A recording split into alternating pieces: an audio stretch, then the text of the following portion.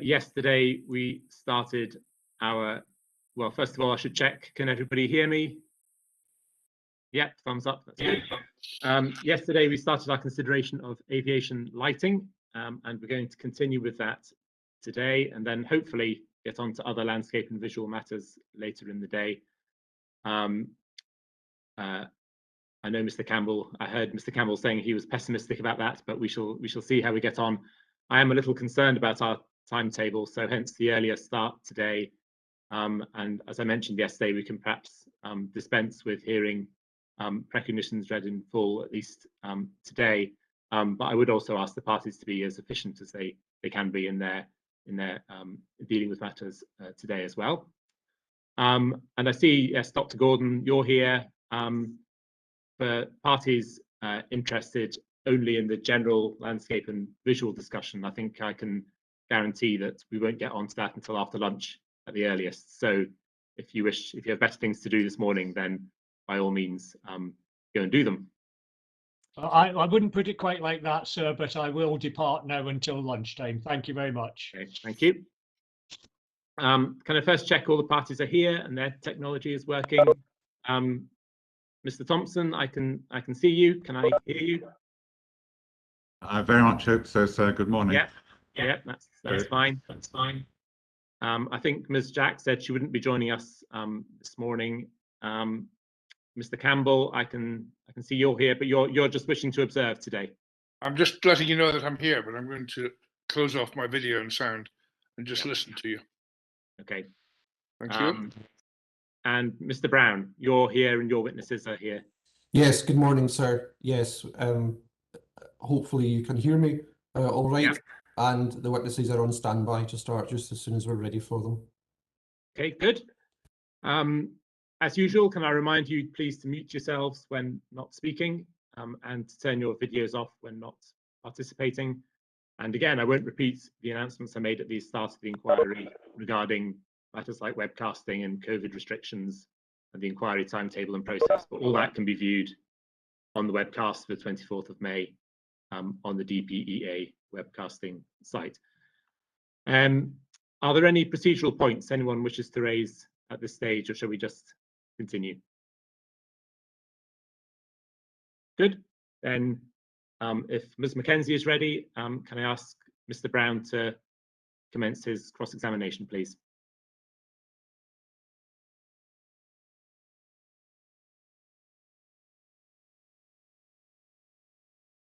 Good morning, Ms. Mackenzie. Good morning, Mr. Brown. Morning. You can hear me all right, I take it? Yes, I can. Thank you. Could I start by taking you to your precognition, please? And could I ask you to turn to paragraph 19?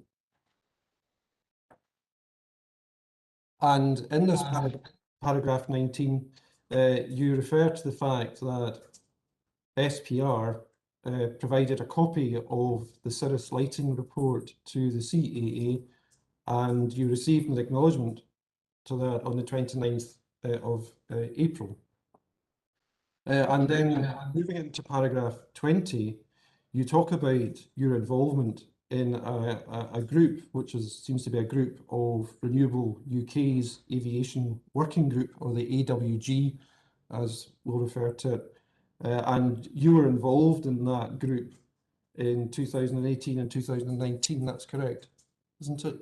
Yes, yes. I still am involved in it, but yes, yes, relevantly at the time. Yes, and you then say in paragraph 20 that in the second line, in the sentence starting there, in this regard, it's unfortunate that Mr. Fido did not confer with his colleague at Osprey, Senior Consultant Stuart Heald, who is a fellow member of the Aviation Working Group.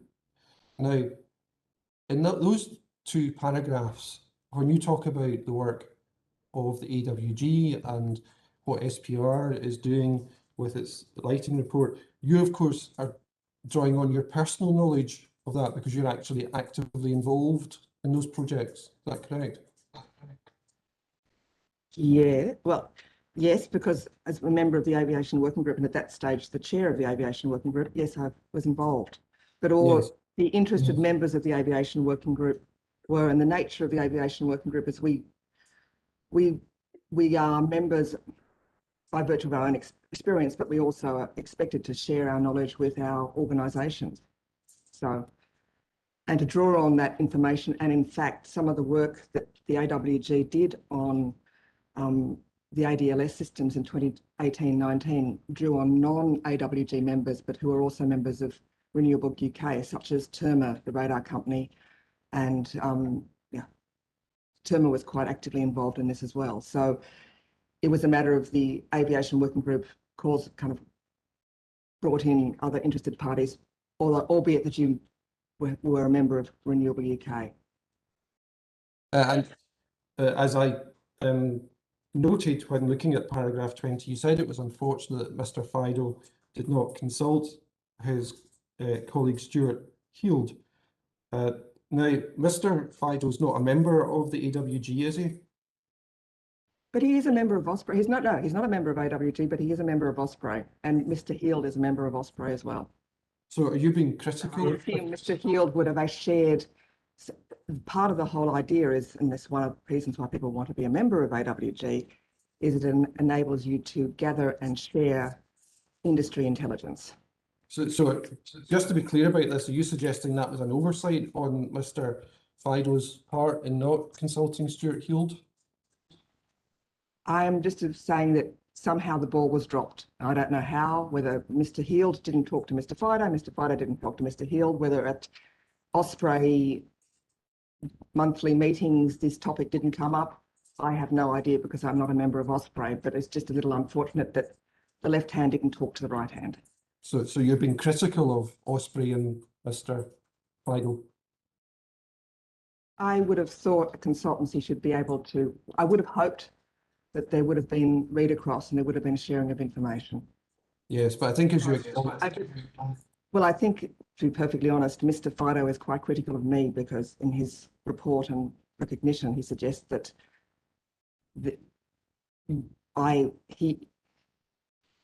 he implies that I may be being untruthful. At least that's the way I read it. And I was just pointing out, maybe it's just a miscommunication, and that's unfortunate.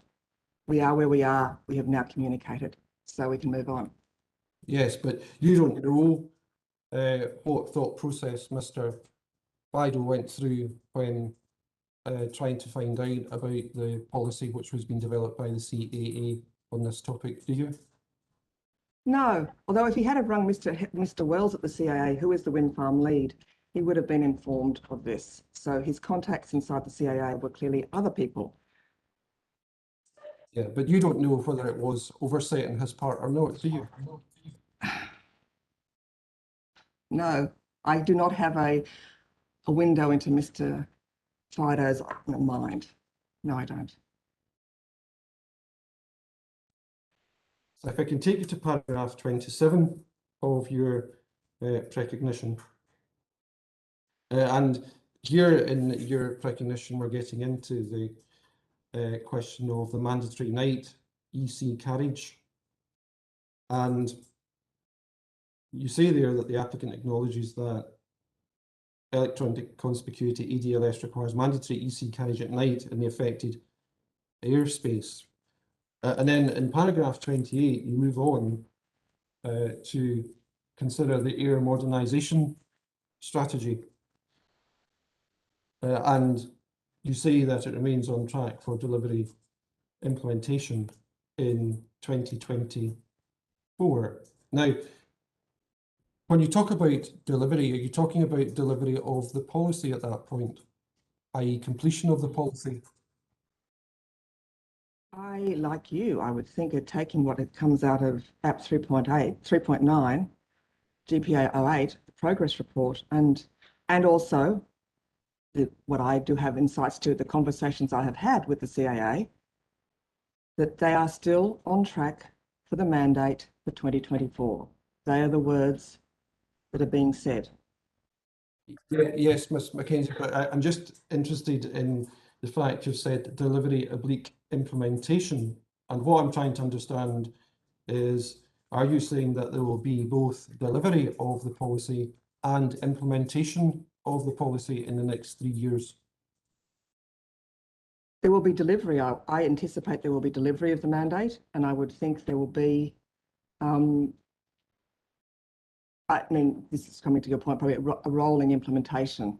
But I think if the mandate is published, the easy kind of wins will be mandated quickly, and it will depend on the degree of uptake under the rebate scheme.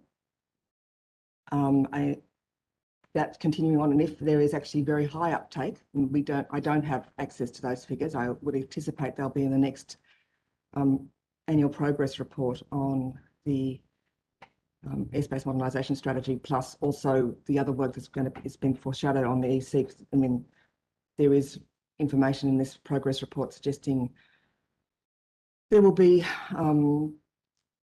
further EC consultations and reports issued during the course of 2021, in the second half of 2021. We will be informed by that.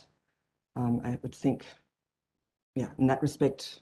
So your point that it may not be fully implemented by 2024, I acknowledge that may be possible, but it does depend on the airspace, and it will depend on things that neither you nor I, unfortunately, at this point in time, know the answer to. Now that, yeah, so delivery, yes. Implementation, yes, in part. I cannot guarantee it will be all in place by 2024. However, as I've said, that's about day and night mandatory EC. And what we need is night mandatory EC, which it can actually be brought forward, and this is what I proposed in my letter to the CAA, and the CAA in their response intimate that that's not an unreasonable ask. Okay, thank you. If we can now turn to the Air Modernisation Strategy Progress Report, and this is document APP 3.9.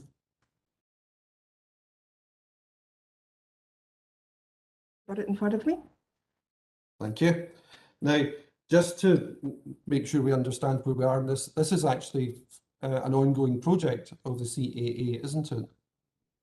Yes, it is. Yes. And the first airspace modernisation strategy document, which is CAP 1711, was published December 18. Is that, am I correct in that? That's the CD somewhere. Yes. Well, in actual Yeah. fact, I think if we were to turn to page 2 of the electronic modernisations, sorry, not the electronic modernisation, the airspace modernisation strategy, it's actually CAP 1711 or yeah. CAP 2016. No, if we just keep in the document app, yes, CAP 2016. If we just keep in that document, I'm taking the inquiry to electronic page 4, which is page 2 of the hard copy, and I've noted there that in footnote 1 there's reference to CAP 1711, which is the airspace modernisation strategy, December 2018.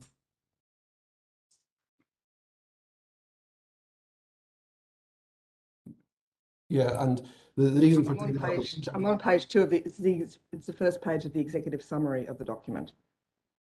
yes, it's marked page 2 in the bottom right hand corner for those who are using Yes, the Yep. And the only reason for taking you to that is because we were talking about which CAP number started this process off, and we see in footnote 1 it appears to be CAP 1711, or And the initial airspace modernisation strategy was issued as CAP 1711. yes, There was a 2019 update, which we also Yes. have in the documents.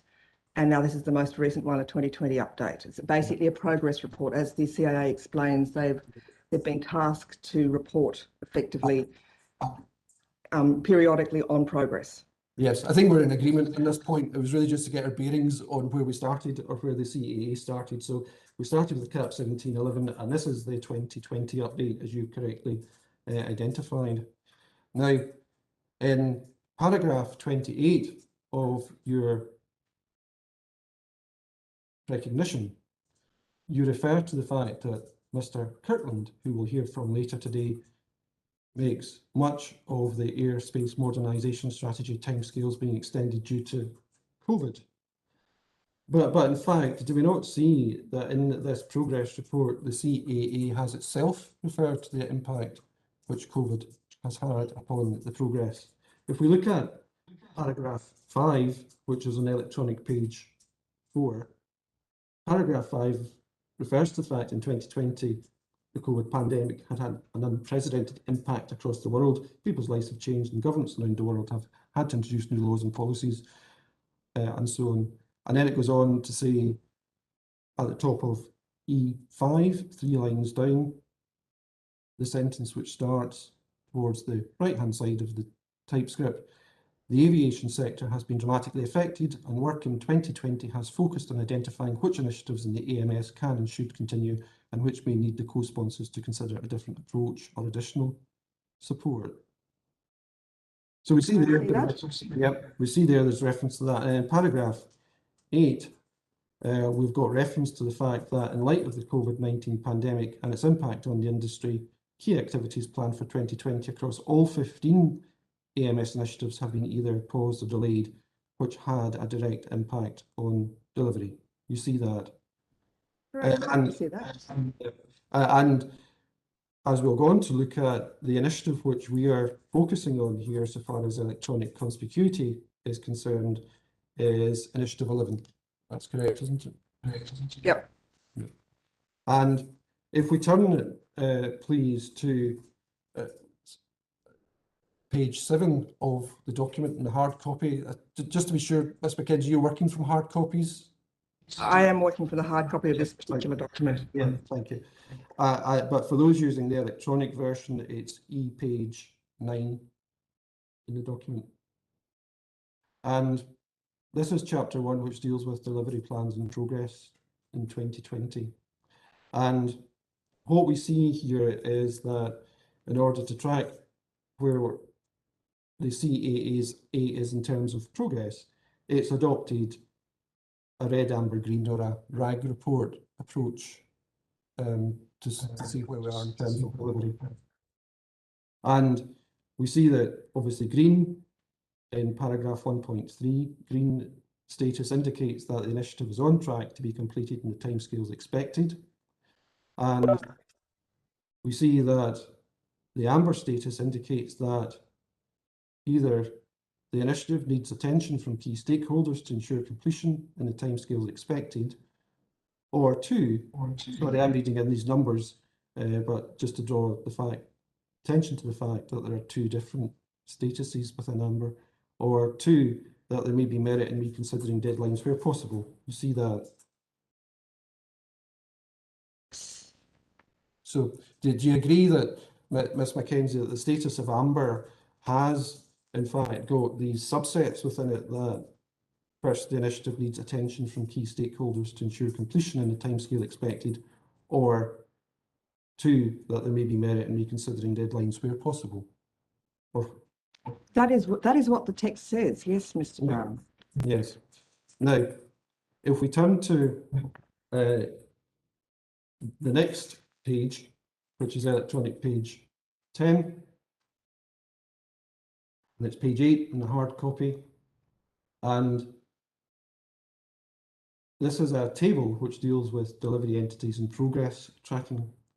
And we see there that on the left-hand side, we've got reference to uncontrolled airspace, and we've got reference to Initiative 11, and there's reference there to electronic surveillance solutions, which is what we're interested in.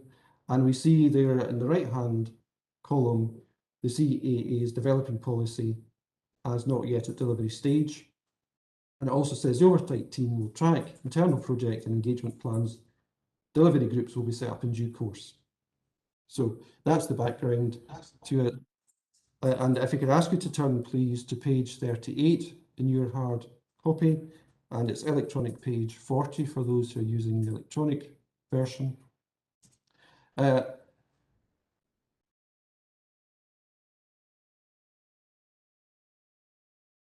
And when we get to this place in the report, what we're looking at is the particular project which we have, or initiative which we're looking at, Initiative 11.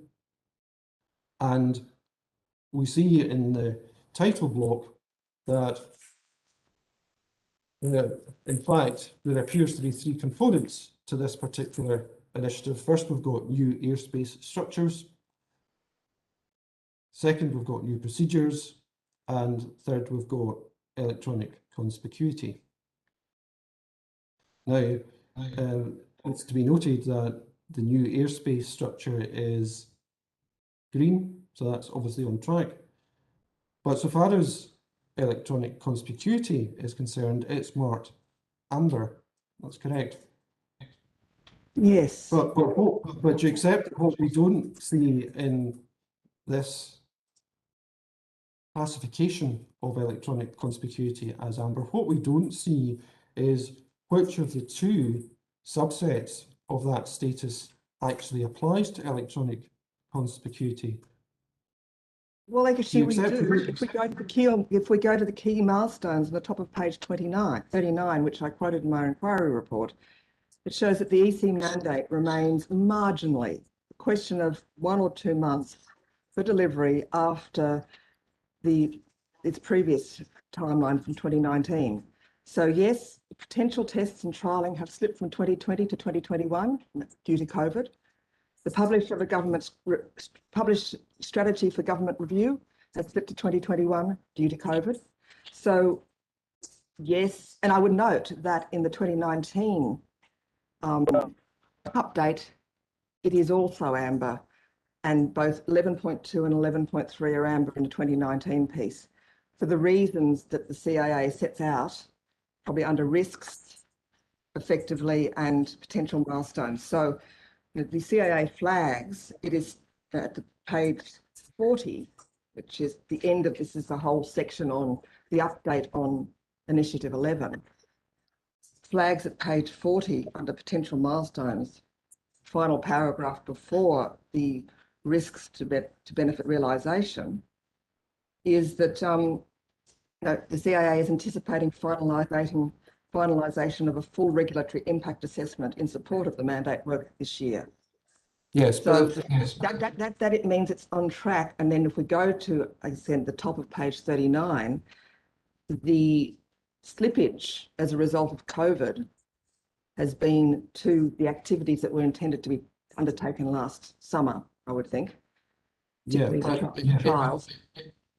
But But the actual ultimate delivery is still 2024, as it has been. So your suggestion that I'm not, my reading of this is that it falls into the first limb of amber,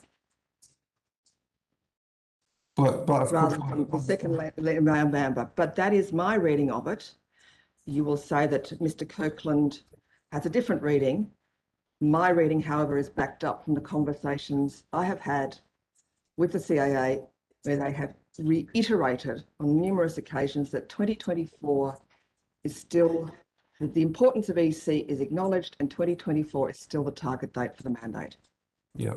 But if the CAA was so confident it was on track, would it not have given it a green status rather than an amber status?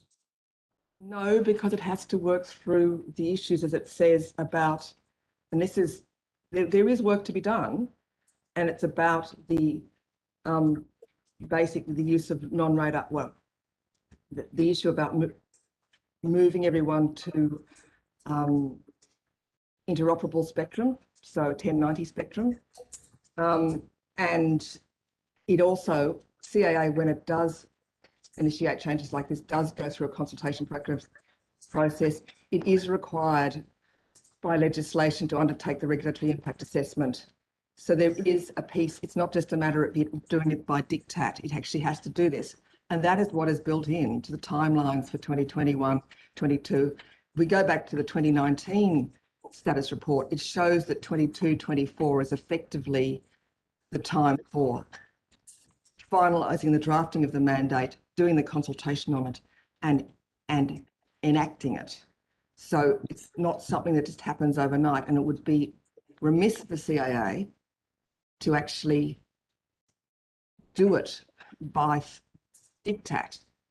It would cause a lot of, and the important part about this, and the CAA takes it very important and very much to heart, it's about taking the user community with them. And they are doing that, as we have seen by the electronic conspicuity working group was established, I think, in 2014 in response to air accident investigation reports from the beginning of the decade. And it's all about aviation safety, and it's about taking the GA community on that journey with them. They have now, it's where the rebate fits in, because the GA community actually now acknowledges that EC will help it. It will drive general aviation safety. It's all about see and be seen and avoid. And that's the key point. And there was a degree of reticence by certain groups, notably the hot air balloonists, but they don't operate at night for our purposes. But that's why it is a consultation process, and it doesn't happen overnight by legislation. That is the way the CAA have always done it, and the way aviation regulation tends to be achieved. You give notice, you implement notes, and eventually the mandate, you encourage people to voluntarily equip, and only at the end do you mandate it.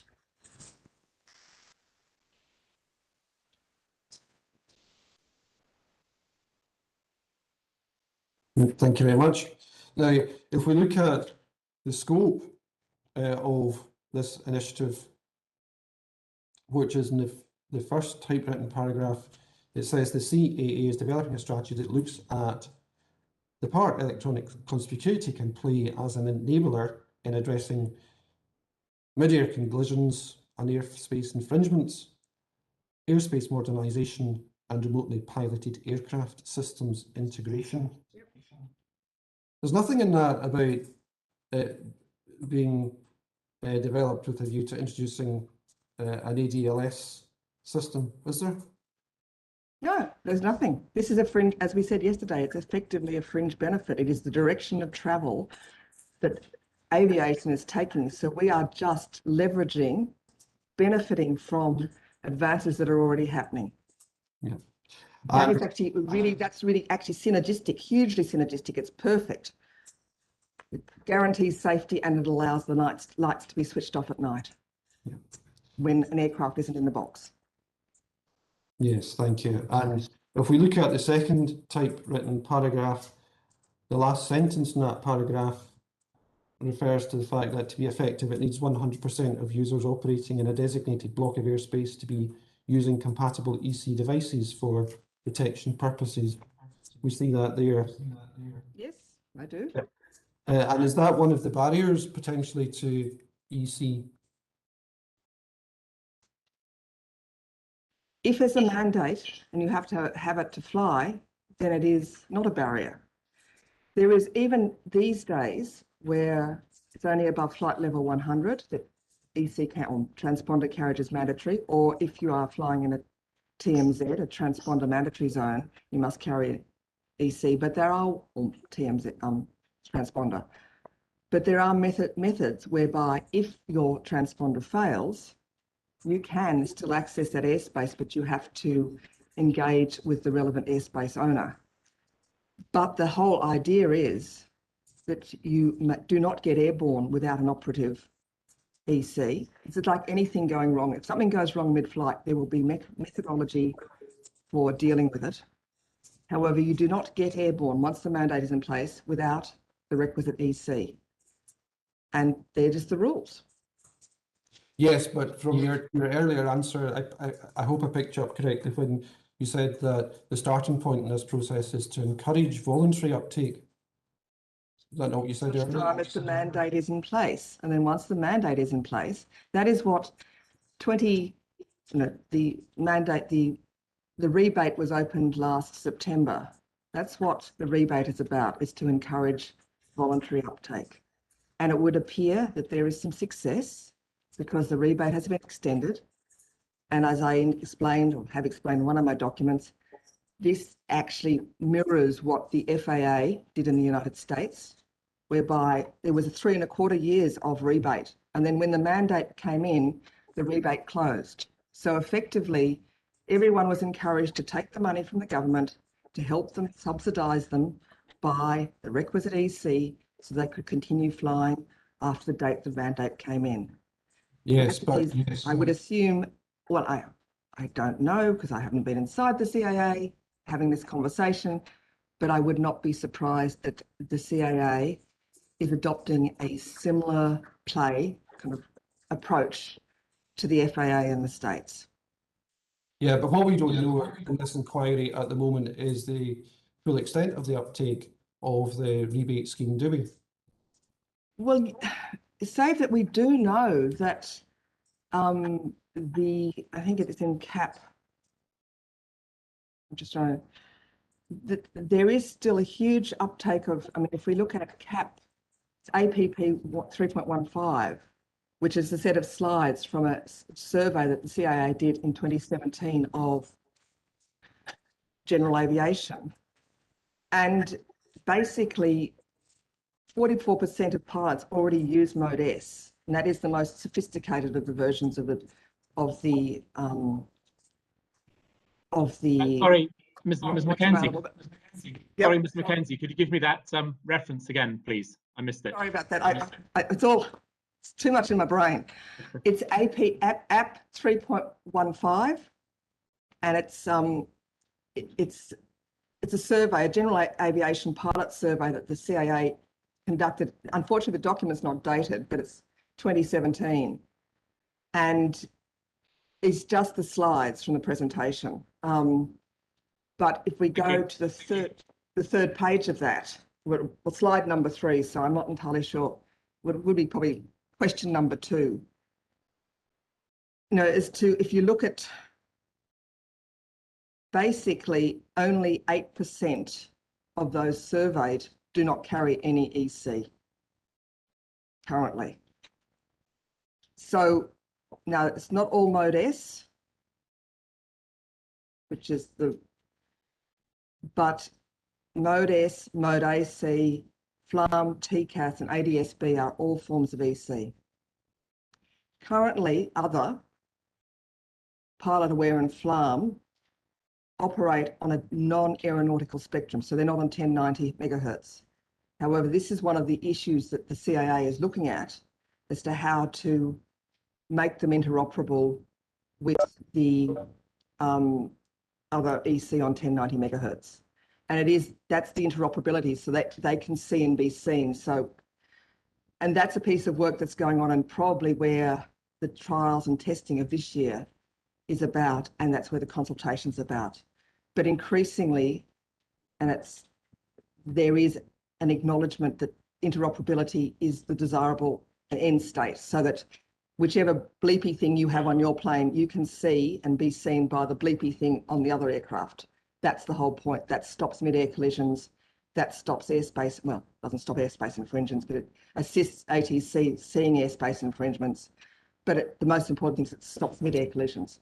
And that is the driver, the safety driver behind EC. What we seek to benefit from it is just a side benefit, and it's a collateral benefit. But it's really about safety for general aviation.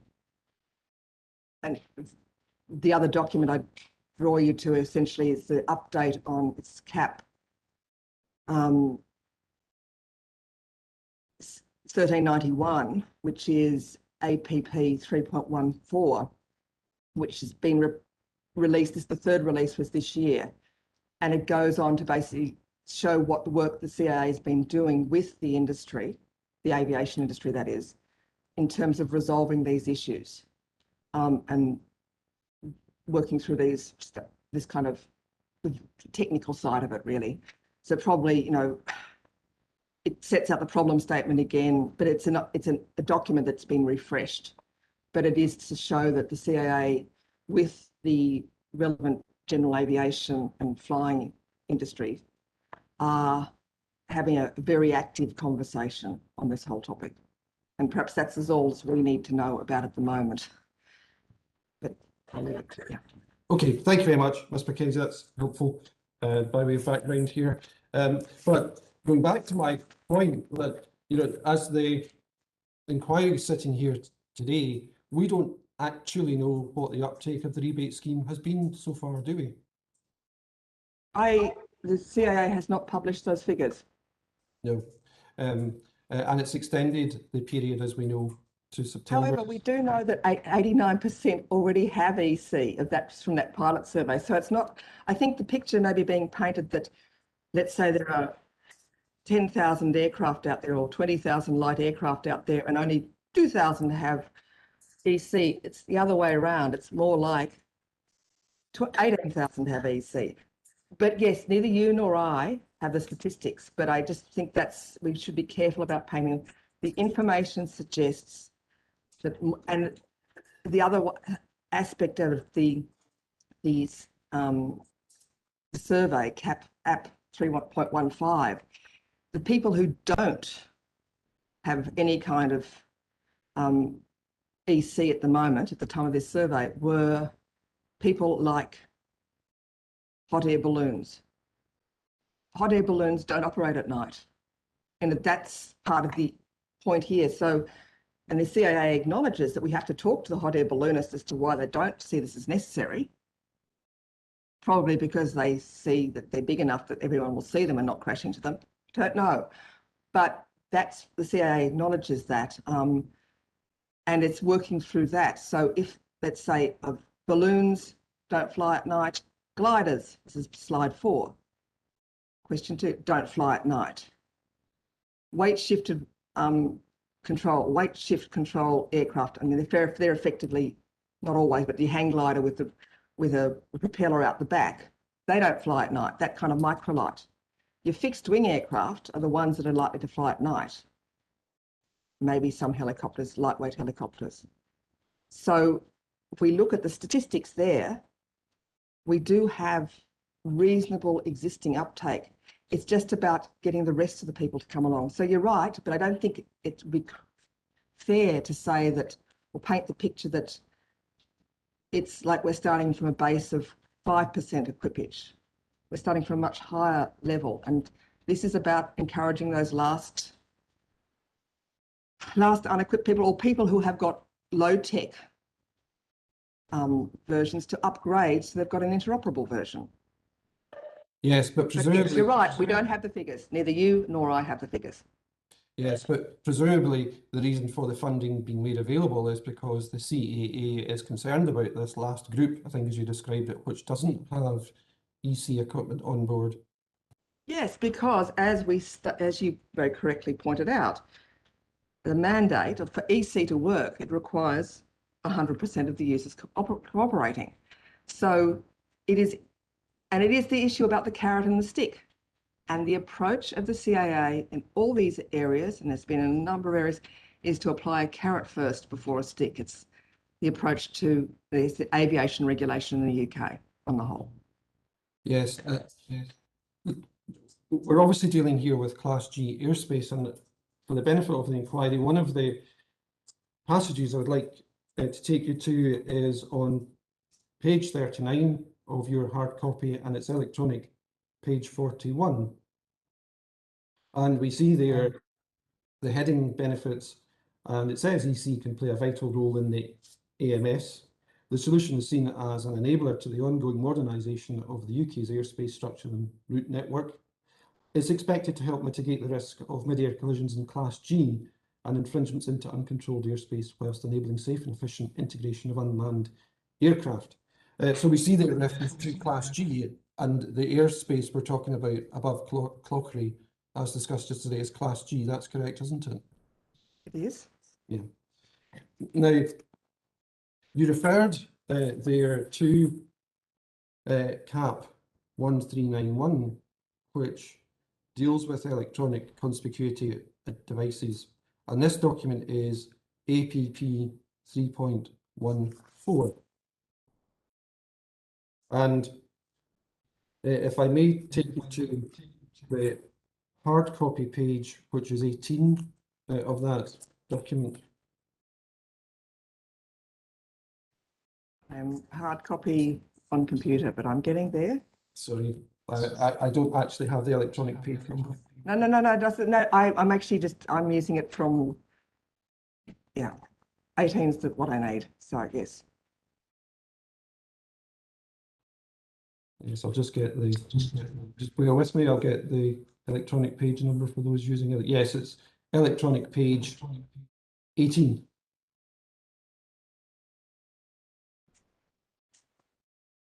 And we see it in paragraph 2.12. It says, as stated earlier, it's not mandatory for G8 aircraft in Class G airspace to have an EC device, and there is no appetite either with the ECWG, which is the Electronic Conspicuity Working Group, or among stakeholders to change that. Instead, the goal is to create an environment which encourages more pilots to voluntarily equip their aircraft with an EC device. Now that sentence is certainly the point which you have made about the carrot and stick approach which the CAA adopts here. But what's meant by that statement that there is no appetite either within the ECWG or among stakeholders to change the requirement for EC? That's because the general aviation community believes it should not be regulated. Now, The general aviation community is the driver of all aviation growth in the United Kingdom. It is a political statement. And it is also because, yeah, that's effectively it. They think that an Englishman's home is his castle and his aeroplane is his chariot. And if it's in Class G airspace, no man or woman shall have any say over them. This kind of flies in the face of the requirement for safety rules. So I think that's why there's no appetite for a mandate, because they prefer that everyone voluntary uptakes. But the reality is that once you've got enough voluntary uptake, the mandate will be imposed to get the last few stragglers on board. Yes, but you talked earlier about the public consultation process which the CAA will go through here. Is that group not likely to make representations about the Englishman's home being at their castle, as you've put it? And it should. It may, but it is actually a working group that meets 4 times a year, and its views may change, informed by information and data. And also the other thing is to get the benefits, as you pointed out, of EC, we have to have 100% usage. And the issue here is, the real issue here is day flight, not night flight. And this is where there is a distinction between what we're seeking and the general mandate. It is the balloons, it is the gliders, it is the hang gliders with the propeller out the back. It is the paragliders, the guys, with a backpack and a parachute on, a propeller and a parachute on. They're the people, as well as the drones. But they're the people that are probably going to be the slowest, because weight's a real issue for them, for gliders and for paragliders, and how they get there. But that none of those people operate at night. And I think that's a very important distinction for this conversation we're having. But part of this whole rebate scheme is to encourage the uptake by those participants. And as has been demonstrated with the gliders who use FLAM, you'd ask a glider 15, 20 years ago whether they would have any kind of EC, they'd say, no, don't be ridiculous. But then the company that makes FLAM came up with FLAM, and all the gliders have it now because they actually see the benefits of it. If for no other reason as they can see where someone's found a good thermal and they can fly over there and try to, it's a bit like surfing, cut in on the wave. But the point here, though, is for those who are resistant to EC, what difference would funding make to their positions? If they're resistant, does it make any difference to them if they're going to get a contribution towards the cost? Then you're saying there will never be EC mandate because a few people refuse to participate. That is when the mandate will be required. There will be no EC, there will be no 100% EC carriage. So effectively we rip up this whole initiative of the airspace modernisation program, we go and tell Grant Shapps, Secretary of State, who is a general aviator, that EC is not happening because a few hot air balloonists don't want to equip with EC. That is when the mandate comes in, and that is the reality of this. So I would say that the statement in paragraph 2.12 has to be read in the context of this being an evolving debate. They would prefer to have 95% and then you just pick up the stragglers. They don't want to say that this is a, say, political document, but it is a matter of, there's a communication piece there. And I think we should be cognizant of that. Yes. And that conversation which has to take place, is that not going to take time? Yes, and that's what, if we go back above this on the on app 3.9 on page 39, what line and key milestones bit, published strategy for government review and all that piece of work, that's what's happening this year, next year, with a view to the mandate actually is consulted on and the work is done in the 22-24. That's why you've got 22 to 24 and you've only got the diamond, the delivery diamond in 24, because we're using the period of 22 to 24 to do that consultation. And that seems a perfectly feasible consultation period. And one has to, one trusts the CAA knows what they're doing. I trust the CAA knows what they're doing. But when we get into the consultation and there is resistance from those who, just to follow your idiom of the Englishman's home being the castle, and they start to make representations, presumably the CAA is going to try to find a way to persuade them or encourage them.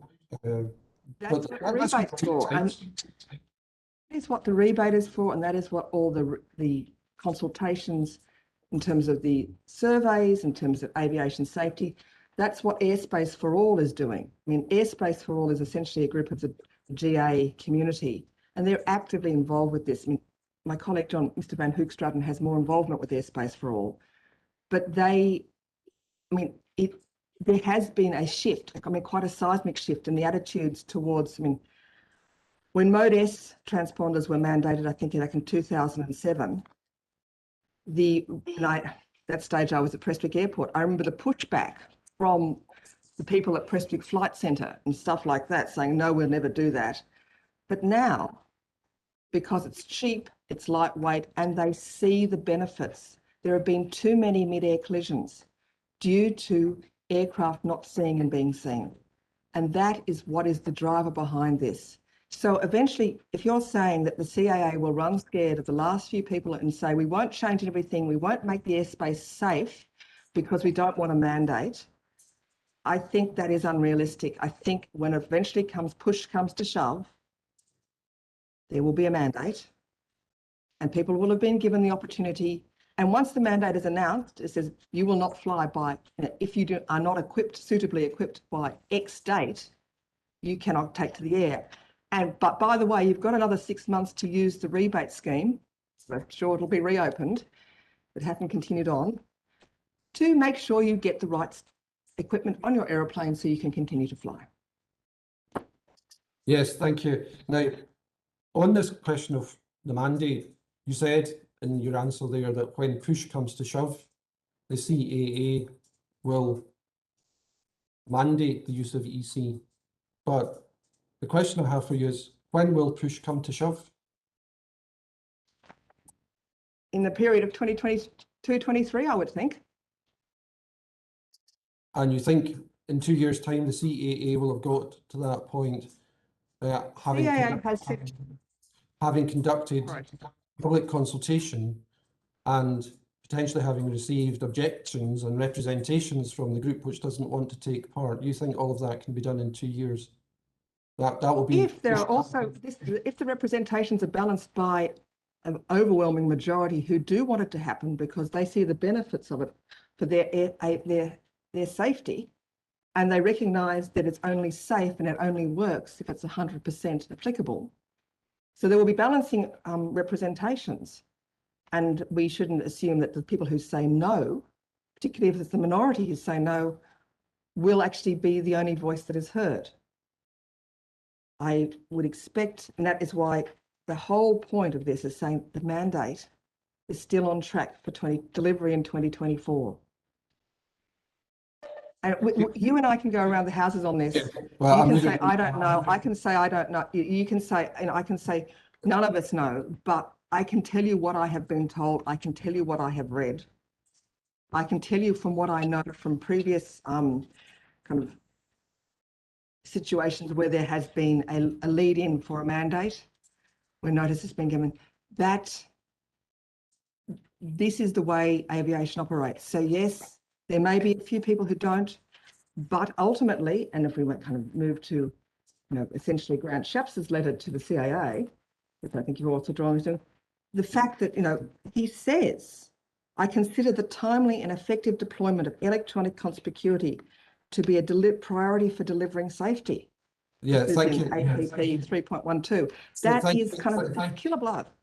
Thank you, Ms. McKenzie. I'm going to come to that letter, so if you can just bear with me, I'll get to that. I do want to look at that letter with you. But I'm quite keen just to continue with our review of the air modernisation strategy. And going to electronic page 42, which in the hard copy is page 40, we have got reference to, under the heading stakeholder engagement. And it says, building on a call for evidence and conference that took place in 2019, the CAA continues to engage with all potential user groups through regular meetings on the subject of EC. Ongoing engagement is undertaken through, and if you can bear with me while I just check what these acronyms stand for with you, please. NATMAC, that's the National Air Traffic Management Advisory Committee. Yes, I basically, I know that's it's, as John explained yesterday, Mr. Van Hoogstraat explained yesterday, that's basically the consultation group for everybody. So I just always refer to it as NATMAC, but yes, that's correct. And then we've got the Electronic Conspicuity Working Group, which we've already touched upon. I think we're familiar with its work. And then we have got reference to attendees of that group. Attendees include 15 to 20 representatives from GA groups, GA General Aviation groups. Is that correct? Is that what GA is referring to? GA, GA stands for General Aviation, yeah. GASCO is the General Aviation Safety Council. NERL is route. And then we've got the CAA, and we've got occasional representation of manufacturing industry. And then it goes on to say that this, additionally, the CAA has an opportunity to meet twice a year with GA stakeholders at the MAC Challenge Group programme, and MAC stands for Mid-Air Collision Challenge Group. Yep. And it goes on to say the CAA also engaged with the industry topic of EC on several occasions throughout 2020 under the Innovation and RPAS work streams, and RPAS is remotely piloted aircraft systems. Aerial or aircraft systems. Yeah, and is that for freeze, it's usually referred to as RPAS. It's a bit less of a mouthful. But yes, well, for those of us who are grasping what all these acronyms mean, is that in essence I think you described it yesterday as the Amazon drone? Would that be? From the Amazon drone to the Reaper drone, it's drones. I mean, what we call drones, but remotely piloted, unmanned aerial systems, and one of the subgroups is remotely piloted aerial systems. And that is effectively, the issue here is about the current rules about drone usage in the UK, we'll call it drones. They hate using it. The term is that you have to be within 500, the pilot has to be within 500 metres of the drone. And so it's line of sight, and it's all about moving to beyond line of sight operations. So that's why And I make the kind of comment about kind of Predator and Reaper drones, which we've seen used to take out Al-Qaeda suspects in Iraq or whatever. But that's where they are remotely piloted. The pilot is sitting a long way away. It's just a very graphic and the biggest example of it really effectively in terms of distance from pilot to, but that it's about moving to that point where you can actually have the pilot sitting in an office somewhere and you can have the system such that the drone can be safely piloted, it can avoid other airspace uses, and it can safely deliver its mission. Yeah, thank you for that. That's helpful. But I've been keeping count of the number of stakeholders we have working on this. We've got 8, I think, stakeholders. Yes, there are many. Well, if we Yeah. go, yeah, there are many. Yeah, yeah. And is that not also going to take time to work through all the issues with these various stakeholders? It's been going on since 2014. I mean, I think you're suggesting we're starting from a standing start, which is a very low base. No, I'm not. That's I'm not not. the case. Well, that's good. But Yeah. yes, you're right. But that conversation is happening. So I think you're trying to make it sound like it's insuperable, but it's not. And when would general consultation take place? One's when the actual formal, when they come up with a proper proposal, and the CAA will publish it on its, it'll be a CAP document, it'll be published on the CAA consultations website, it'll be made known. They are very good at actually, I mean, the interested parties, let's face it, are airspace users and are ANSPs and are manufacturers of EC devices. But it will be made public and if other interested parties wish to respond, they can. I would expect, you know, well, if Neil's there, I mean, it will come through, yeah, the relevant CAA channels, but it will be on the CAA website when the formal consultation is released. Yes. So what needs to happen is that these stakeholders need to frame the draft policy, and then it needs to go to consultation, and those who are interested can make representations at that point. And then once the representations are made, the CAA will have to review those representations and form a view on what the final policy should say. That's the process. Yes. Or take into account, they may have prepared a draft mandate and take into account feedback, and then if necessary, modify. It's like any consultation. Take into account the consultation responses, see if there are things they haven't thought about, accommodate. If not, if ultimately the consultation responses support the direction of travel, undertake that. Yes. Continue. Yes. And then if that results in a mandate, what then has to happen is that all of the aircraft and so on have to be fitted with the equipment, which is applied for EC. Yes. I would anticipate that there will be a date in the future, like there was with the FAA, saying on X date, you will not get airborne unless you have. It will be illegal to get airborne unless you have operating a functional, operating an interoperable EC. And there will be a time gap between saying this is you must do it by this date and this date. And that may be that, but we know already everything over 5.7 tonnes or flying IFR or VFR under 5.7 tonnes, VFR commercial air transport or public transport, or in any TMZ or above flight level 100 already has to have this. It is mandatory already. So it is just that small amount of not necessarily small, but that lower airspace, which is what is the driving purpose of this, is to ensure safety in that lower airspace.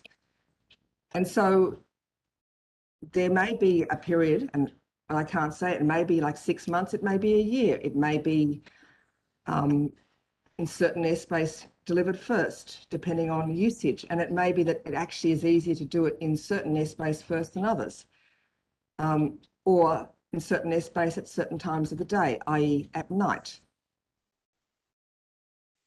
Yes, but what's been flagged up here is there's a lot to be thought through.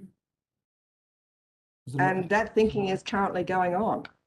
Yes, but so you think that all of that thinking and the development of a draft policy by the various stakeholders, the public consultation, representations on that consultation, consideration of what was said by those who responded in the consultation, all of that, and are you going to, well, all of that can be done by 2024. Because that is what the CAA has told me is still their project and their timelines, and that, yes, this is also what the Airspace Modernisation Strategy 2020 update report says. So yes. Yes, and I've got no reason to doubt Ms Mackenzie at all, so don't get me wrong, I've got no reason to doubt at all what you're saying about what you've been told by the CAA, but of course the way the CAA communicates with the public at large is through its CAP publications, and when it comes to the AMS strategy review and Initiative 11, it still has this project for electronic conspicuity, which is 11.3, it still has that marked as amber. Was amber in 2019. Yes, because there is still work to be done. The only things that are fully green, if we look, I'll take you back to, I think it's Initiative 1. There are some initiatives which are fully green, but Clauchrie, they're implemented. It's Initiative 1, direct airspace routing, and it's nothing to do with what we're doing here. That's in the upper airspace, but it's been done. Green, green, green. Yes, but we're looking at Initiative 11, which is green, amber, amber. And in comparison, some of the other ones have basically never actually. Initiative 4 didn't even start as green. It started as red, it stays red, and it's continuing to be red. Yeah, That's a different issue, and that is much more a COVID-related issue and quite a valid COVID-related issue. And I think the CAA and the Department for Transport are taking steps to address that, because that's probably the real initiatives in 4 and 5 are probably the real meat of the airspace modernisation, particularly Initiative 4 about making the southern airspace more efficient, as in the southern terminal airspace, basically flights into London. And it's really important work. And the fact that COVID has decimated the returns of at least airports that are reliant on predominantly passenger traffic, such as Heathrow, such as Gatwick, such as Stansted. Stansted's got some freight, but that has, made that they would have been trying to preserve their cash so they stay in business. yes. The airports that are not so reliant on passenger traffic, such as Prestwick, actually have probably done better, comparatively better, because they haven't quite got the same exposure. That the diversity of business doesn't impact, which is, yeah. But that's not a conversation for today. Yes, indeed. We're focusing on Initiative 11, and as I said to you, I've got no reason to doubt what you've been told by the CAA, but what I'm saying to you is that when the CAA had its opportunity to communicate with the public at large about the progress which it's made on Initiative 11, so far as the subcategory of electronic conspicuity is concerned, it marked it amber. That's an inescapable fact, isn't it, Ms Mackenzie? It's marked it as amber in its CAP publication. Correct. Now, Marked as red. if we look at, again, page 40 in your hard copy, page 42 for those using the electronic version, we see at the bottom of the review of Initiative 11, there's a box marked risks to benefit realisation, and it says that the adoption of electronic surveillance solutions on board aircraft and on the ground at airports is not considered commercially viable and competitive. So the CAA is recognising here that there is still the potential for this initiative not to be fulfilled. Is it not? They recognise there's a risk, yes. A risk they are seeking to manage, but it's a fair statement, there's a risk. Yeah, thank you. Knowledge, but it's not a risk in the same sense. Well, there are bigger risks to the whole AMS than this one, but yes. Yes, thank you. If I can take you back to your recognition, please, Ms Mackenzie, and to paragraph 30.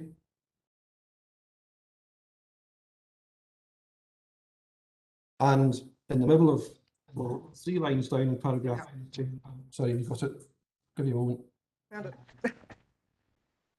Okay, three lines down in paragraph 30, there's a line which starts, the greatest potential to generate safety benefits. And it's in the sentence which follows.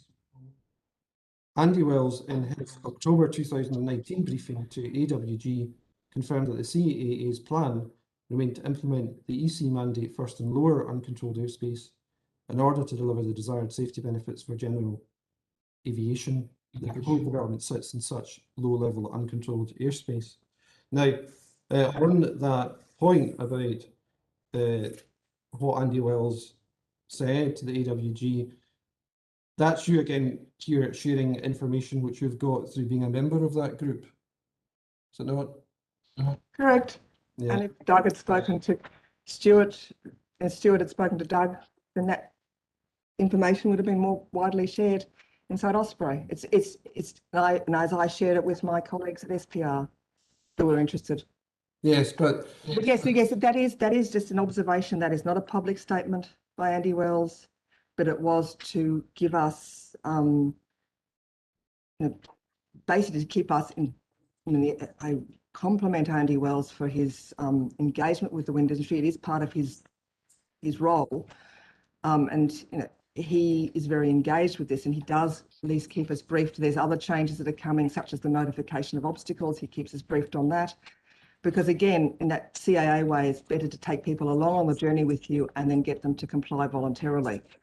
And so that's the information. Yeah. yeah, but that's an observation, I think, as you described it, which he made in 2019. So we're now a further 18 months down the line. That's correct, isn't it? But yeah, let us go back to what is the purpose of mandating EC. It is about reducing or eliminating ultimately. It's a safety issue. Eliminating or reducing substantially potential mid-air collisions in Class G uncontrolled airspace, lower airspace. So the driver for this whole initiative is general aviation safety in uncontrolled airspace. So if that is the driver, then one thinks that is the place you should be targeting deployment. It is not illogical. Yes. And yes, it is in October 2019 because March 2020, well, January 2020, the CAA became, well, from October 2019, well, before that, January 2020, the UK left the European Union and the UK left EASA. Then March 2020, we had COVID. So it's been a bit of a double whammy for the CAA in this last year because there's been a lot of work for them to do, which has stretched them. And that's acknowledged, I think, by Secretary of State in his letter. Well, he may not acknowledge the Brexit implications, but there has been work having to be done there. So, and then of course, Flybe went bust in, I think, April 2020. So you've got one of the UK's major domestic carriers. A lot of actual things from left field have come up. So that's why Andy Wells hasn't actually been briefing us at the AWG, but he will be, I understand, briefing us at the next AWG. Yes, but of course, his observation, as you described it, has been made before the policy is actually finalised and before the consultation with the stakeholders and before a review of the representations which those who wish to make representations to the CAA may have on the draft policy. So is it not still a possibility that by the time we get to the end of that, Andy Wells' observation will not be the final position adopted by the CAA?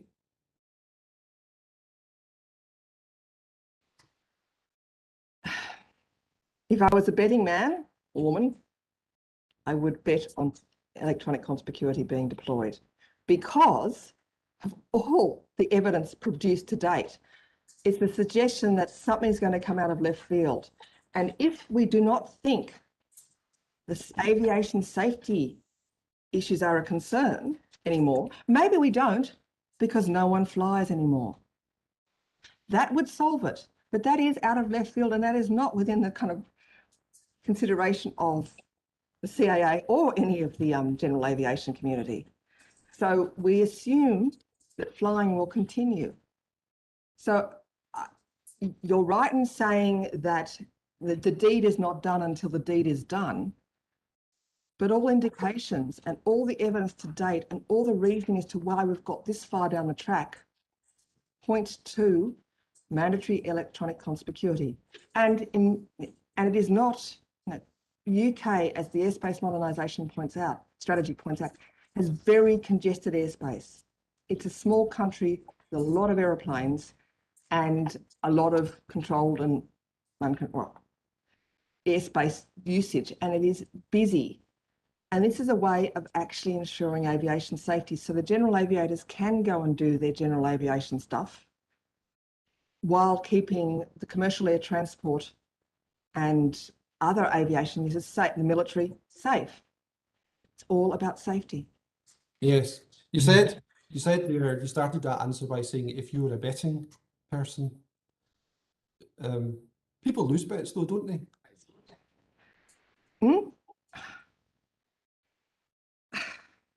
Turn of phrase. My opinion is that EC will be mandated in the United Kingdom. And all the evidence I have in front of me indicates that it will be mandated in 2024. And there might be a period after 2024 while there is uptake and everyone gets the equipment they need, to be EC compliant. I think given the work that's going on now, and it may be in fact that the mandate actually says it becomes, everyone knows its terms in 2023 and they know what the end date is by which they have to equip. And as I said, it may also be that it will be, you start with saying you must night carriage. I mean, night carriage is mandating night carriage is a very de minimis change, if any change, because as we established, the aircraft that fly at night tend to be equipped, and so it's a much smaller step. So I don't have that crystal ball, and I'm sure you'll come back and use those words against me, but I think it is all on track for a mandate in 2024 and equipage day, I mean, not just night, but day equipage not long thereafter. I cannot say what it is, but we're actually interested in night equipage. And that's why the work we did in the lighting strategy paper, the survey we did, and that conversation we've started is so important. Thank you. Sir, I'm conscious that we've been running now for nearly an hour and a quarter, and I'm just about to start another chapter of questions. If you wish to have a break, I thought I should flag that up. If this is a suitable time, then yes, by all means. How much longer do you think you'll need? Half an hour, perhaps. Okay, then I think it's worth stopping for, well, it's 10:43 now, so should we come back at 10:50? Thank you, sir. Thank you, sir. Okay, we'll do that then. Thank you. Thank you.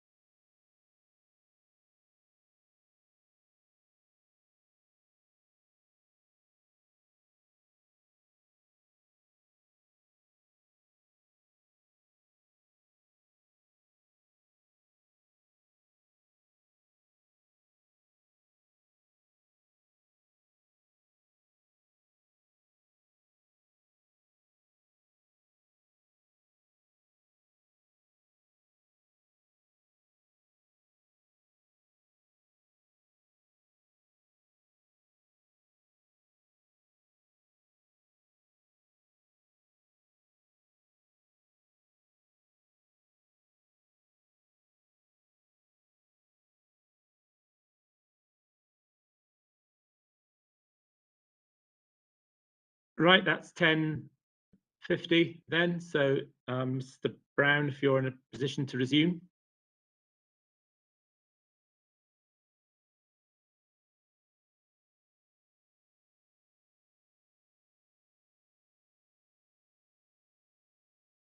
We'll just give Mr. Brown a moment. Yeah.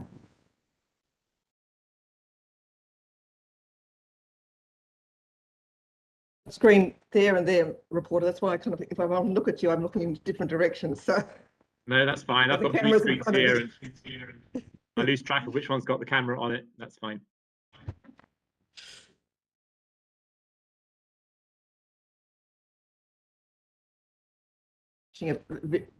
A picture of myself, so it's kind of, I'll try to avoid looking.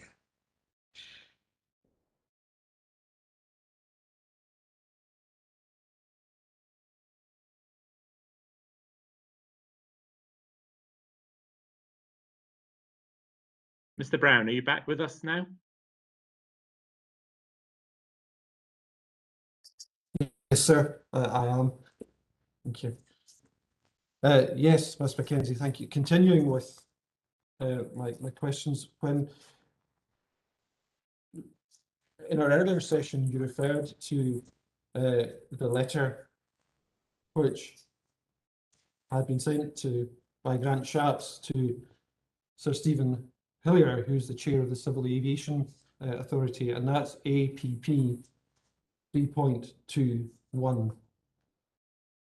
And it's actually the third page of that where there's discussion about modernising airspace. And he says at the end of that paragraph, if you have it, that I consider the timely and effective deployment of electronic conspicuity to be a priority for delivering safety. Modernised airspace is an essential component of the UK's commitment to reach net zero by 2050. And I think that was the paragraph which you took me to before.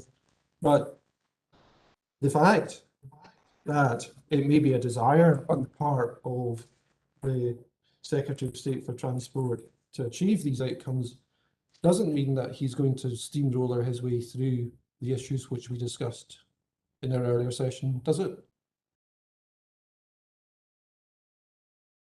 Well, given the majority the Conservative Party have in the House of Commons, and one could be facetious and suggest he can do what he likes. But clearly, as I said, the way of doing aviation regulation is to be as consultative and collaborative as possible, because it is better for people to voluntarily comply with the law rather than to do it under threat of sanction. And that applies to many things in our lives. Yes. So, yes.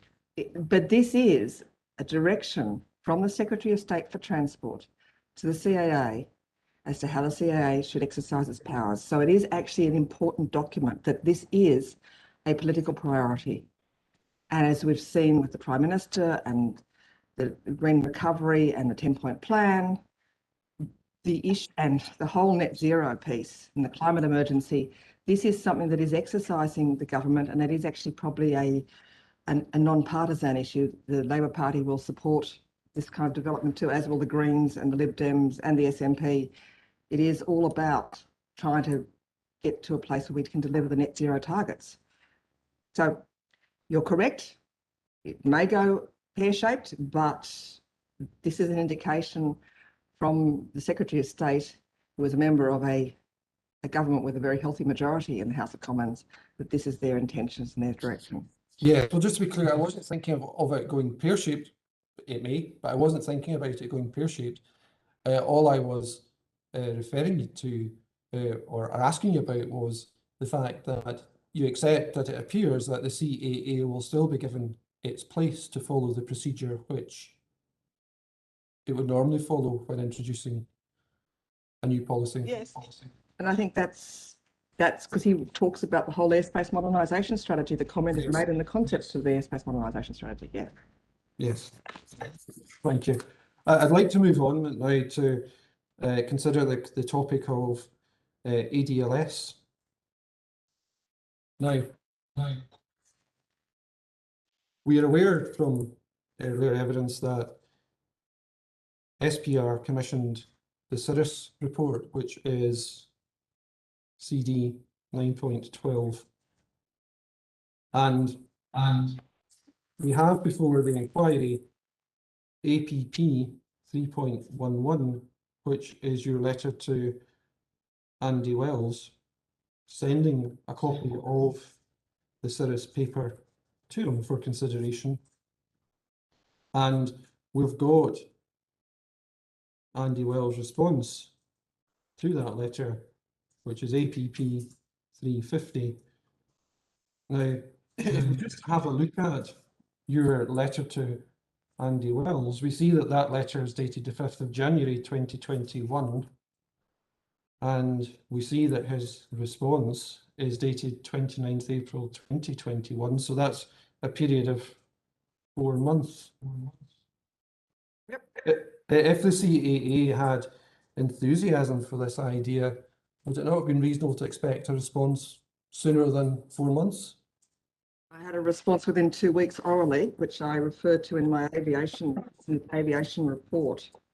I think it was in mid-January. I had a conversation with Andy, and he welcomed it and said he was writing me a letter. And again, we ended up in the situation of Brexit, COVID, the fact that Andy has quite a large portfolio of activities to do.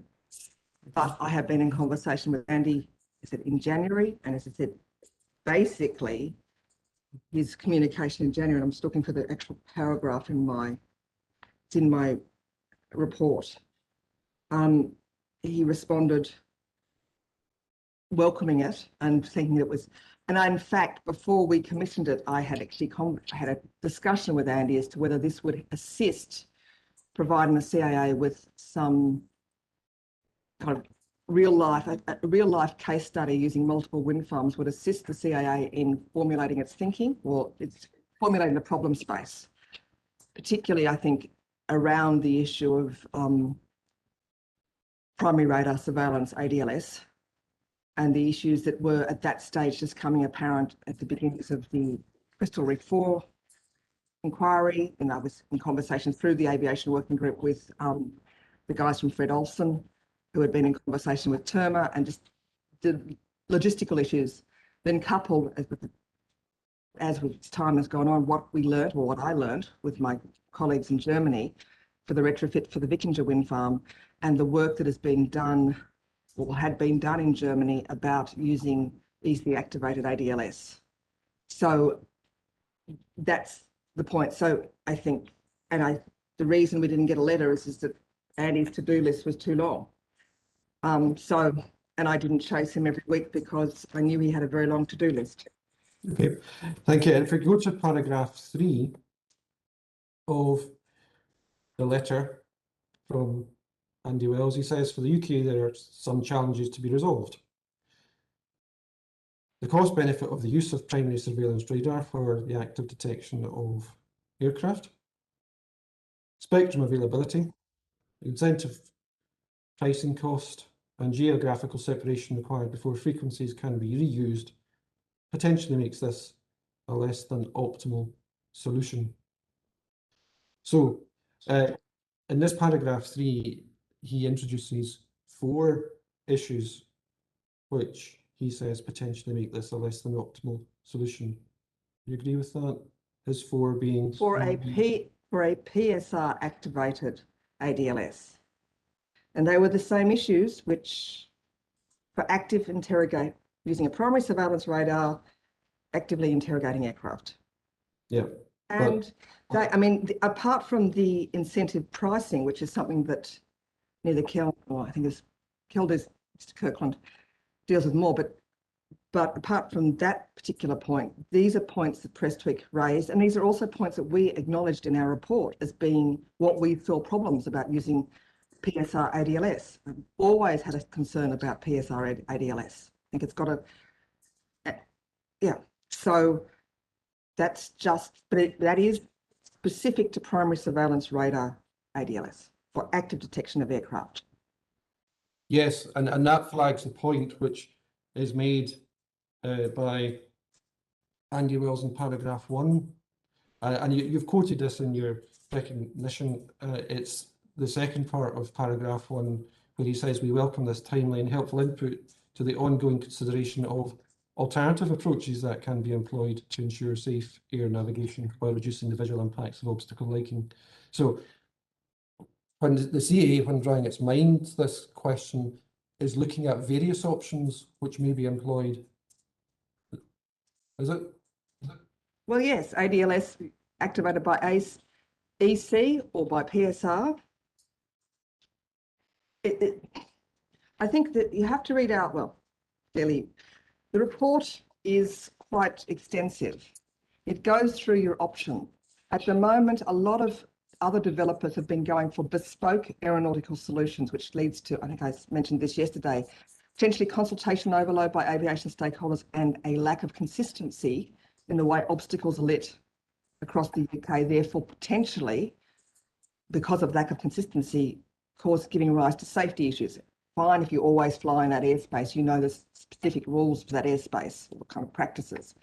If you've kind of come up from down south, you may not know that so well. And although it will be published in the AIP, and you should have informed yourself before you fly, just the sense about keeping systems simple and consistent are important principles. So we went through these issues. We also looked at the dimming, which is we use offshore and it's now available onshore. The directional intensity by using the most modern lights, which have a narrower beam, but they still, remember, they are still aviation obstacle lights. They still have to be seen by the pilot so the pilot can take relevant action. So we went through all of that. So in a way, this is by saying these are the options. And really, ADLS comes down to active primary surveillance radar, active EC interrogation, essentially non-interrogation EC, which is what we've proposed and what is mandated in Germany. And then any other surveillance sensor, if you actually had a passive primary surveillance radar, multi-static primary, you could, but that's technology that isn't really here with us yet, so it's not actually off the shelf. So if we're talking about off the shelf options, you're looking at basically any wanting to have a surveillance activated lighting system, primary or EC. Yes, but the point is that there's more than just ADLS in the frame here for consideration as being the potential solution. What else is there apart from dimming and directional intensity and bespoke aeronautical schemes, which led to the CAA, the UK being potentially in breach of its obligations under ICAO? Yes, but Andy Wells has referred in his opening paragraph to alternative approaches, has he not? The alternative approach is to leaving the lights on in all hours of darkness at full intensity. Okay, and going back to paragraph 3, in the second half of that paragraph, he says, at the same time, the lack of interoperability between the wide variety of electronic conspicuity devices currently available may require careful consideration of the specification of any passive system receivers and how they are deemed compliant to be deployed and operated. So he's throwing in there the fact that there are these other issues which have to be considered so far as your proposal is concerned, is he not? But these are issues that apply to any deployment of EC. That is what CAP 1391's talking about. That is what the trials they're doing at the moment are about. That is what the work that's being done with Pilot Aware and FLAM in terms of moving them to the aeronautical spectrum is about. So these are valid issues and they are being worked through, but they have to be worked through irrespective, effectively. Yeah, and if you look at the German regs, they actually do provide for the system to be able to hear FLAM messages. Now, again, I don't see, unless you've got, FLAM is used almost entirely by gliders, but the German regulations, and I can take you to that, it's app 3.32, and it's a bit of it's in Appendix 6, and because we haven't got page numbers, and I've only got the the actual document number, page Well, 29 of 52. But they actually acknowledge this kind of issue. And that's what has to be worked through. But the Germans clearly have been working through this, and the CAA is just saying we have to do the same. That is not insuperable barrier, but it has to be worked through. Yes, and recognise that. yes, this concept of working through takes us back to the point that ADLS is a collateral benefit, as you, I think, described it earlier, to EC. Well, there's two issues here. An EC ADLS is a collateral benefit to the EC carriage. An ADLS mandate or policy as under essentially class exemption under Article 2227, which Andy refers to as an acceptable means of compliance with Article 2227, doesn't necessarily. Some form of aircraft detection lighting system is a separate policy change. I recognise that. And that could be EC or PSR activated. And currently, if you were just to do it today, it would be PSR activated. But for the reasons that the CAA have acknowledged, because the CAA indicated that in its draft policy that the aviation working groups, very draft policy, the aviation working group saw back in 2018, it would be looking to make sure that any ADLS system would be X-band. One of the suppliers actually had an L-band system. The doesn't really matter. So that's kind of, which means you get, because X-band has a shorter range on an L-band, so it's easier to fit more X-band radars in closer proximity to each other. But so that's kind of where we are. But the spectrum congestion, if, as we said at the back of Appendix F of our paper of CD 912, that was a case study of four wind farms near each other, where logically you'd say, can one radar do it all? And to actually fulfill the parameters set currently by the draft, you would need two radars, and potentially three, which is really problematic because they actually have to sit outside the wind farm or not in the middle of the wind farm. And it does, for all the reasons that are set out by Prestwick, by Kell, and Mr. Kirkland, they are valid reasons. And that's why we and the CAA see this as being slightly problematic. If, however, you had a national surveillance system, which was 3D primary surveillance system across all landscapes, which was, essentially provided by a single radar or a surveillance provider and provided to the MOD and NATS and all the airports, that might be different. But at the moment, we don't actually need radar cover in all these bits of airspace. So I'm just being a bit kind of, future-proofing it in a way. Yes, there are some issues, but they should be worked through. And you don't think anything can be worked through, and I think it can be, because it's the direction of travel that the CAA has indicated in CAP 1391. Yes, but for what you've explained, there are, I think you used the word, it's problematic. Problems take time to resolve, do they not?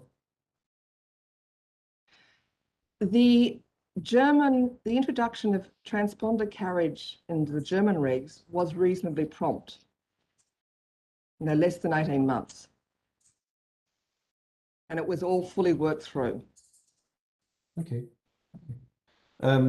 If we look at paragraph 5, Andy Wells refers to the fact that this is quite obviously an SPR proposal, and you'd be keen to obtain a consensus view from renewable stakeholders on how this issue may be progressed, and assuming general agreement on the way forward.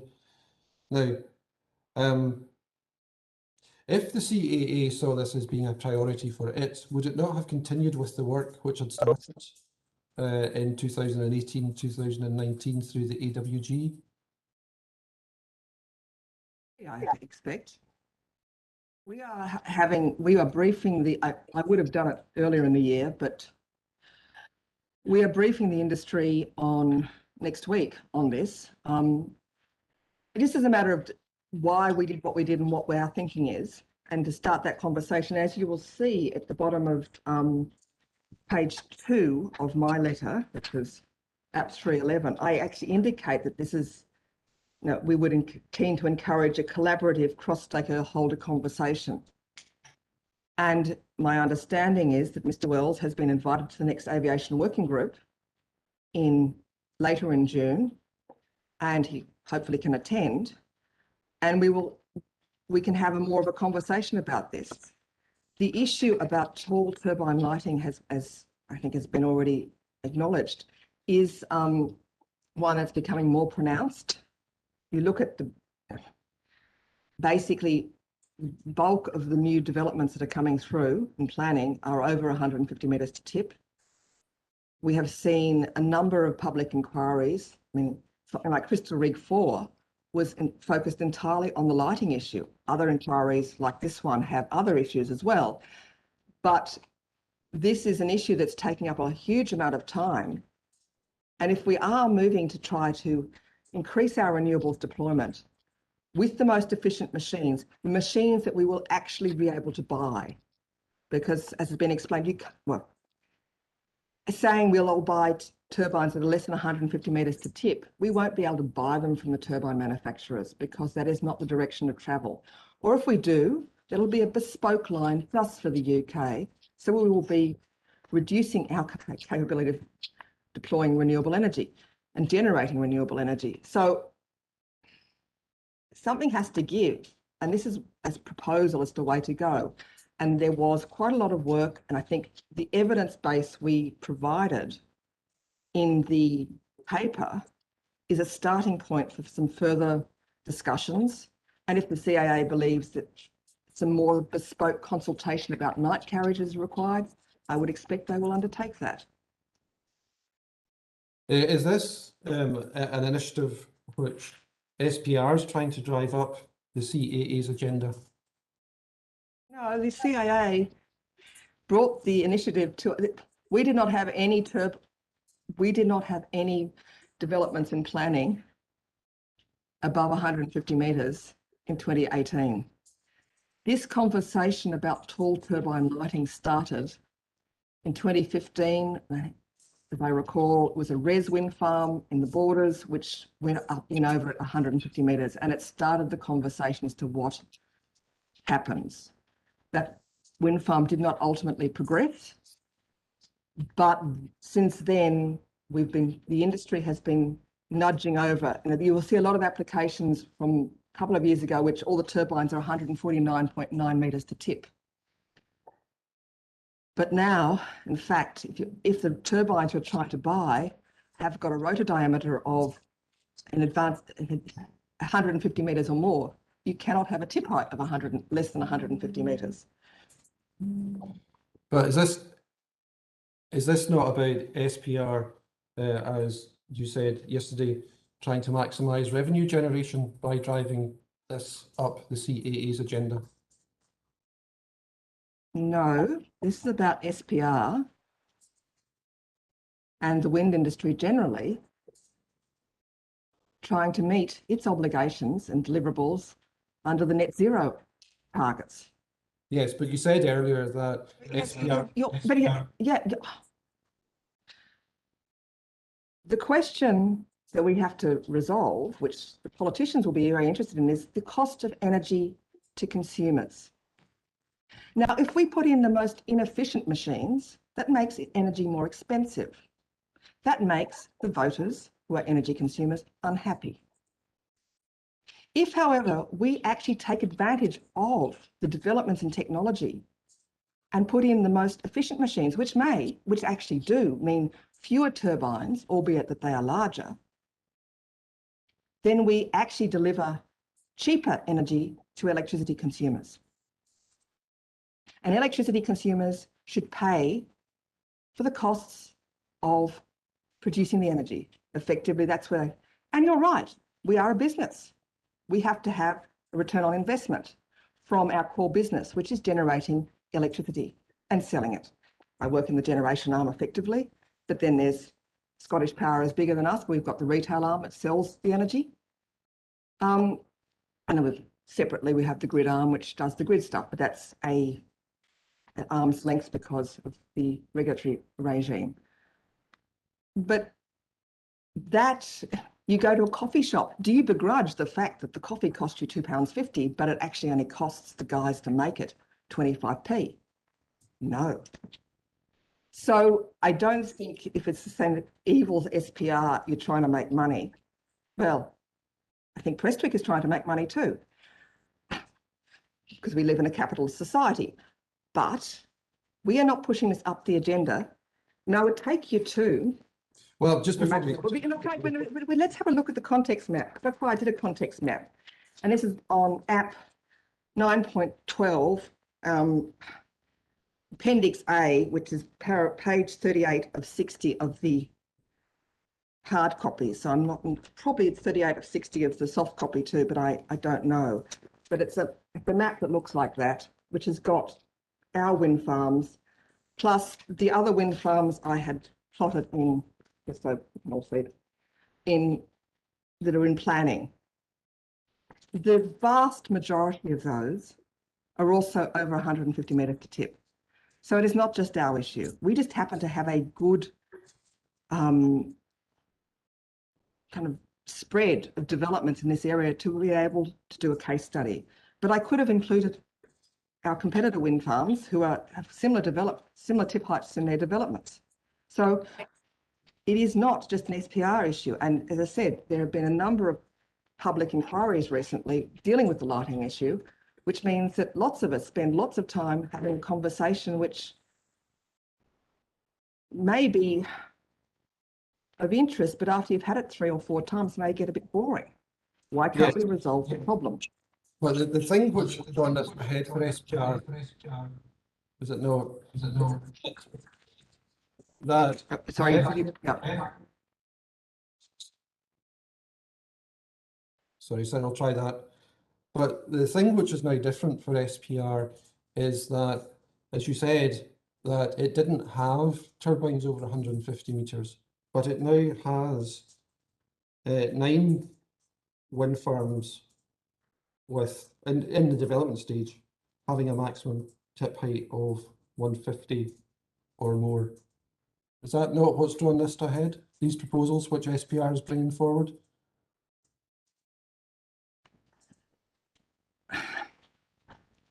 As chair of the aviation working group, as a former chair of the aviation working group, this was an issue that we were discussing at the aviation working group before we had any issues.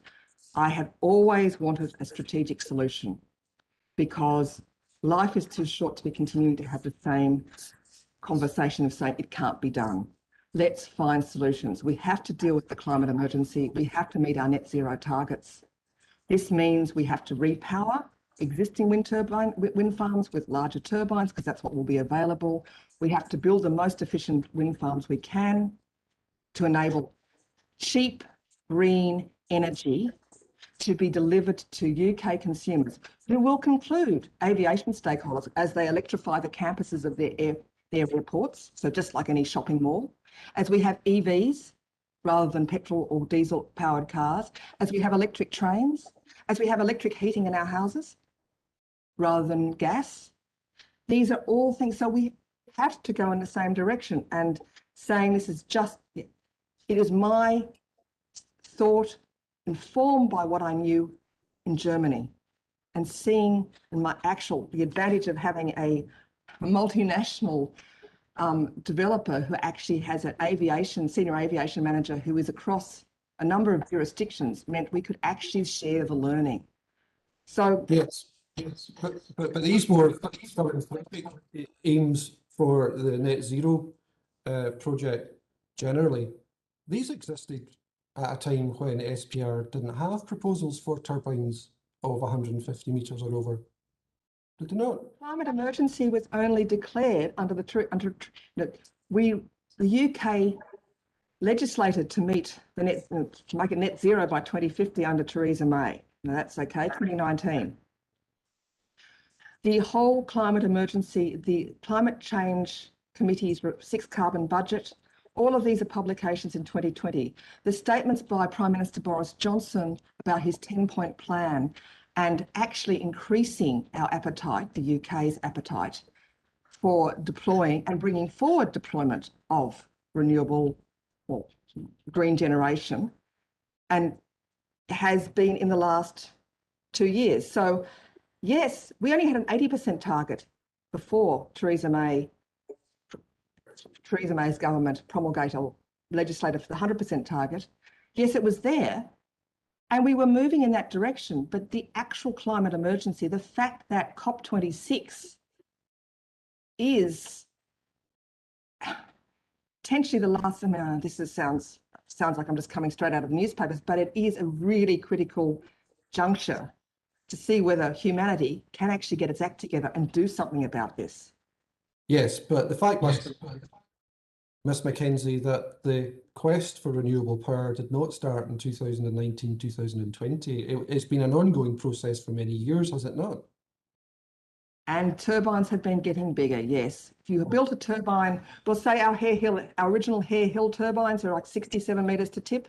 Hare Hill extension, which is over the hill from Prestwick and not really seen, is not seen at all, no evidence it's actually seen, is 91 metres to tip. And then we went to 110 metres to tip, like Whiteley 1. Whiteley 2 is 140 metres to tip. Then you've got, a slew of wind farms, not just ours, but people like Banks and SSE and others, where you're looking at 149 metres to tip or 149.9. And then we have, and we were not the first to do this. I said RES went first. EDF have been there. Fred Olsen have been there, or Fred Olsen. It is the whole trajectory of the industry because of the need. As I said, the larger the rotor diameter, the more efficient the machine. Also, as we've discovered offshore, we started with 3 megawatt turbines offshore or less. We are now looking to build 14 or more megawatt turbines offshore. They're bigger. That means there are fewer of them. They are spaced out, but they are more efficient and they deliver more power per sweep of the turbine. Can I take you to your letter to Andy Wells, Ms. Mackenzie, which is APP 3.11?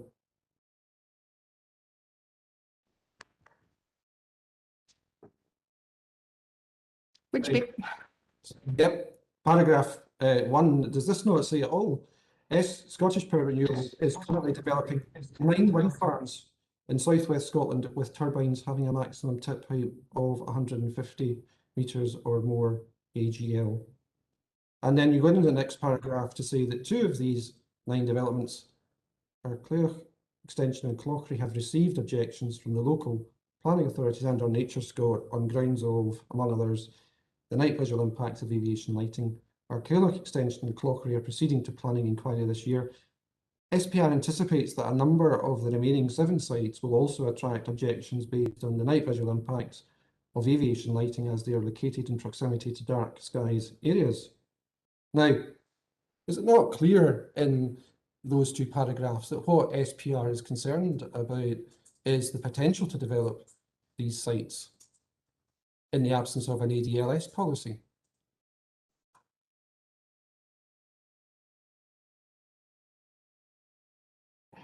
You could read it that way, yes. I'm trying to find a solution whereby we can have tall turbines and not impact the local residents at night and maintain aviation safety.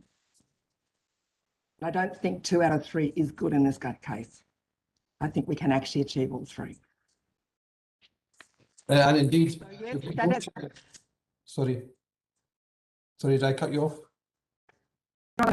and if we go to, let's say, north of the Great Glen, this is and we are not developing north of the Great Glen relevantly. This is a very active discussion there. Also in Moray, places that are not officially dark sky parks, but are remote and reasonably dark.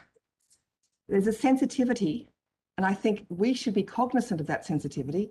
And if there is a solution, as I note in my letter, it's my penultimate paragraph on page 3, not every wind farm should have to have an ADLS. Middleton does not need an ADLS, but given its proximity to the city and its potentially its proximity to the airport, because maybe there'll be no ADLS systems inside the obstacle limitation surfaces of an airport. And that seems fair enough. But, and this actually adds cost to our development, but it actually delivers more benefits, that we can actually build efficient turbines that can continue to generate clean green energy for the next 30 plus 40, however many years. And that's kind of key to it. Yes, Ms. Mackenzie, can I take you to the Cirrus lighting paper, which is CD 9.12, and to page 8, and it's also electronic page 8 for those using the electronic version.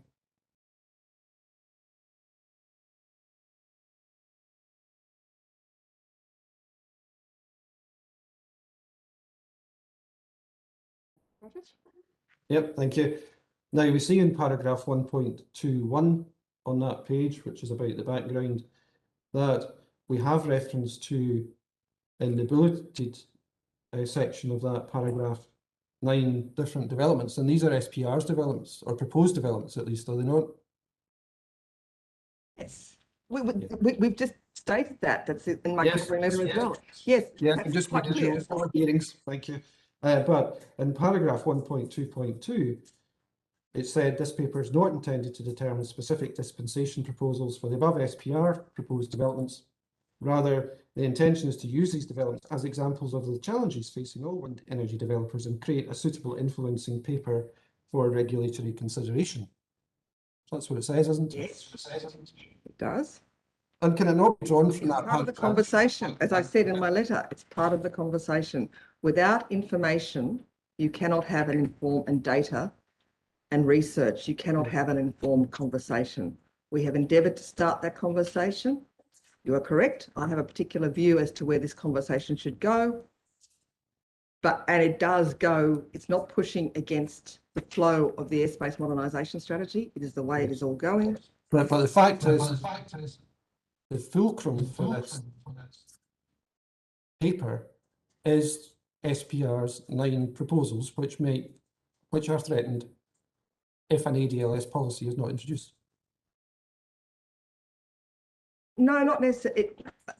We have actually offered an ADLS policy as a condition, an ADLS condition in this case. Other wind farms may not be so impacted, and dimming and directional intensity may be sufficient. Yes, but So the fact is, but as I go on to note, as I said, paragraph 1.2.3 on that same page, it's not just us. Your concern is that we have dared to take a strategic approach and try to demonstrate industry leadership on this. That is what it's about. Yes, I am proud I have done that, and I work with Cirrus to achieve that. It is a conversation that has to be happened.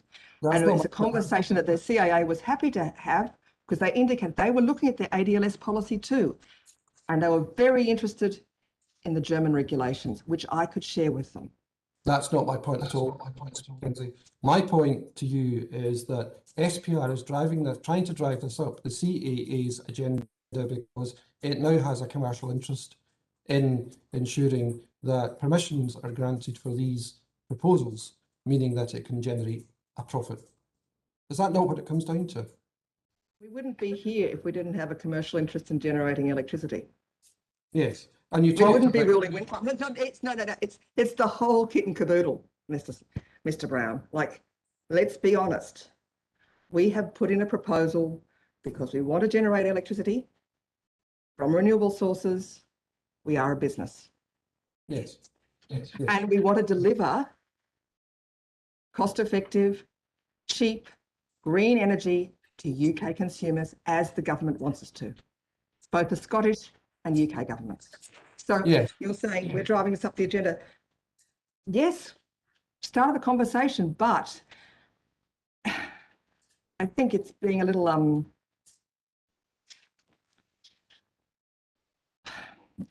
it's potentially disingenuous. I don't know, that's a very tough word, and I don't like to use that word, but it just seems to be dancing on the the head of a pin a little bit here. No, I don't think I'm dancing ahead of a pin, Mr. Mackenzie. I'm taking you to your SPR lighting paper, which I put it to you that makes it quite clear that SPR is now focusing on this point because it had 9 developments which it wishes to obtain permission for.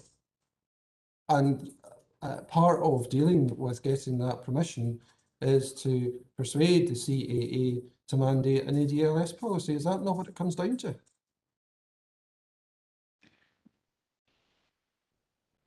I would take exception to the fact that we're just seeking to persuade the CAA for the benefit of our developments. I take a much broader view. I always have. And that's why I'm reasonably well respected in the industry for taking that view. It's not just about our projects. It is about delivering net zero. Yeah, But you're right. I said we are a business. We would like to get all our developments consented. We wouldn't be doing it if we didn't think that. But it is not just about the SPR ruling the roost and beating up the CAA to do something SPR wants. We are trying to do it as as I said, a collaborative conversation. We believe this is a good way forward. If no one else does, then yeah, I've got a problem. Yeah. But I don't think all the conversations we've had to date and the work of the aviation working group, we don't. And given that EC ADLS is so much simpler to deploy, logistically simpler and more cost effective, the issues that were putting other developers off actually committing to a PSR ADLS fall away. Can I take you back to Andy Wells' letter to you, which is CD 350? And can I take you to paragraph 6? And in the second sentence of that paragraph, Andy Wells says, we are confident. Well, what he says is, in conclusion, we would like to thank you for commissioning and providing your paper on wind farm lighting strategy. And I do acknowledge that what he says in paragraph 1 is, and we've looked at this, that the CAA welcomes this and helpful input into the ongoing consideration of alternative lighting approaches that can be employed.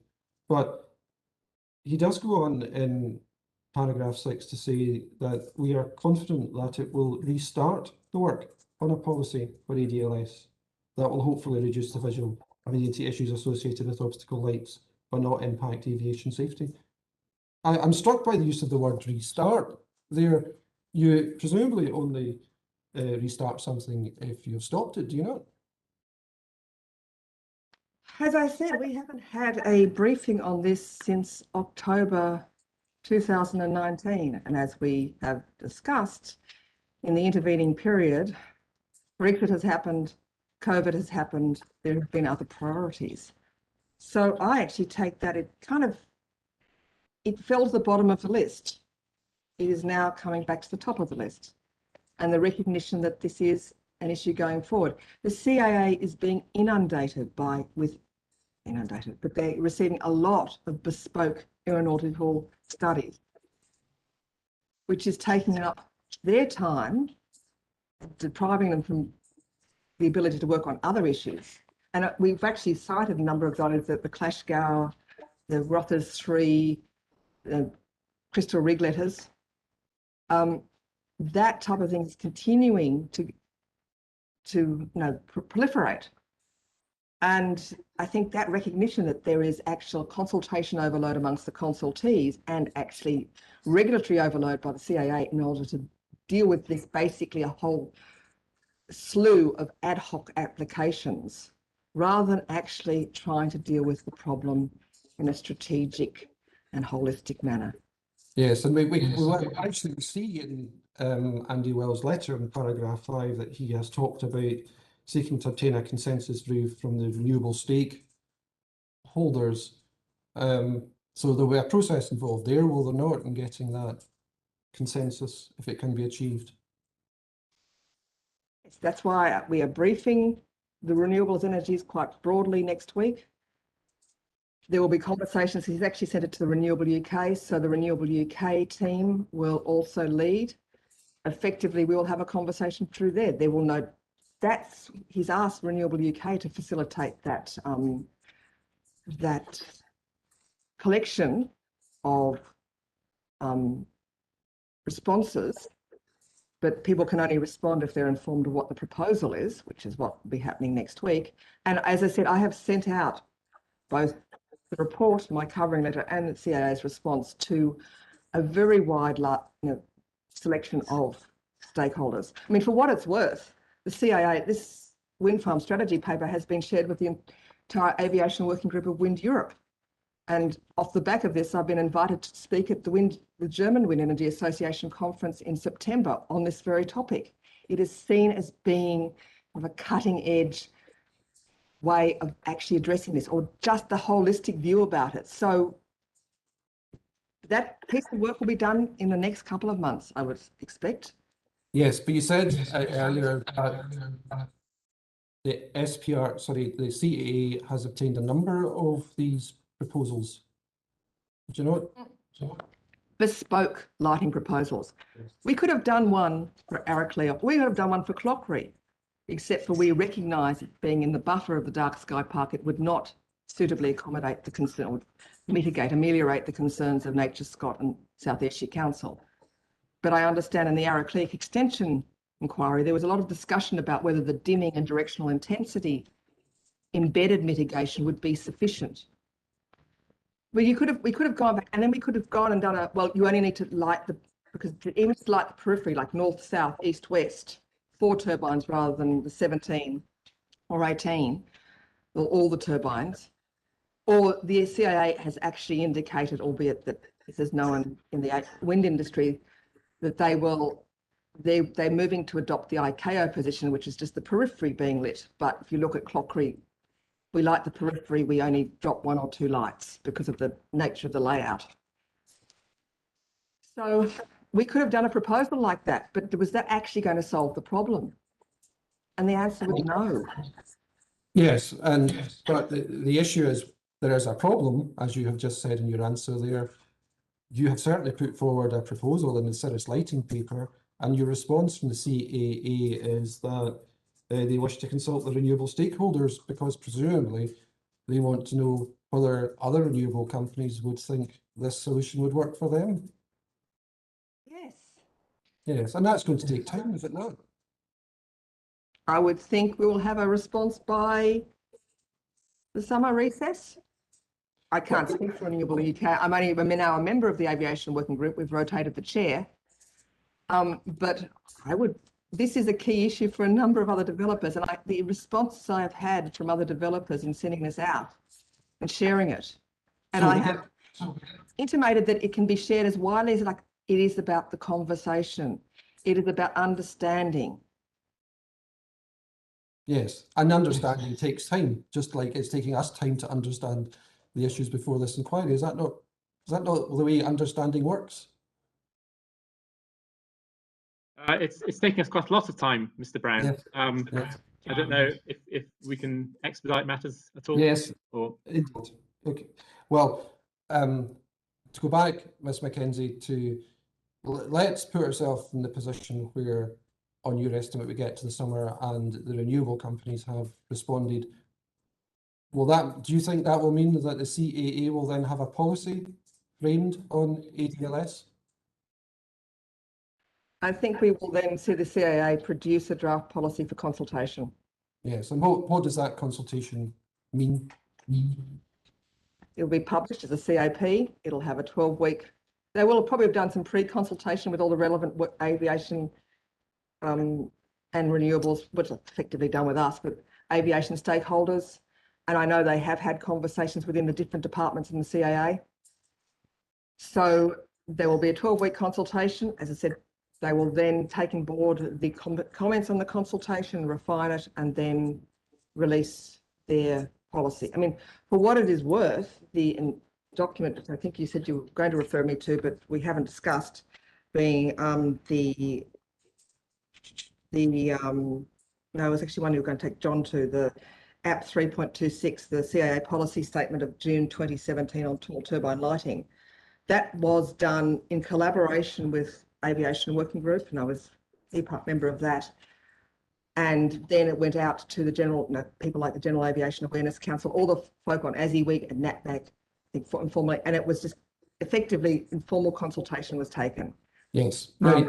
Yeah, so that, yes, that's but that's why I say in the near future, I would expect, I don't think it's unreasonable to expect an ADLS policy to be mandated or to be issued in the course of 2022. And I would think it'd be earlier in 2022 than later. But that again is in the hands of, you know, everything, as in COVID, green recovery, world peace. That's a pretty big range of topics. You know, effectively life, as we've discovered in the last 18 months, has intervened on a couple of topics. Yeah. I unfortunately don't, if I had a crystal ball, I would love to be able to share my knowledge, but I don't. When you prepared the Cirrus report, or the SPR commissioned the Cirrus report, it consulted stakeholders, didn't it? Yes. Yes, it consulted 50 stakeholders, did it not? Yes. Yeah, and you got 11 responses. Because it was in fact, if you look at most airspace change proposals through the CAP 1616 process, you often get very few responses. Only the interested people respond. Yep. I would expect, however, the CAA will want it to go out, and if it's badged with a CAA consultation, it will get more uptake. But it will also be through the CAA's communications channels with the general aviation community. And there were some kind of very interesting observations that some of the GA pilots made in response to this consultation, which indicated that they didn't know the rules of the air for flying at night, which was a bit of a worry. I think that was informative for the CAA. So there are some other issues that kind of came out of it. So is it not a truism that the more responses which the CAA receives, the more likely it is they'll get disparate views on the policy? potentially. Yeah. And neither you nor I know the answer to that. You want me to say yes? I want to say no, but the reality is neither of us know. neither There of us is, know. you know, But if there is a wide variety of views on the ADLS policy, again, is that not going to take longer for the CAA to work through? it will take the time it takes, yes. But, sorry, we come back to the overriding objective of all of this, which is in Grant Shapps's letter, net zero 2050. We cannot wait to 2049 to build all the wind turbines. We have to build them now, start building them now. So we have to start the... We've had the conversation in Shapp's letter, Ms. Mackenzie. Can I take you to paragraph 20 of your recognition? Sorry, it's paragraph 21. My mistake, sorry, paragraph 21.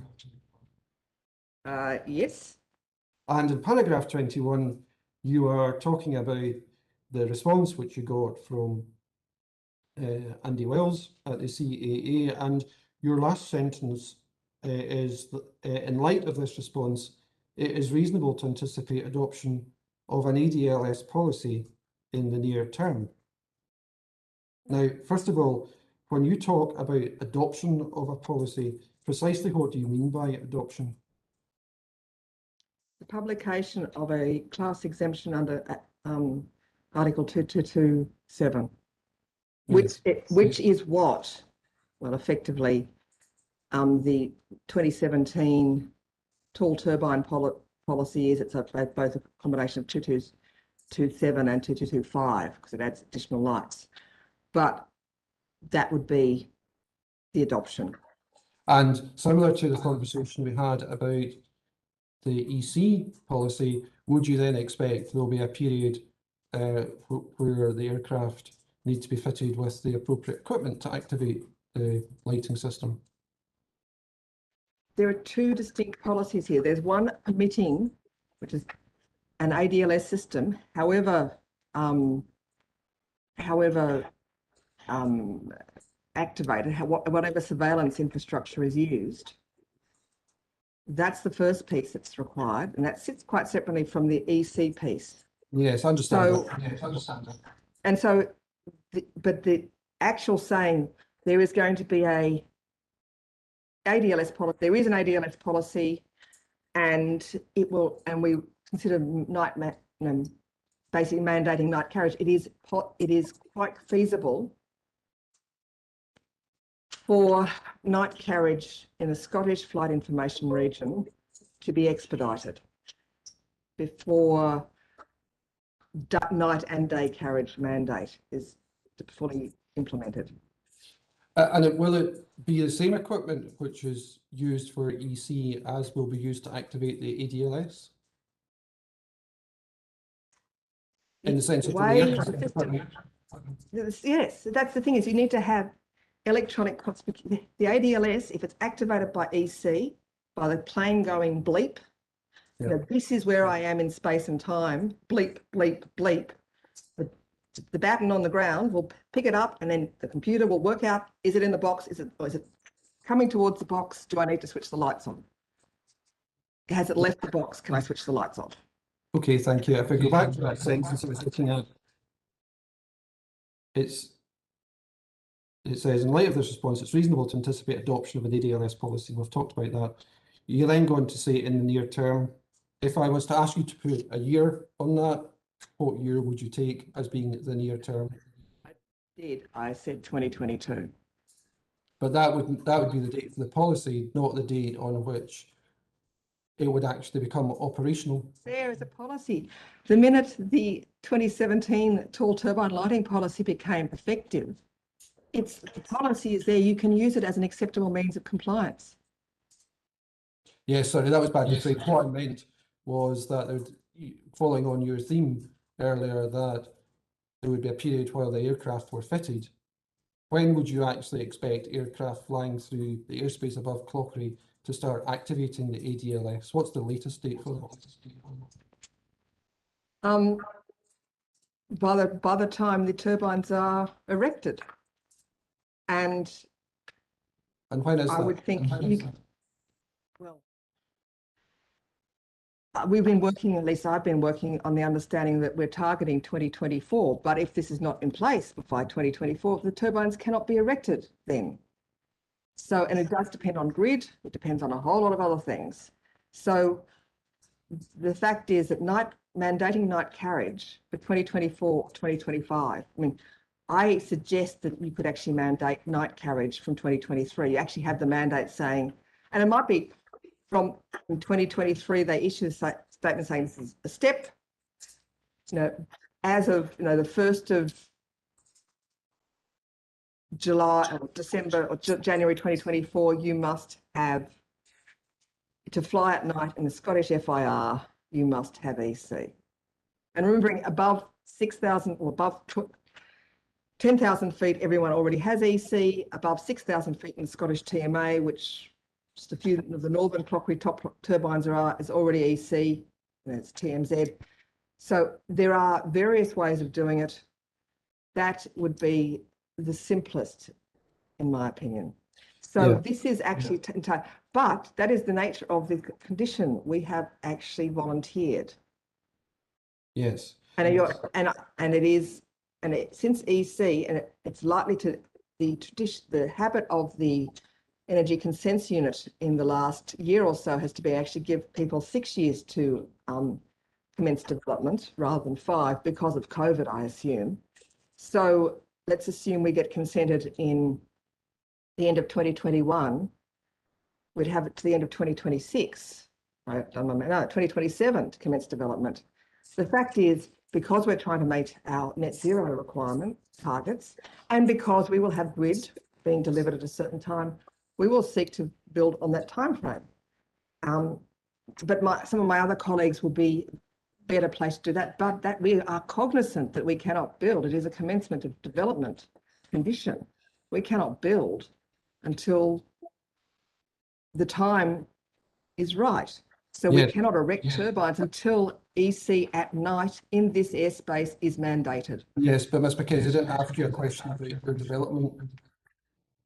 I'm focusing on the statement you've made in your recognition that it's reasonable to anticipate adoption of an ADLS policy in the near term. And I think you've said that the near term for the policy is 2022. And my question is actually focused on when is it conceivable that aircraft could start to operate an ADLS system? 2020, well, a primary radar ADLS system in 2022. An EC ADLS system when EC is mandated for carriage at night in that airspace. I anticipate that should be in 2023. I cannot say 2024 would seem the logical time. That works with our construction timelines, but Yes. we are still subject to that condition. And 2024 is your estimate of when this could be achieved, notwithstanding the issues we've discussed in this session about the problems with ADLS, the stakeholder engagement, consulting, this sector more generally, the CA developing a policy, aircraft being fitted with all of the equipment, all of that can be done within the next 3 years. Is that what you're saying? Yes. Thank you very much, Ms McKenzie. I've got no further questions.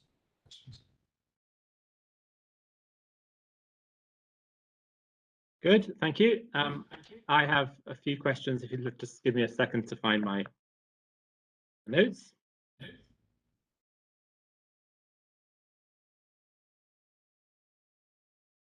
May I have a glass of water? Can I just grab the water bottle, please? Or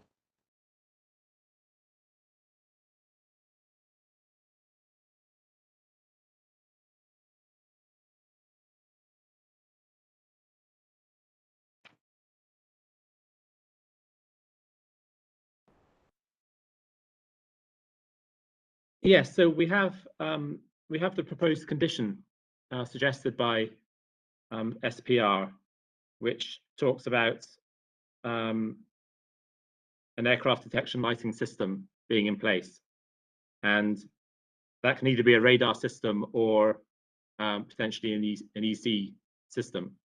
And most of our discussion today has been about the possibility of an EC system, and that's your favoured system.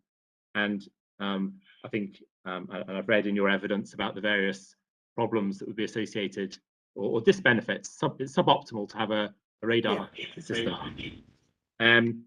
But nevertheless, a radar system would be possible. So in terms of this condition, am I right in understanding that a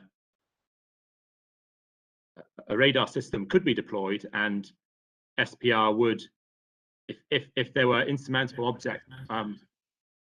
problems in terms of implementing an EC system, then Scottish Renewables could and would pursue a radar system? correct. As I said, it's suboptimal, a radar system, but if for whatever reason the impediments to mandating night carriage of EC in this airspace was such that our only option was a radar system, we could then explore and discharge that condition with a radar system. But that does require fulfillment of all the other requirements and obligations. But it's not our preference, and I don't think it's not really the CAA's preference either. But yeah. And are I mean, there'd be additional costs, potential need for 3 radars rather than just 1, and so on. So it'd be a bit more complicated. But are there aren't any regulatory problems or technical problems in place that would prevent that? I mean, could one say that there's an off-the-shelf radar system there that you could use straight away? Well, yes, I mean, probably the leading ADLS PSR provider is Terma, or at least in Europe is Terma. Prestwick's quite well aware of Terma. probably the Thermoscanner 5002, which is a shorter range radar, which is what was considered in the paper, and was also what we were looking at Wickinger, our offshore wind farm in Germany.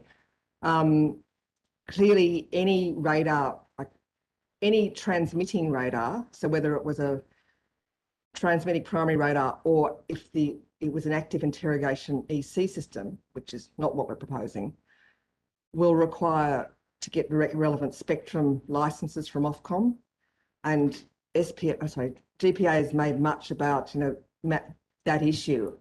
That would all actually be managed by Ofcom. That's what Ofcom does, and we would comply with the relevant obligations to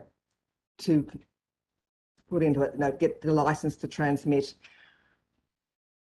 do all the safeguarding for the radar to ensure that it was not harming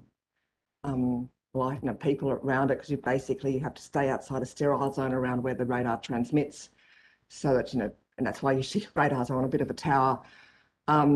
Do all that type of issues. I mean, they're just standard things you do, and keep making sure the radar continues to work and maintain it, etc., etc.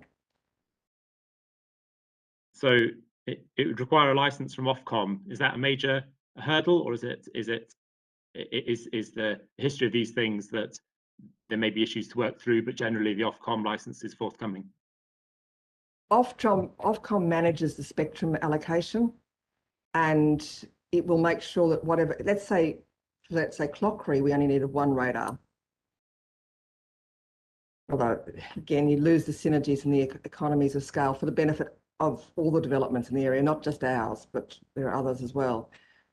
Ofcom would ensure that the frequency our radar was to transmit on did not conflict with the frequency in which Glasgow Prestwick's Thermoscanner 4002 transmits on, so that there wouldn't be any clash.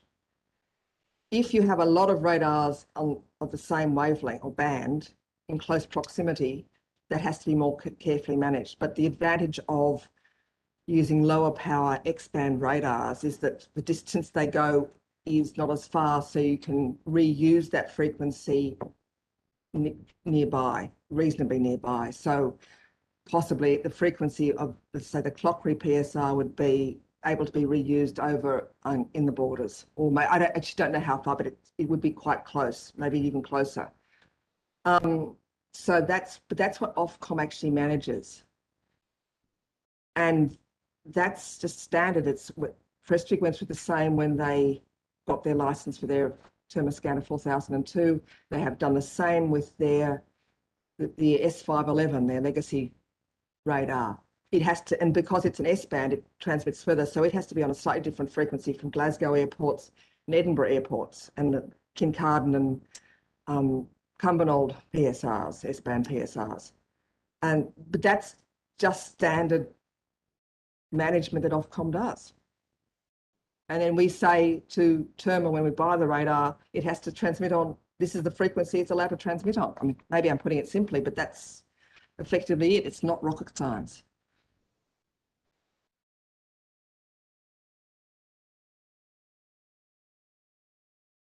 Thank you.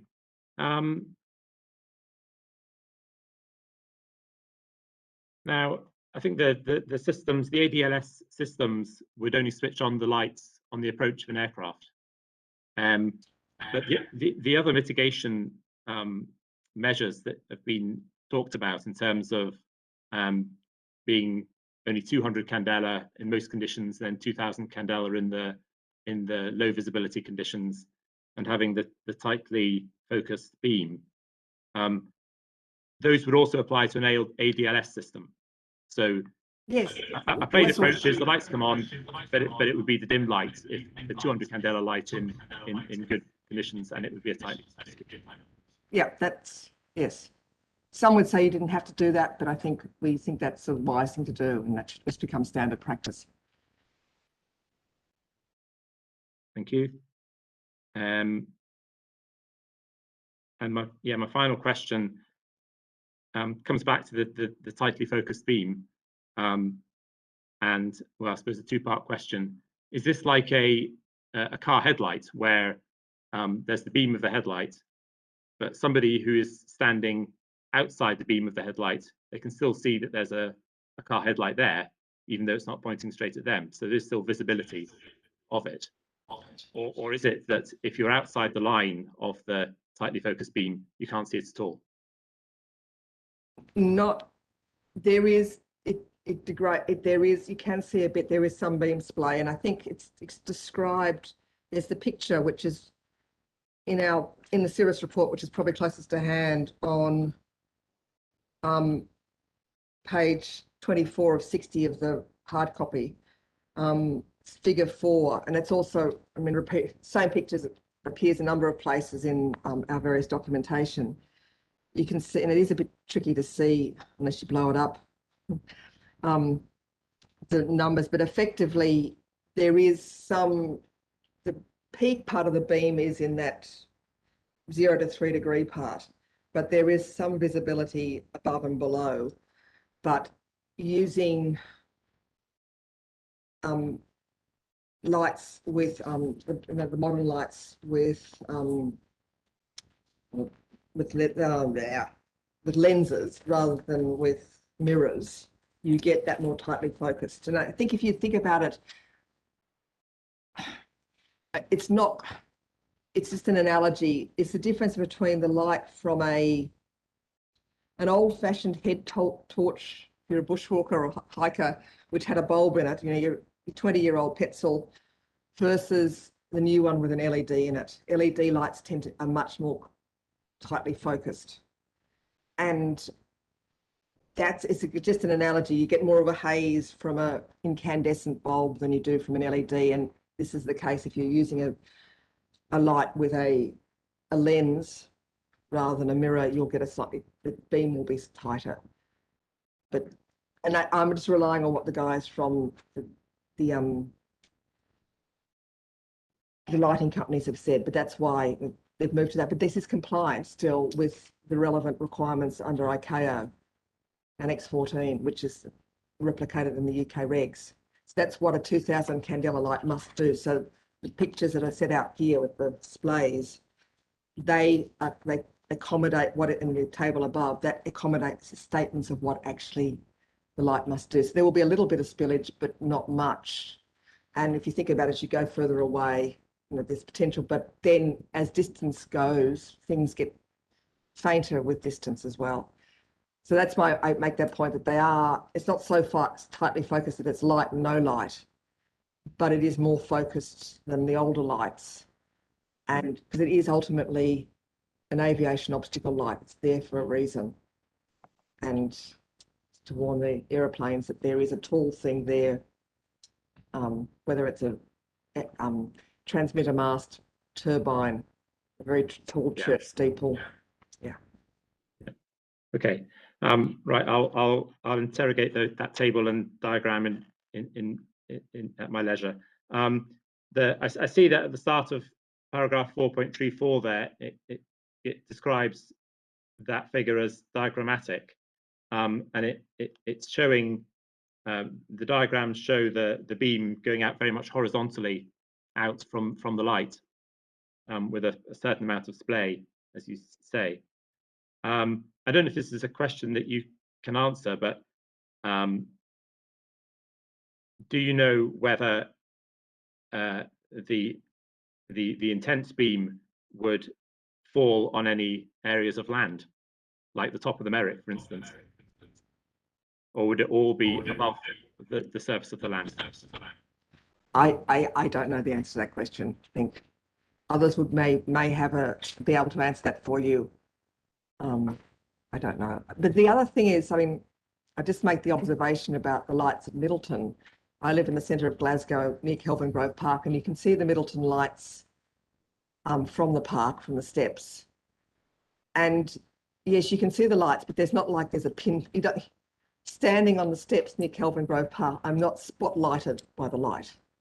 So I think it's not like you get this it's not like a laser beam focus of a pointer. I can visually as a receptor, I can see the lights, but I am not covered in red light. So that's all my only kind of contribution to this conversation, really. I would let other people say about the other part.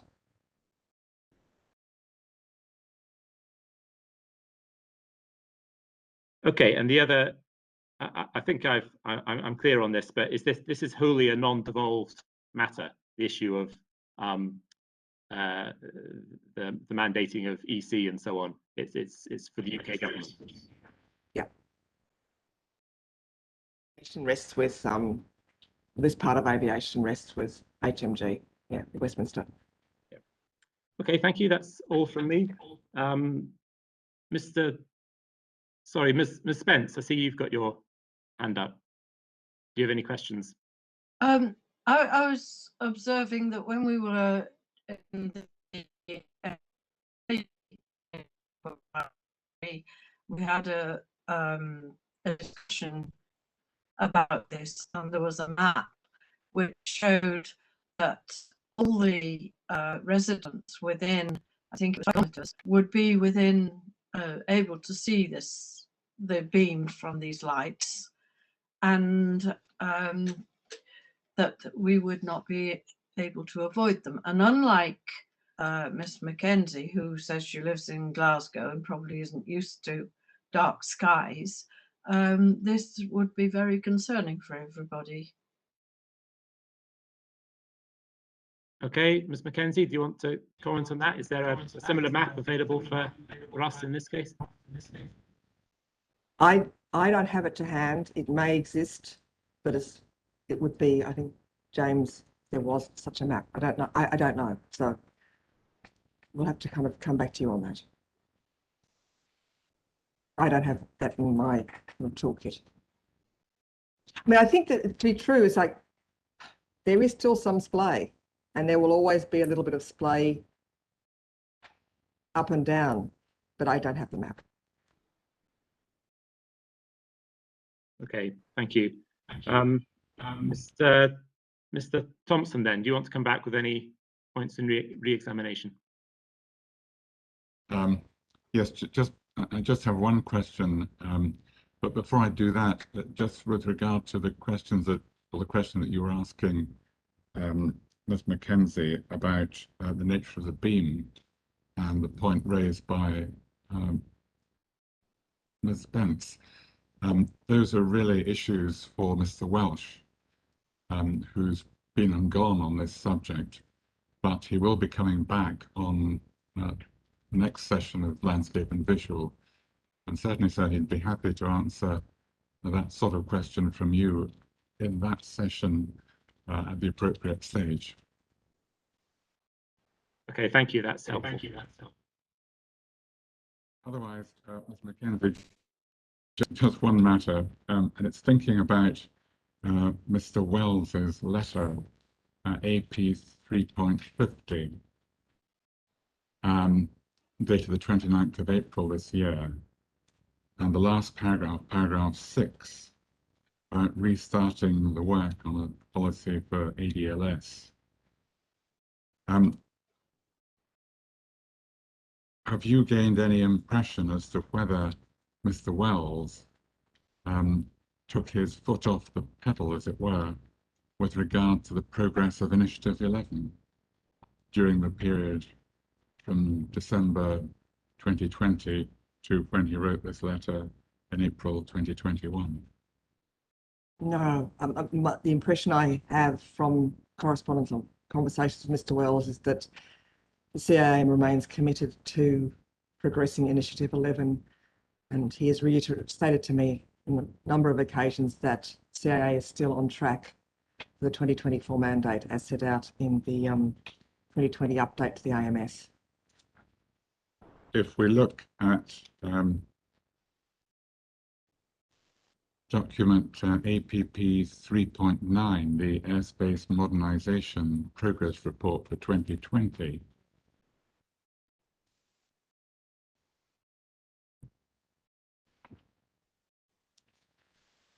and we look at page 39, under the key achievements,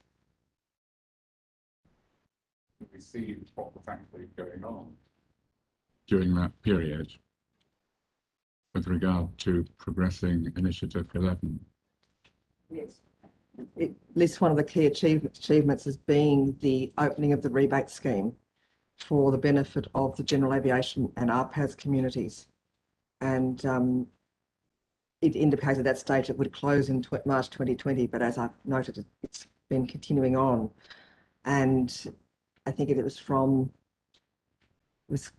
cap 1726, which was the slides, which are at 3.15, there was an indication by the general aviation community that they were quite happy to pay up to £250 towards EC. So the structure of this whole rebate scheme is actually, it's the maximum they can get half of what they spend up to a maximum of £250. So effectively, they're getting what they want. You know, the £500 EC for the cost of £250. So that's, yeah, key achievement. And I think that I think it really is a key achievement. I was phenomenally excited when I saw, that was a bit sad really, when I saw the publication from the CIA announcing the rebate scheme. I was very excited. I was like, actually, we're really making progress on this. Thank you very much, Mackenzie. Thank you, Sam.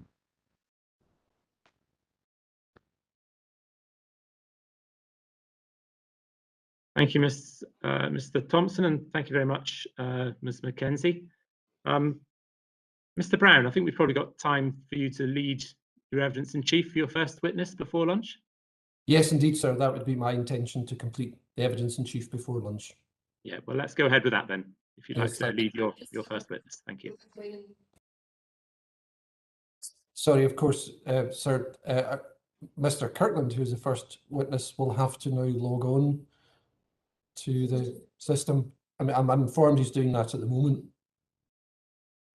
Fine. Well, we'll wait a couple of minutes then for that to happen.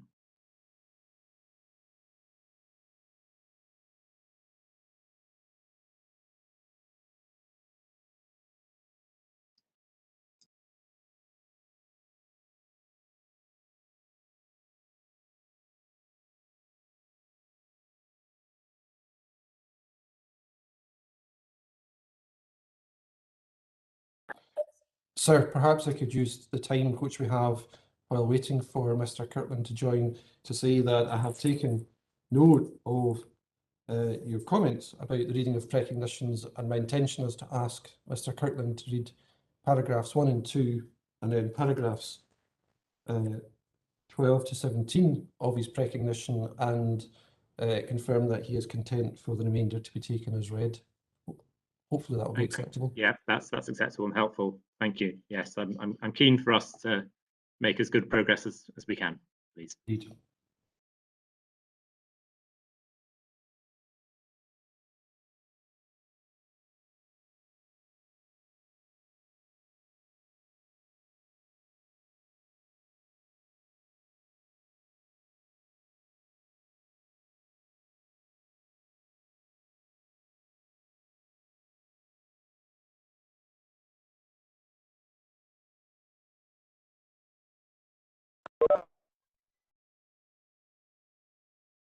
Sorry, I see that Mr. Kirkland has arrived.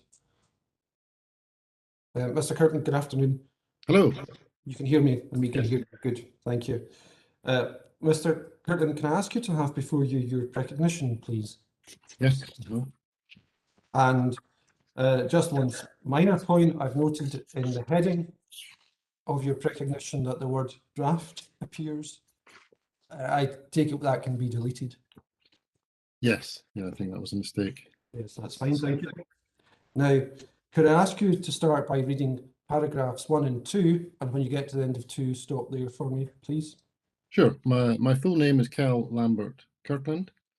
I'm a principal consultant at At6 Limited, as well as being a director of the company. I have over 32 years experience in the air traffic control industry, with extensive experience of assessing the impact of wind turbines on air traffic control operations. Thank you. Thank you, Mr. Kirkland. And can I ask you now to please turn to paragraph 12? And would you please read from paragraph 12 to the end of your recognition. Paragraph 12 starts, EC is technology that can help pilots be more aware of what is operating in the surrounding airspace. It includes the devices that are fitted to aircraft that send out information to supporting infrastructure and to other aircraft. Together, they are able to generate information to assist each other in raising situational awareness and to prevent collisions. To work most effectively, all users in a particular area of airspace must be using EC-compatible devices. EC is a wider aim of the Airspace Modernization Strategy, Initiative 11, AMS CD 915 is the reference. EC will be a fundamental feature of new types of airspace users as we look to the future. For example, drones and unmanned aircraft. However, the use of EC equipment is not yet mandatory in the UK. At present, there are thousands of light aircraft using UK airspace that do not carry or use EC equipment. In the simplest sense, EC can work only if all aircraft use the technology. The UK CAA is promoting the installation of EC equipment by offering financial incentives to purchase approved equipment. The AMS Initiative 11 outlines 2024 as the date for when there would be a mandate dictating the use of EC equipment. At this time, there are no specific details of what a mandate for carriage of EC will actually consist of or how it will be enforced. Additionally, there are no details on the viability of UK-wide EC introduction in relation to frequency allocation and mitigation for possible interference issues. For example, we do not know whether the mandate will come into force for particular blocks or areas of airspace, or whether it will be a mandate which covers every flying vehicle operating in the UK. AMS timescales are being extended due to the impacts of COVID-19, as well as progress on many initiatives slipping, reference GP8. The overall strategy is being reviewed, with the outcome of that review being announced at some point in 2021. In terms of EC being a viable mitigation for the proposal, it is my view that from a technical perspective, it is viable in principle. However, without sufficient detail on an EC mandate timeline and rollout strategy, it is not possible to say that EC will provide the basis for an aviation lighting mitigation within the timescales required to satisfy a planning condition for the proposal. On that basis, whilst I do see it as technically viable, there are too many uncertainties for me to see it as being viable in a timely fashion for the proposal. Thank you very much, Mr. Kirtland. And are you content for the remainder of your recognition to be taken as read? Yes, yes, I am. Thank you. Turning to my questions for you, Mr. Kirtland, my first is that you have obviously prepared a report for the inquiry, which is GPA 004. Now, I don't propose to take it to you because my point is a short one, but in paragraph 11, you say that you've acted as an expert witness at previous wind farm inquiries, acting both for airports and for wind farm developers. Could you tell us, please, which inquiries you've been involved in? I've been involved representing the airport at the Greenock public inquiry. Corlick Hill Devil Moor, I think, was the name of the wind farm. And the other inquiry, I acted for the developer, and that was for the Frodsham wind farm, which was a development near Liverpool. Thank you. And at the end of your report, you've appended your CV. Is there any additional experience which is to be added to your CV? Yeah, the CV was obviously written some months ago, so obviously that details my extensive involvement in the wind farm related aspects of aviation. But I've recently been involved in airspace change work at Glasgow Airport, and much of that work is driven by the requirements of the airspace modernisation strategy. Right, thank you for that. I'll come back to that. Now, you obviously saw the cross-examination or the evidence in cross-examination of Mr. Van Hoogstraken yesterday. And you'll remember that I took Mr. Van Hoogstraken to paragraph 2.2 of his precognition. Do you have that before you? I do. Just give me 1 second.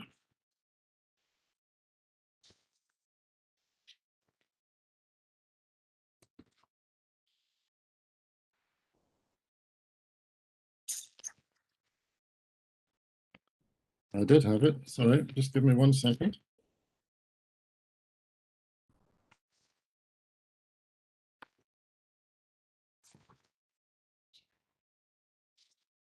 Okay, sorry, I have it now, yeah. Right, thank you.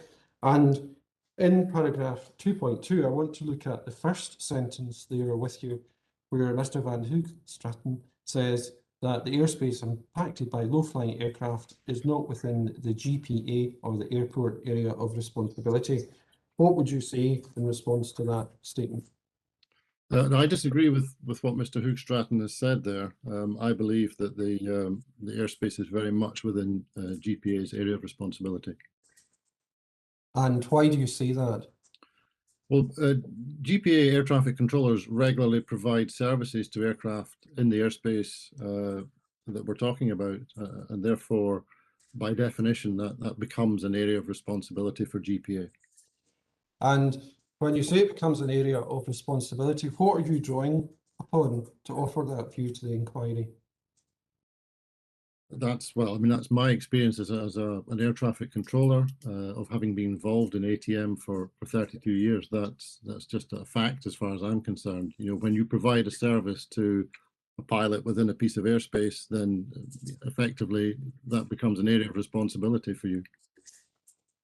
And you used the acronym ATM there. Could you help by explaining what ATM stands for, please? Yeah, sorry, air traffic management is just a wider term for I guess, the environment within which air traffic control services are provided. It's a kind of umbrella term for everything to do with air traffic. Thank you.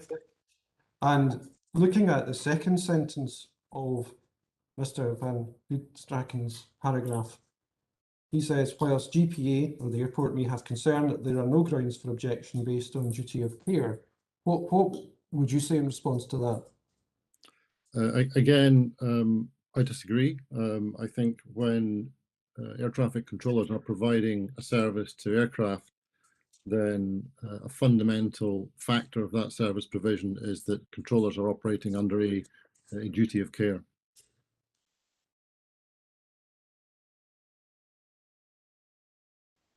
And what we obviously explored yesterday, that duty of care is a legal concept, and you, like Mr. Van Hoogstraten, you're not a legal expert in that way. So when you say that you come under a duty of care, what are you drawing upon?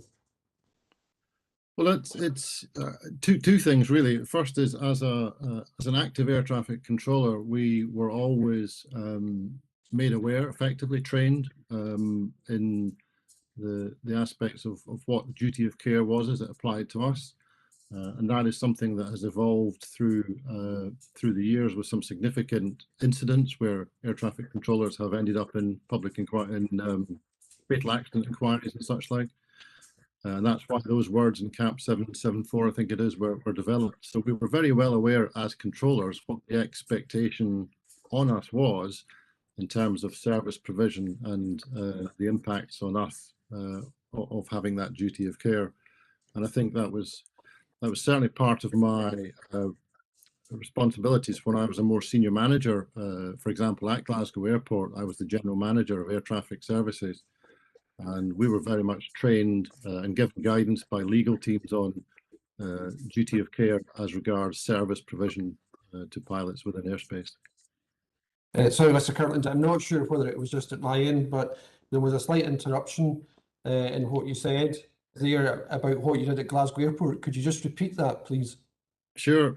So the second aspect was, as a senior manager, as general manager of air traffic services at Glasgow Airport, I received training and advice from legal teams about duty of care in terms of service provision for the controllers under my authority at Glasgow Airport. So we were aware of it from a number of angles, both from a management perspective, if you like, and also from a controlling perspective. Thank you. And if you're sitting in the chair as an air traffic controller communicating with an aircraft, what is your primary consideration? Well, I think safety always is absolutely all pervading in everything, every action you take. You know, clearly the underneath that, you want to provide a good service, safe, orderly, and expeditious is the kind of order of priority, if you like. But safety is always uppermost. Thank you. And turning now to the air modernisation strategy and the progress made on that, with particular regard to Initiative 11, which is the one which deals with electronic conspicuity, where do you think the aviation sector is in relation to that? So I think the first thing I would say is that the whole of the airspace modernization strategy is a massive, it's unheralded, it's unprecedented, it's a massive project in what it's trying to achieve. So it's hugely ambitious, and rightly so. Initiative 11 is actually a massive part of that too, because it involves a UK mandate, if you like. So it's a UK-wide task. Where we're at with it, it's difficult to say. I think if we go by the December 2020 progress report, we can take some positives and negatives from that. But I think, given the complexity of the entire initiative, Initiative 11, and the fact that it's connected to most of the other initiatives, 1 or 2 pages doesn't tell us a lot. It's a summary, but it's pretty lacking in detail. So I go by what's there. There's a couple of amber status reports there.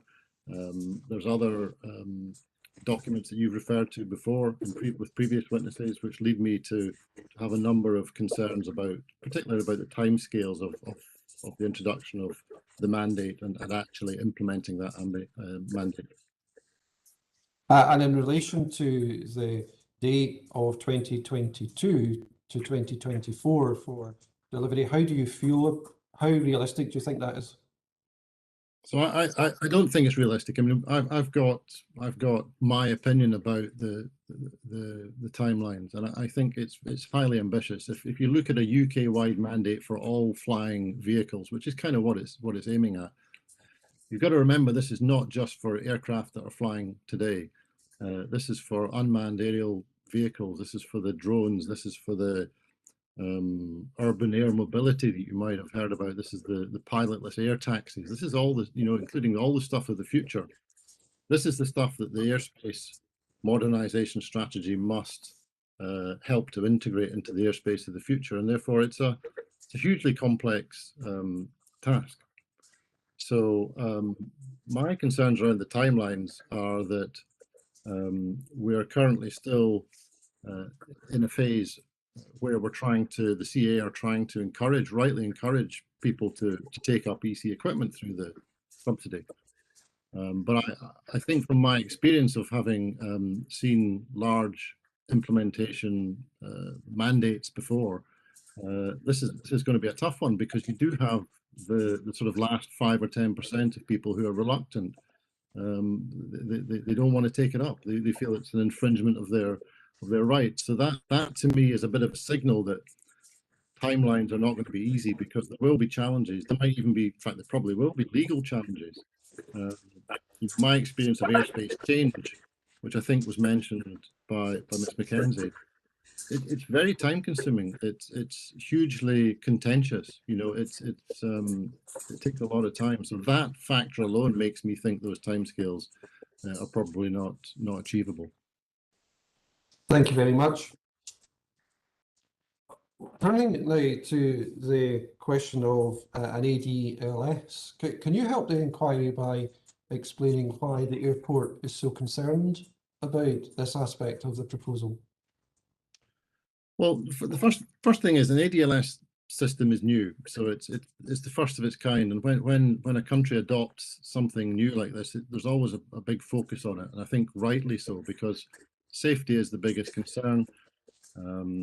Glasgow Prestwick Airport are an airport that, or the ATSU, Air Traffic Services Unit, the aircraft are most likely to call within that airspace, and therefore they automatically have an interest. They provide a service today, and therefore they automatically should have an interest in that airspace and what goes on in it. And I think if I was to take you back to the duty of care that you talked about earlier, the controllers at Prestwick really do need to know how that system operates, what its limitations are, what its likely failure modes are, etc., in order to provide that essential information to pilots. So I think they have a genuine and justified interest in the ADLS system. Thank you. And if we got to the point where the CAA had developed a policy on ADLS, would you also expect there to be wide consultation on that draft policy? Yes, I think so. I mean, I think the biggest thing for me is the ADLS system, as other people have said, theoretically is quite simple. It's a light switch. It's a complex light switch, but that's all it is. I think it's the implications of the information that the ADLS system uses, i.e. EC. That's the complexity, and therefore, I think that's where consultation would come in. I don't think you're looking at. I think consultation with industry is that what you're getting at, Mr. Brown? I mean, consultation with the renewable industry, with air traffic service providers, etc. I think there would be consultation, yes. Yes, and what about the users of the airspace? Well, I think the users are always first and foremost the consultees who the CA or whoever's mandating something would need to, or developing a policy, they would need to consider. So yes, there would be, and I know there is ongoing consultation as we speak, but there would be further consultation, yeah. And if the CAA put a draft policy out for consultation, what sort of rate of response would you expect? Well, if it's a CA consultation exercise, normally the response rate is pretty high. And from my experience of doing consultations around airspace change, for example, the responses can be very high. It can be in the thousands. And you would expect, as the regulating authority, the CA normally commands a lot of due respect, and therefore the stakeholders see that as the sort of primary point for getting their views across, and therefore the response rates do tend to be very high. Yeah. Thank you. And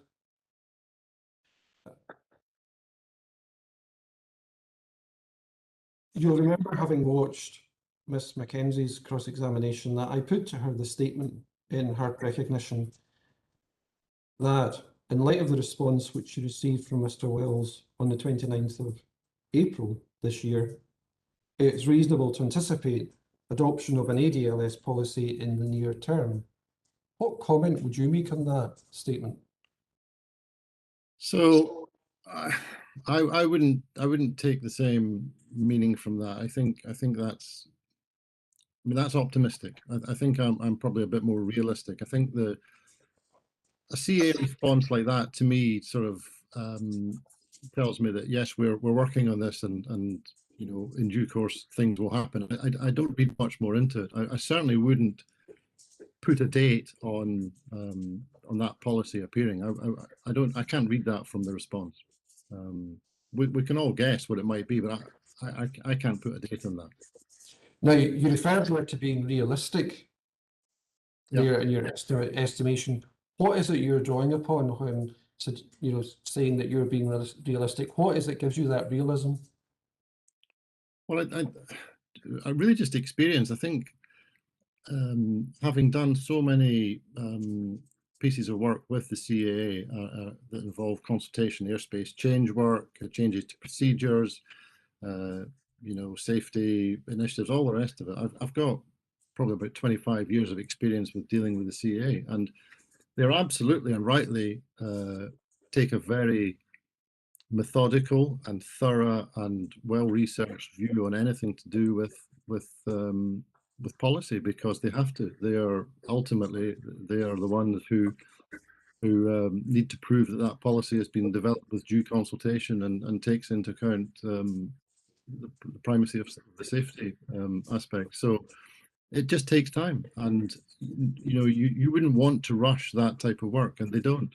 And it's the thoroughness, and the rigor that comes with these processes that tells me that it takes time. And often, for good reason, it takes longer than many people would want it to take.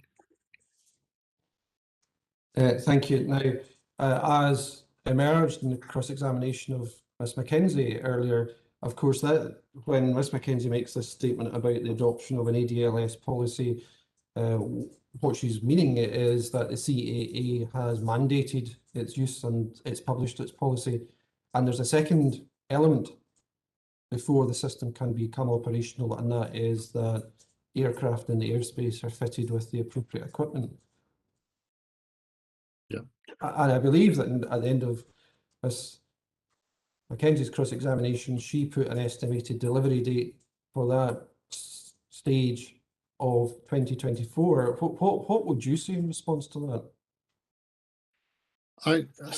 I'm not nearly as optimistic as that. I see when you look at all the information that is available, I don't see anything that would lead me to that conclusion. Now, don't get me wrong. I think it's an EC mandate will happen, I believe, but I do not know what will be in that mandate, what it will cover, what equipment will be involved, what the interoperability standards are, et cetera, et cetera. I don't know what's going to be in that mandate. I don't know how it's going to be actually implemented, because that's the real crux of this. Having a mandate would presumably include timelines for implementation, and sometimes a mandate could be implemented over years.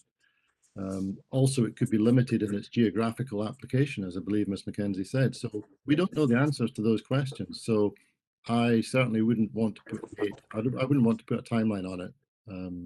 I think there's just too many doubts and too many unknowns. Thank you very much, Mr. Kirkland. Those are all the questions I have for you at this point. Okay. Okay, thank you. I think this might be, we made an early start today, so I think this might be a suitable moment to break for lunch. So if the parties are happy for that, I suggest we do that and come back at 1:30. Thank you, sir. Okay, we'll do that then. So we'll see you all again at 1:30. Thank you. Thank you.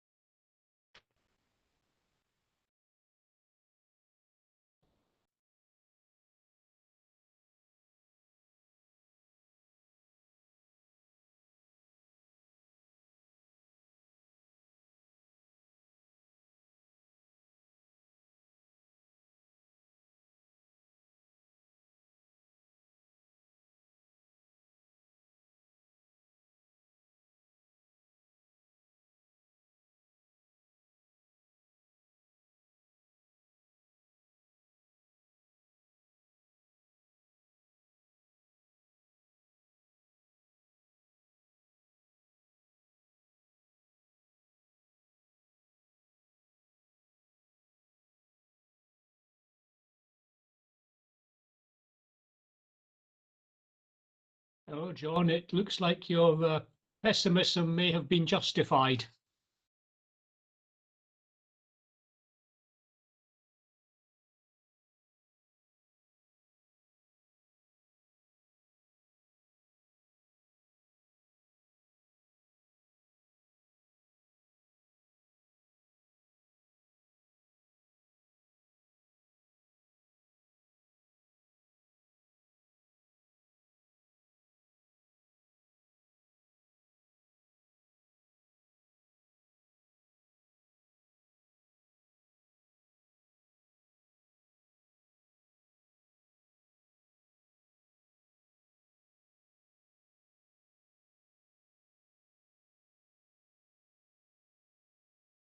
Welcome back, everyone. That's 1:30.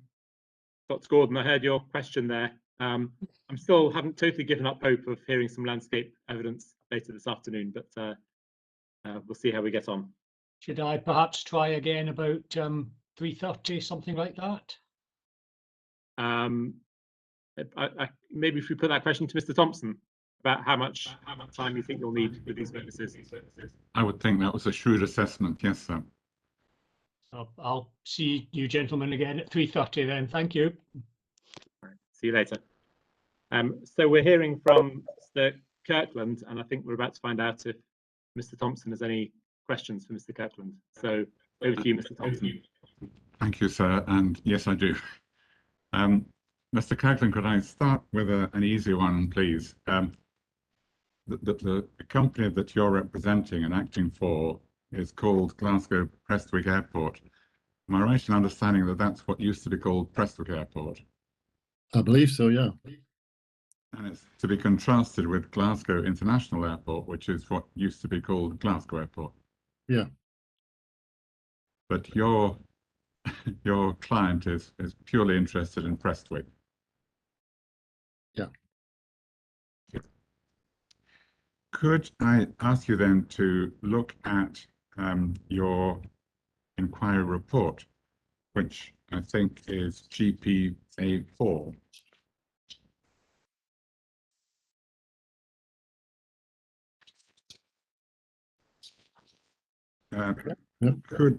Could I ask you to look at paragraph 7, please? Looking back to the previous one, you had listed your concerns and issues about a radar-based system. And then at paragraph 7, you were turning to an electronic conspicuity-based option.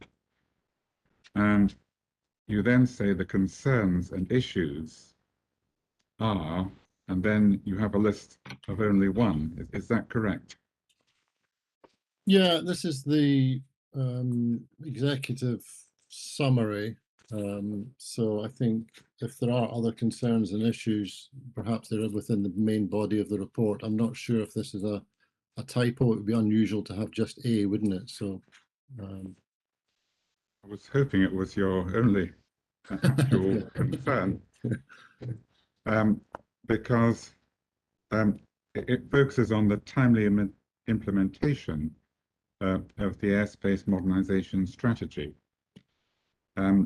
And what I was going to put to you was that an ADLS system could be achieved without implementation of the whole of Initiative 11, but it would be possible to mandate the use of electronic conspicuity devices on night-flying aircraft, and then to grant permission under Article 222, I think it would be 7, thereby varying in effect the terms of Article 222 in relation to aircraft equipped with EC, which would then be those operating at night. Now, would that be possible? possible, yes. And might it be an attractive option to the CAA as a step towards implementation of the full Initiative 11? It's difficult to say. I mean, I wouldn't, I can't predict what the CA would find attractive. I don't believe they would, because I think that's going to muddy the waters. I think the mandate will be the mandate, and to have some sort of pre-mandate activity, I think would be quite contentious. I don't know. I can't speak for them. I believe that the CA will continue with the current track, which is introducing EC as part of Initiative 11, and not jumping the gun and doing something else. But I don't know. That's for them to decide. What I was going to, I mean, that's a very fair answer, but what I was going to put to you was what we know about what's happening in the government's thinking, at least so far as the rest of us are a party to that.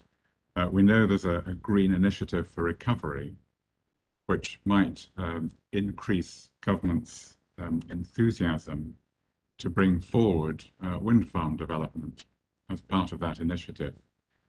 And if a stumbling block to that aspect of a green recovery was nighttime aviation lighting, there might be a considerable incentive to both the government and then applying pressure to CAA to bring forward a specific focused use of EC, which wouldn't be that difficult because it would only need to apply to aircraft operating at night.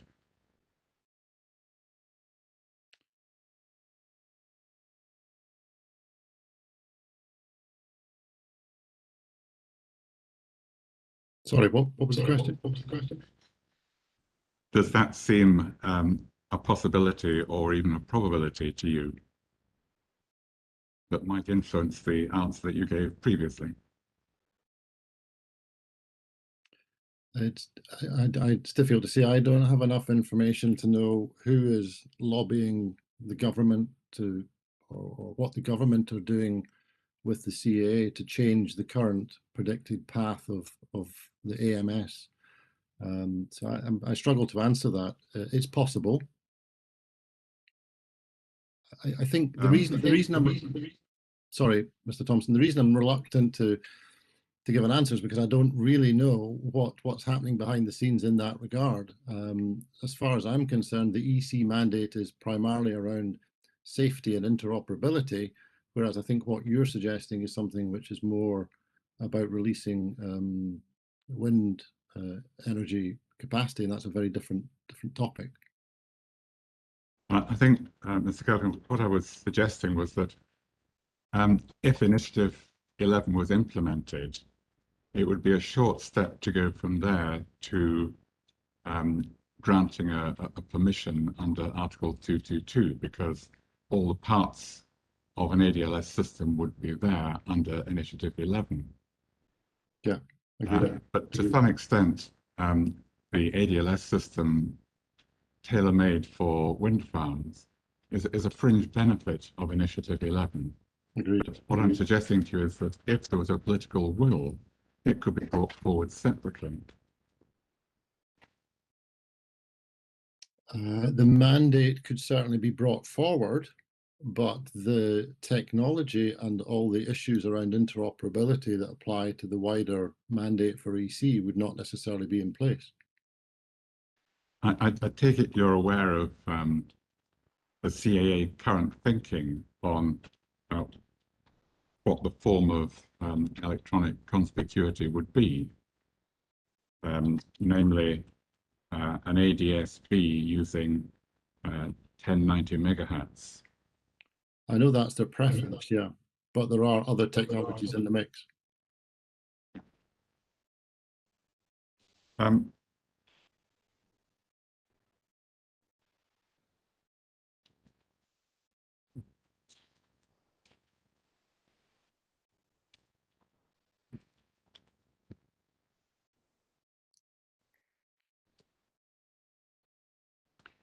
Have you applied your mind to how many aircraft would be operating in the vicinity of the proposed Clauchrie wind farm at night that aren't already fitted with an EC device?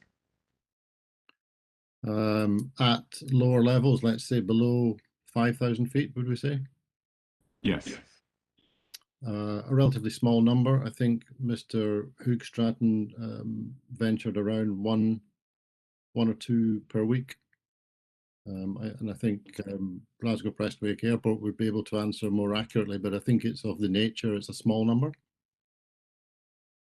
And have you asked Glasgow Prestwick Airport for that information?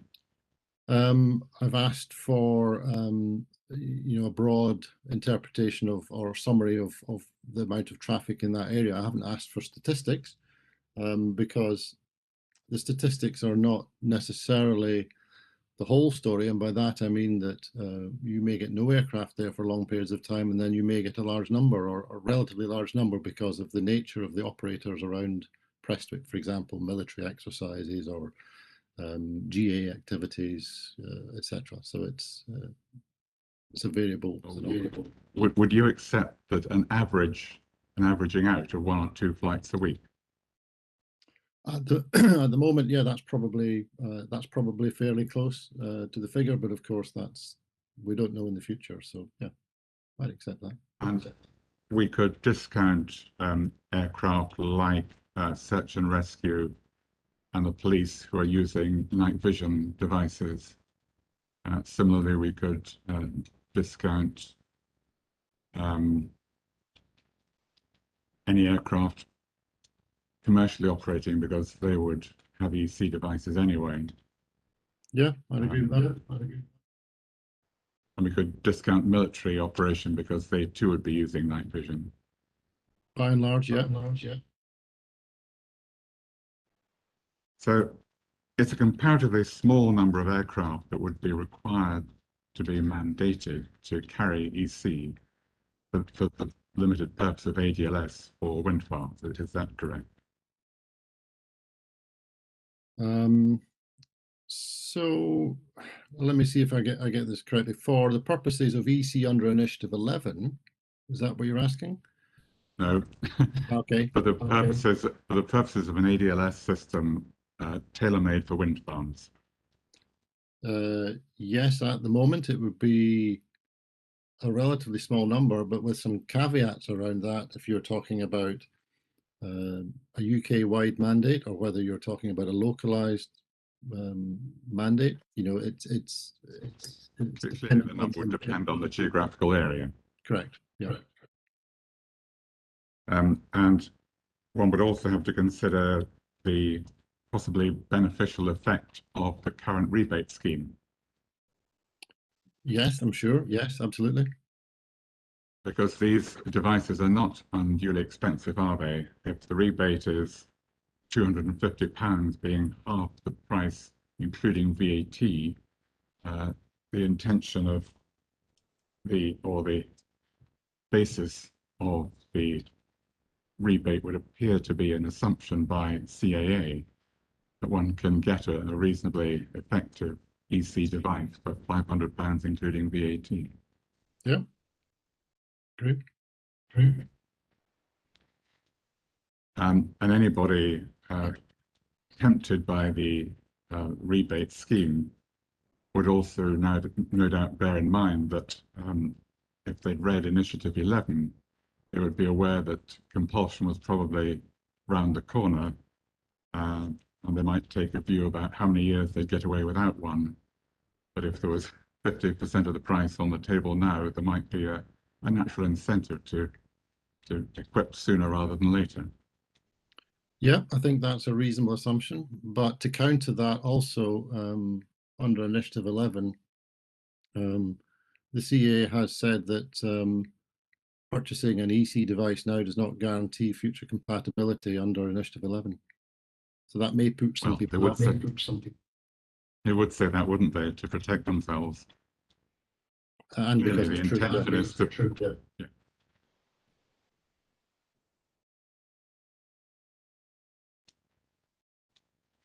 Now, turning to the section of your report entitled Aviation Lighting Regulatory Background,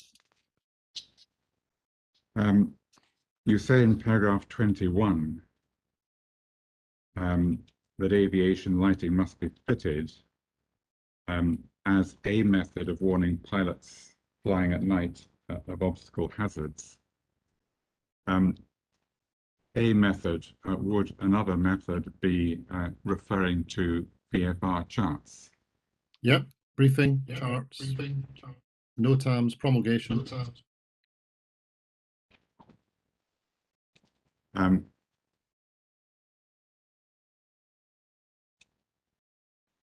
Can we think just for a moment about who would actually be flying at night?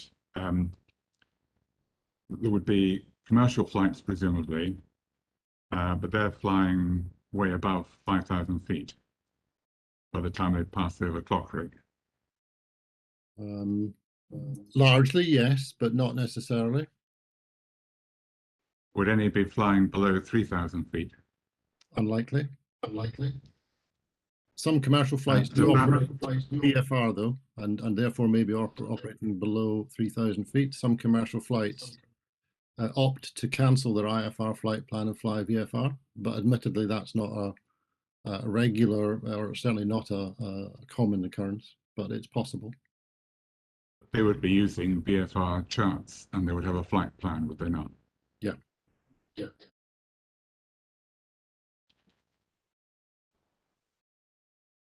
We can rule out hang gliders, balloonists, gyrocopter pilots, all of that category, because they wouldn't be allowed to fly at night anyway.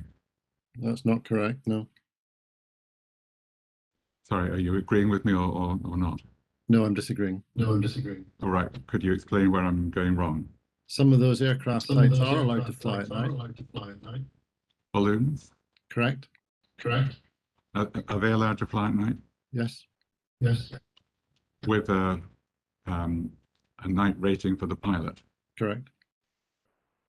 It's a specific night rating.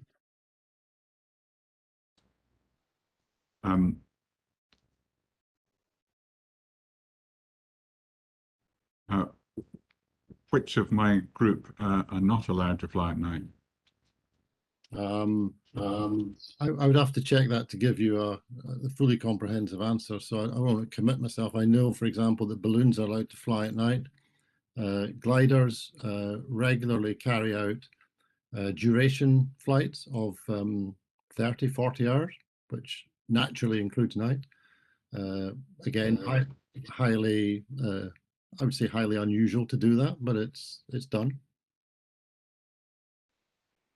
Would the majority of flights operating in that sort of airspace, that is below 3,000 feet, be private pilots? Yeah. With a night rating? Yeah.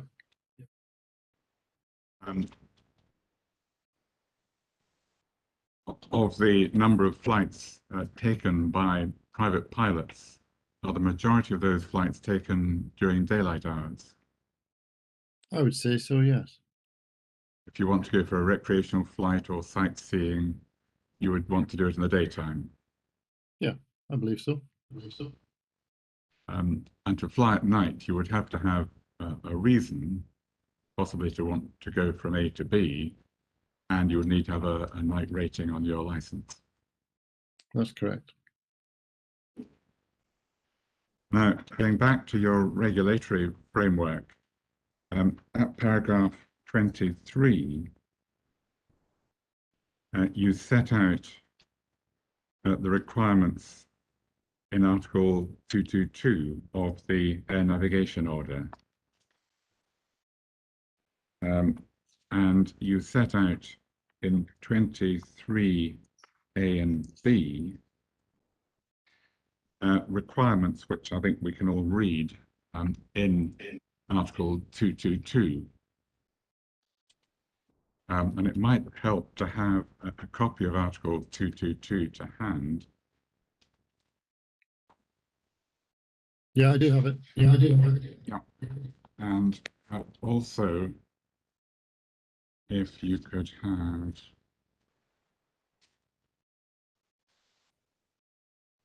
an APP 3.26. Which document? It's a CAA document relating to Article 222, and it concerns the dimming of lights in good visibility and the higher intensity light use in poor visibility. Do we have a reference for for them? Article 222? I've got 222. It's just the other one I'm waiting for. I Sorry, don't. APP. I don't have 222.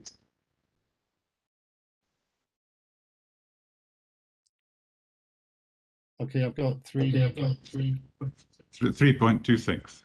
Yeah. Great. It's entitled Policy Statement. Okay. It's a CAA document. Yeah, I've got that. Great. Now, back to paragraph 23. If you have Article 222 to hand, is it right that you don't find... I don't have Article 222. Oh, I'm terribly sorry, sir. It's in CD 9.6. And if you recall, sir, that was the document that we spoke about on Monday morning, I think. Yeah. Where there's a link in the copy to a website which gives the entire version of the 2016 Air Navigation Order. And I indicated that we would only be needing to look at Articles 222 and perhaps 223. I don't know if you've been able to download that, or I think. Yes, I've got that in front of me now. Great.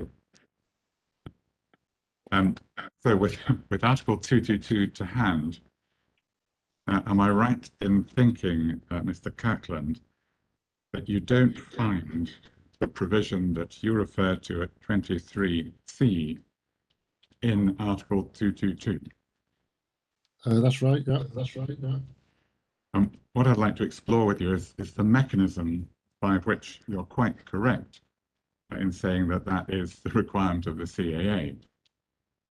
And if you look at APP 3.26, we can see how this happened.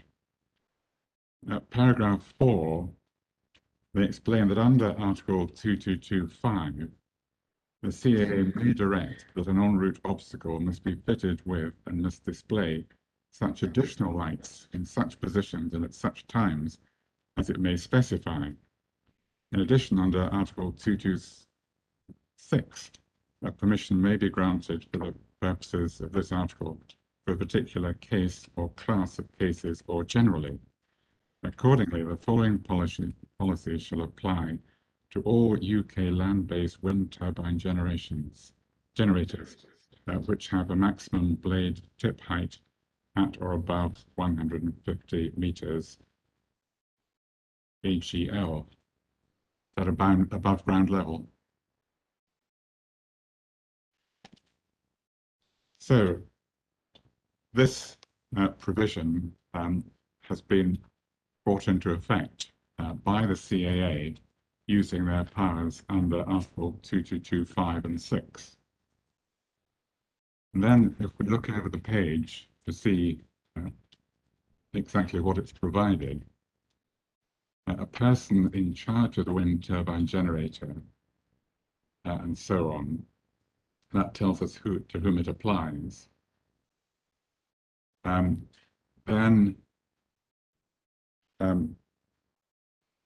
the important bit, perhaps, is at E, lights should be operated by an acceptable control device, e.g. focus cell, timer, etc., adjusted so the lights will be turned on whenever illuminance reaching a vertical surface falls below 500 lux. The control device should turn the lights off when the illuminance rises to a level of 500 lux or more. So there we have, in addition to the physical provision of lights, the requirement for a control mechanism or device. Agreed? Yeah. And then if you look at the next paragraph, F, It deals with what happens if there's a failure. In the event of the failure of any light, which is required by this policy statement to be displayed, the person in charge of lights of a wind turbine generator must repair or replace the light as soon as practicable. For any outage that is expected to be or is greater than 12 hours, the operator shall request a NOTAM to be issued by informing the NOTAM section operating 24 hours of the UK Aeronautical Information Service by telephoning its number as soon as possible. This NOTAM specifically states with justification if the repair or replacement of the light cell of the light will exceed 72 hours. AIS will copy the details of the NOTAM to the operator and to the CAA. Now, would exactly the same mechanism that we see in paragraph F be likely to be applied by the CAA if they were to grant a permission under Article 2227 in respect of an ADSL system? In principle, yes. I think there would be a lot more detail required, specifically for the reason that an ADLS system consists of more than just a light. So yes, in principle, I would imagine that the person in charge would have the responsibility to carry out repairs, whatever notification. I believe that would be the case. However, the specific circumstance of an ADLS, because it's it's a new system, it's a different kind of system than straightforward lighting, would be under some sort of much more comprehensive approval process, which would involve failure modes and various other technical aspects. So in principle, yes, but in detail, it would be more complex. But the general principle seems to be the same, does it not? In that paragraph E refers to a control mechanism, which may be a photocell or timer or a combination. So in addition to the bare light, we've got a control mechanism which could fail, as well as the light failing. And that seems to have been capable of being treated by the CAA, by the provision in F. If a NOTAM was issued, would Glasgow Prestwick Airport become aware of it? I believe they would, yeah. I believe they would. Well, would it not be part of their duty of care to make themselves aware of it? So the airport, yes, absolutely. The airport would receive all NOTAMs which were relevant to operations within their area of responsibility or to operators that they provided services to. Well, if they're providing air traffic services, the provision of information, wouldn't it be critical to them that they made themselves aware of NOTAM so that they weren't in breach of their duty of care in providing the ATS service? Yeah, absolutely. I think they would receive all relevant NOTAMs. I can't tell you right now what NOTAMs they receive because there are so many of them, but yeah, they would. They should receive NOTAMs in relation to anything that affected safety around the airport. Yeah.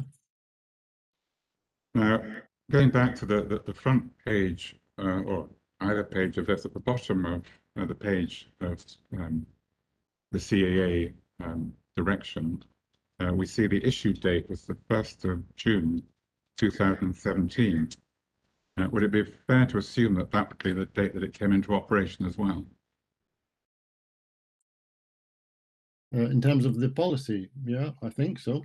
Unless it says something otherwise. Did the CAA consult Glasgow Prestwick Airport before making that direction? I don't know. Were they under any duty to consult Glasgow Prestwick Airport before making that direction? Perhaps not directly, but a policy statement like this would normally involve industry consultation, and Prestwick would be presumably represented by Airport Operators Association or one of the bodies that would be consulted, I'm guessing. I don't know for a fact, but that would be the normal course of events. Does Article 222 contain any consultation requirement? In what sense? Say that before the CAA can exercise the power under Articles 2225 or 2227, they are obliged to consult with anybody.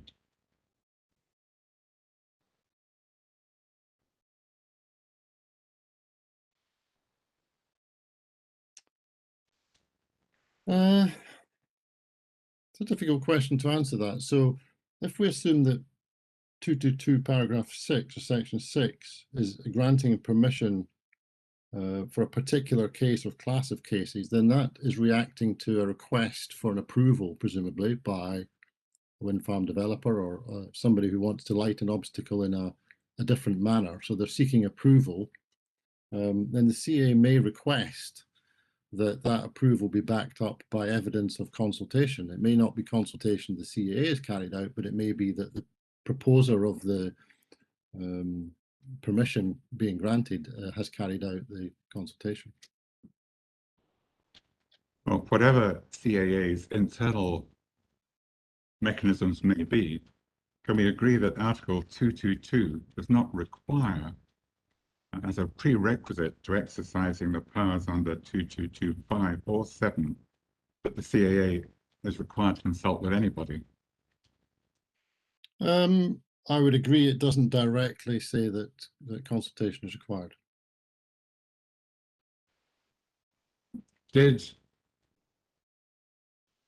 Well, you told me that you don't know whether Glasgow Prestwick Airport was consulted about the change brought about on the 1st of June 2017.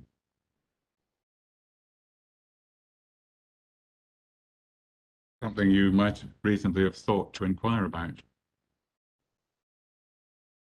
given the evidence that you're giving.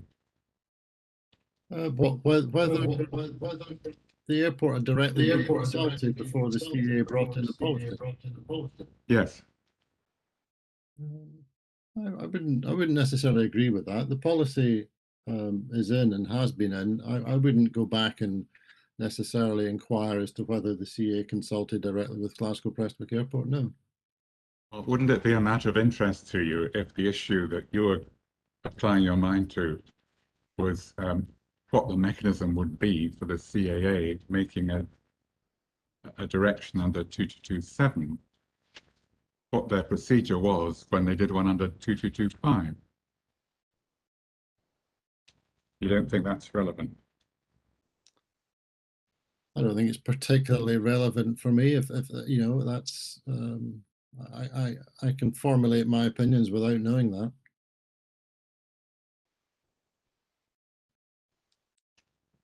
They may be better informed if you had known. I don't necessarily agree with that, but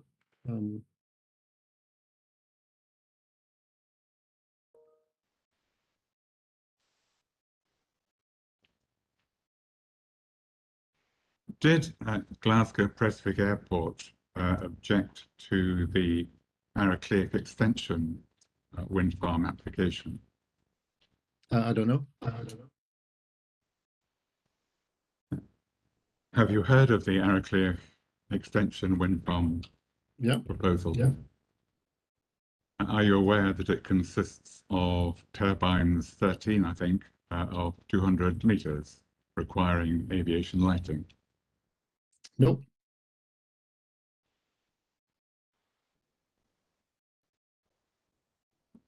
Did you make any inquiries of your clients as to the nature of other wind farm proposals in the vicinity of Clauchrie?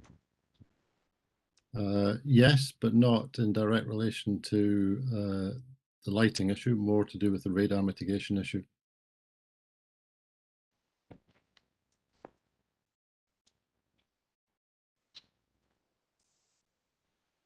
Paragraph 28 of your report, you draw attention to the fact that the proposal is situated within the Galloway Forest Dark Sky Park. You say that a number of the turbines, when lit at night, would impact negatively on the otherwise dark conditions within the area. This will affect some areas from which people view night sky. What's that got to do with Prestwick Airport? I'm trying to give some background there. You could argue it's got nothing to do with Prestwick Airport, but it's relevant in the sense that that appears to be the main reason why an ADLS system is required. Does that matter when your area of concern is the likelihood of its timely implementation? It's the background to it, to why it matters. It doesn't bear directly upon my view of the timeline issue. It just basically puts it in context that this is why, as Ms. Mackenzie said earlier, that some wind farms require an ADLS and some will not. And why is it an issue posed by the proposal? Because of aviation lighting. Because it's the impact of aviation lighting in relation to the dark skies. It's the reason why it's an issue. Very well. And why ADLS is to be required. Moving on then to paragraphs 29 and 30. You say that the airport objects to the aviation lighting proposal on the basis that the airport is not satisfied that the lighting proposal meets the regulatory requirements, that it has an interest in ensuring the safe passage of aircraft through the airspace. What airspace? And that's in relation to the airspace above and around the proposed development. Which is uncontrolled airspace. That's correct. Class G airspace. Yeah. You then say in 30, the airport has an interest in ensuring the safe passage of aircraft through the airspace for which it is responsible. What is the airspace for which it's responsible? So, as Mr. Hoogstraten said in his evidence, clearly the controlled airspace around Glasgow Prestwick airspace is airspace within which it has responsibilities. When you get to the Class G airspace further afield or underneath that, the controlled airspace, the uncontrolled airspace, it becomes less clearly defined. I would say that you don't define the area of responsibility directly in relation to airspace dimensions as on a map, but within which you do provide or are likely to provide services to aircraft, such as the Class G airspace around Clauchrie. And could you just remind us what those services are? So in the in the Class G airspace around Clauchrie, the services that Glasgow Prestwick Airport controllers are liable to provide are basic service, traffic service, and well, they regularly provide both radar and non-radar based services. So basic service, traffic service, deconfliction service, and in tandem with those, they will always provide an alerting service. And could you just translate those terms into language that the rest of us, the non-technical people, may be able to understand? Sure.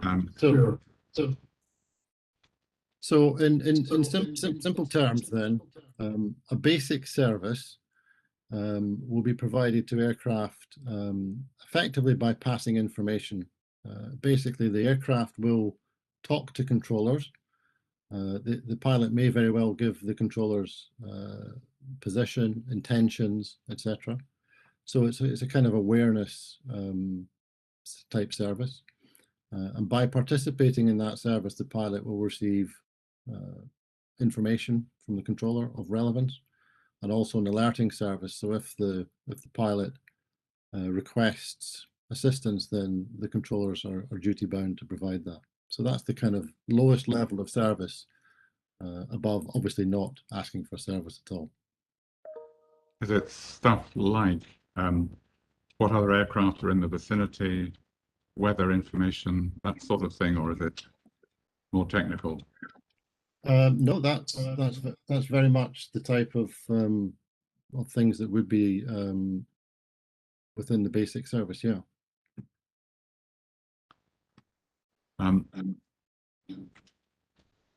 Would that involve the provision of information about wind farms?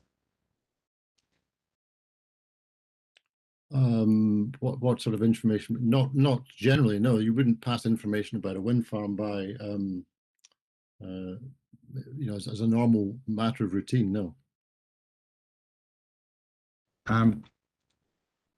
Then I think in addition to the basic service, you said a traffic service.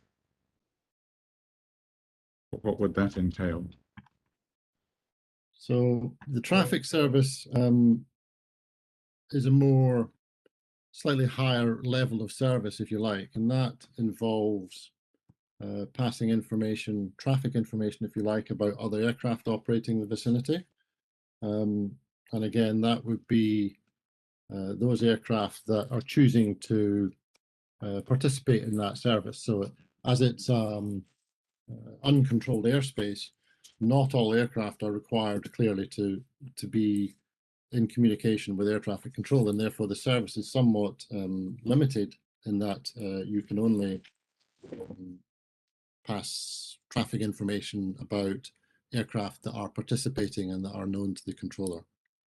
So the controller would not, for example, provide deconfliction information. So they're not separating aircraft as such. It's an awareness, a slightly higher level of awareness than the basic service. And over what geographical area would that service be provided? So that's only available in uncontrolled airspace, Class G airspace, such as the airspace around Clauchrie. But how far south, for example, would that service extend? So I don't believe there's any actual geographical sort of limit, if you like, to that. I don't believe that's specified in absolutes. What you tend to find is that there's a certain element of choice where a pilot flying in airspace where they do not have to contact ATC, they will make a choice whether to contact ATC, but also which ATC unit to contact. So a pilot flying south of Prestwick, shall we say, in Class G airspace could contact Prestwick. They could also contact a flight information service from the Scottish Control Centre at Prestwick. So they could actually choose. And when, if a pilot contacted Prestwick, let's say, I don't know, 35 miles south of Prestwick Airport, that would not be unreasonable. Clearly, the aircraft would have to be within radio range of the unit they're contacting, otherwise we wouldn't be able to speak to them. So that's why it's not an exact delineation necessarily in terms of airspace boundaries. The pilot would be choosing to participate in a service from Prestwick or to request a service from Prestwick, and Prestwick would choose to offer and give that service. So geographically, I don't believe you necessarily have to adhere to specific, boundaries, for example. And I think to illustrate that, it's not unusual for pilots who are not talking to ATC, if they have an emergency of some sort, they will contact the nearest ATC unit. So they could be some distance from that unit. As long as they're inside radio coverage, then they will receive a service. The alternative ATC that you referred to, that I think is also based at Prestwick, is the one operated by NERL, is that correct? That's correct, yeah.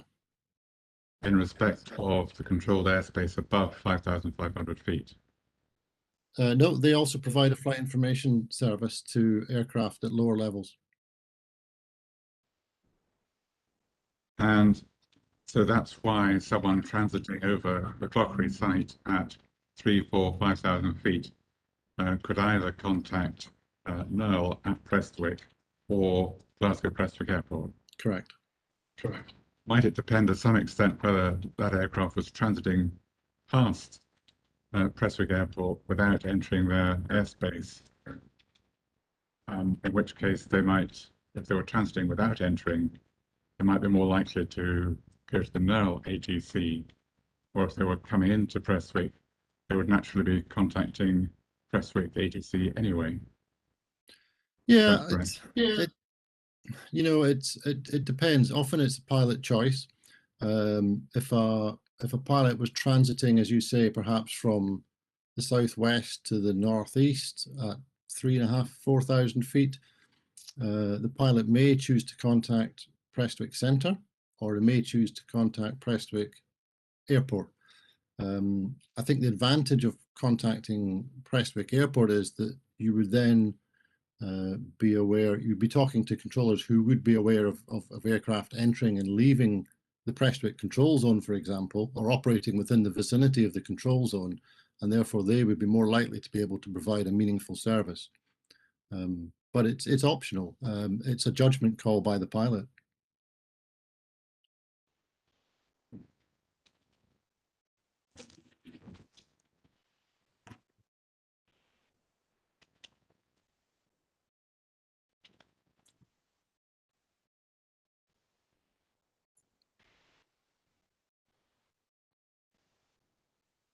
Now, Mr. Kirkland, the point that I'm struggling with a bit at the moment is why the fact that Glasgow Prestwick Airport provides those ATS services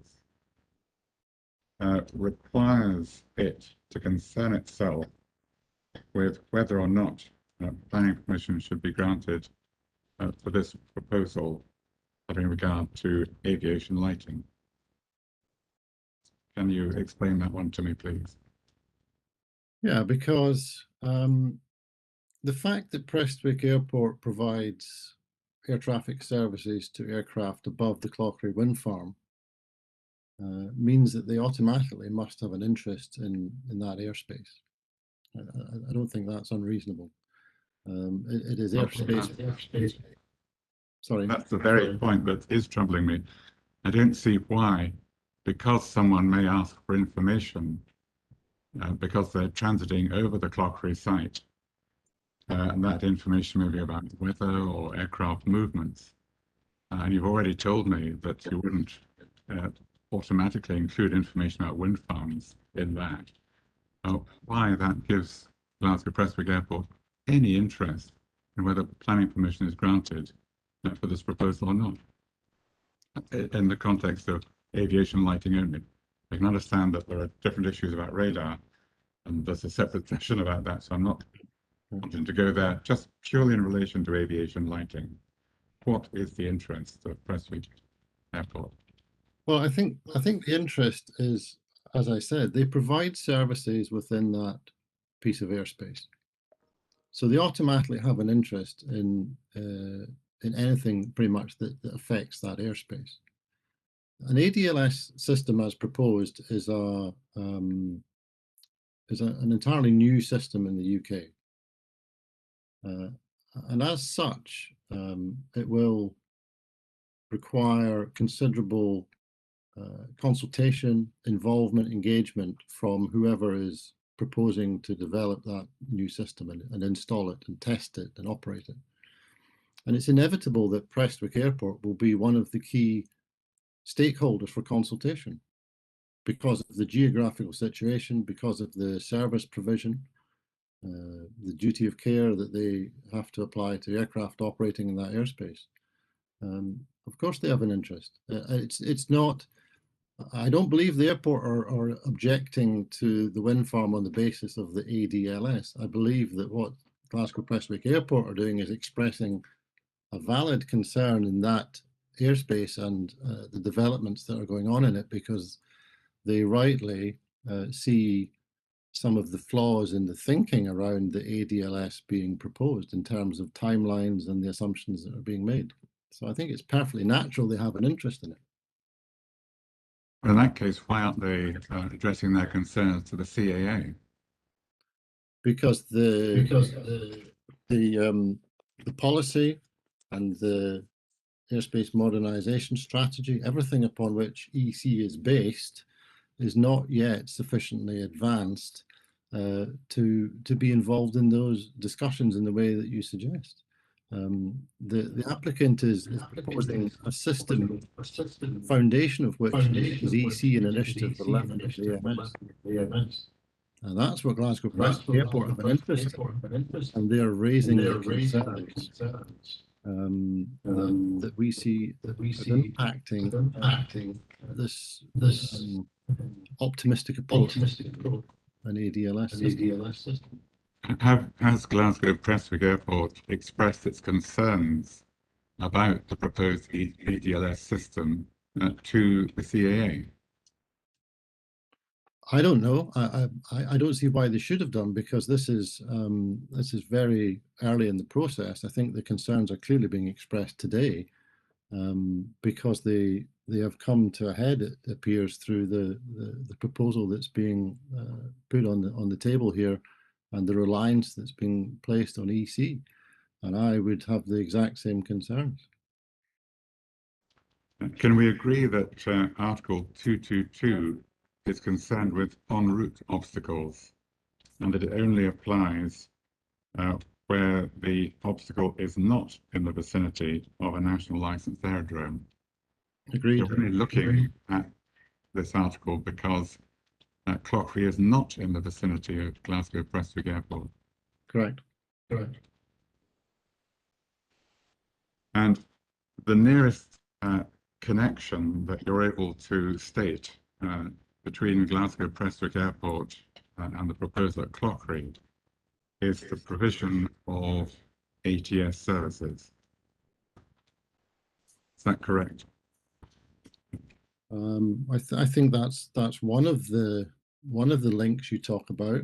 But as I mentioned before, I think if I can expand on that slightly, some of the applicants' witnesses have clearly stated that Glasgow Prestwick Airport have no responsibility in that airspace, and they have no duty of care, and those statements are clearly incorrect.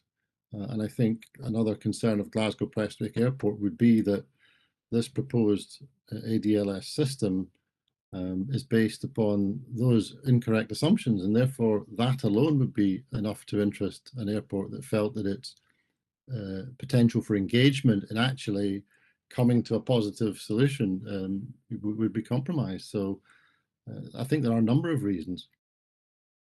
Why does Glasgow Prestwick Airport's duty of care extend to whether this Section 36 consent should be granted or not? What's the connection that gives rise to the duty of care? Is it the provision of ATS services, or is it something else? It's primarily the provision of ATS services, but the duty of care is clearly wider than that. And the duty of care that is clearly required to provide those services is something that is in opposition to what other evidence has incorrectly been stated, that Glasgow Prestwick Airport do not have an interest in that airspace. That's the point. The airspace is of fundamental interest to the airport. Mr. Kirkland, I'm trying to find out from you not what's incorrect, but what, according to you, is correct. Okay. Now, I'm asking you what gives rise to the duty of care. And you've told me so far about the provision of ATS services. Is there anything else? The ATS service provision is the primary driver for the duty of care. I think we're agreed. Well, maybe the primary one, but is there any other? Well, the other ones I would suggest are probably connected to that. So I'm not trying to overcomplicate this, but an ADLS system is clearly connected to how how the service provision is carried out, because it relates directly to the management of the airspace, particularly if the ADLS system integrity is not sufficient, or if there's a failure mode or whatever. That's the kind of reason why it's connected to duty of care and service provision. So yeah, the primary one is service provision. I'm happy to say that, you know. I think it's more complex.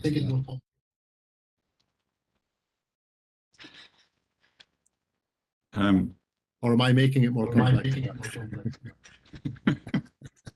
Well, I think I understand where you stand on this, Mr. Cackland, and I'm grateful for your assistance.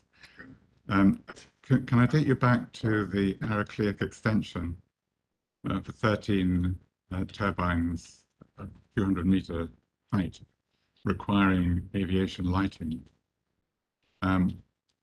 If you take it from me that Glasgow Prestwick Airport did not oppose that application, and that application involved a lighting condition that provided for either the dimming mechanism that we've seen and that you set out in paragraph 23C of your report, or an ADLS system, depending on whether one came forward in time for the delivery of that wind farm. And that the condition contained a monitoring provision so that everyone was aware of advances that might take place if the wind farm had come into operation on the basis simply of a dimming light system. So there was a live ADSL issue in it. And if we assume that, or if you take it from me that Glasgow Prestwick Airport did not object, would it have been your advice that they should have? So clearly I take what you're saying at face value. It's not presumably not incorrect. I would base my opinion on whether or not to object on studying it in a lot more detail. It sounds to me, though, from what you said, that there were two options there. There were two viable options. One was the light dimming, and one was ADLS. Yeah. If a condition stated that, then clearly those are both valid options that one would not object to. But I don't know the details of the situation. I would form my opinion after studying the details a lot more closely. Well, what I'm putting to you is that the condition could be purified by either dimming or an ADLS system. Okay. And the Heracleic extension site is a few miles south of Clauchrie. And what I would like to understand from you is whether you think your clients were wrong not to object on that ground, or whether it's the distance that makes all the difference, or if you think they were simply mistaken in not objecting. So I don't think I can comment on their decision to object or not, to be honest. I can comment on the technology and all the rest of it, but something clearly is it's a completely different circumstance. So I'm afraid I'm not going to comment on that. Well,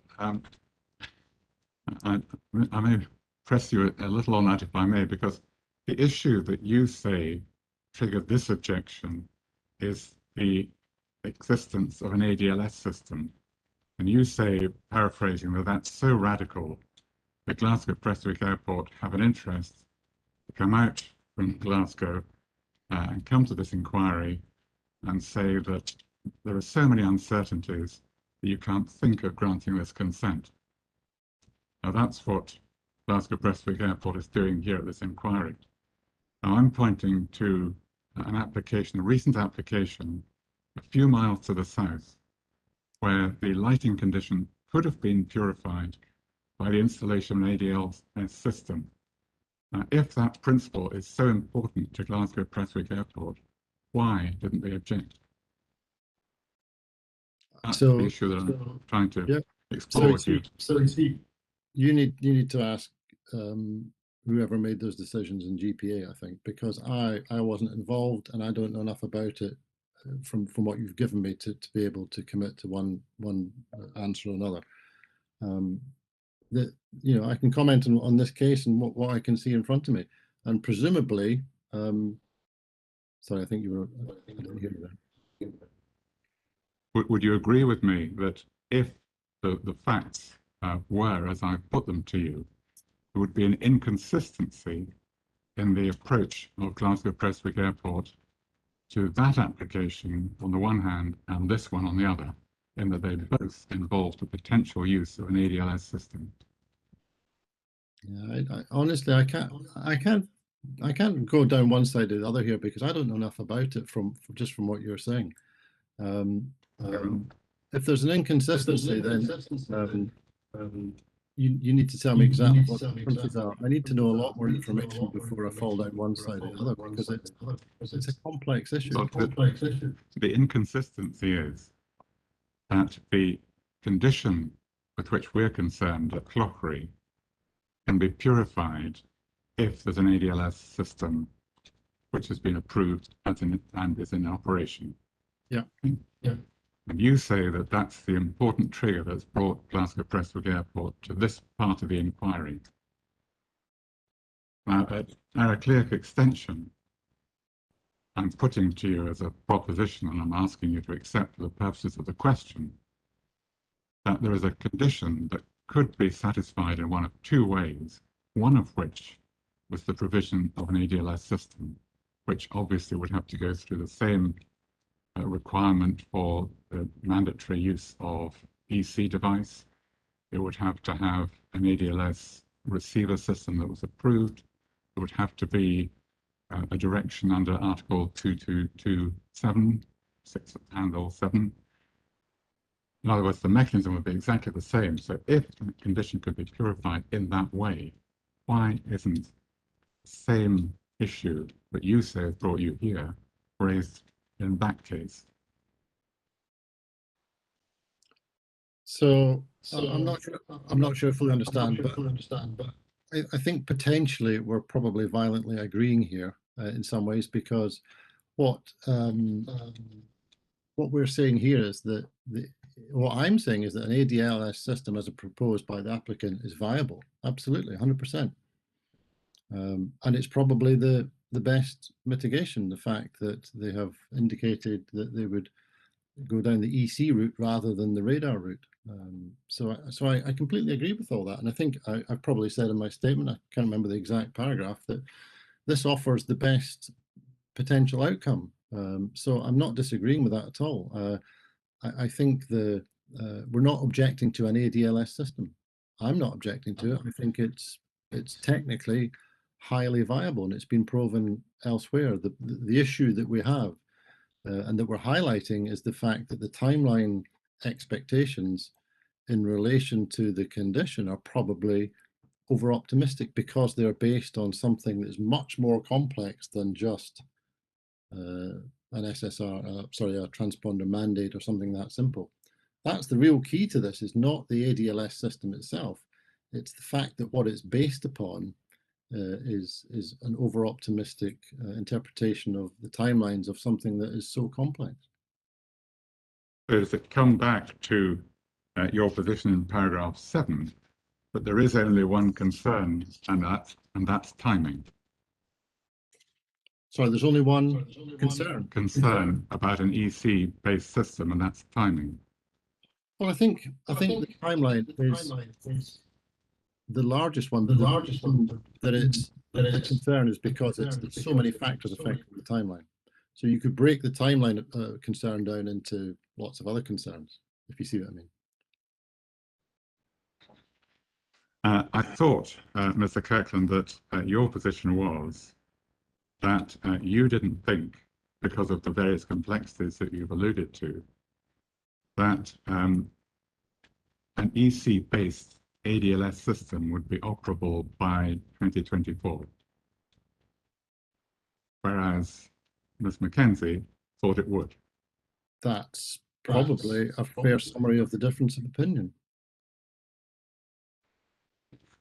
Making progress then, Mr. Kirkland.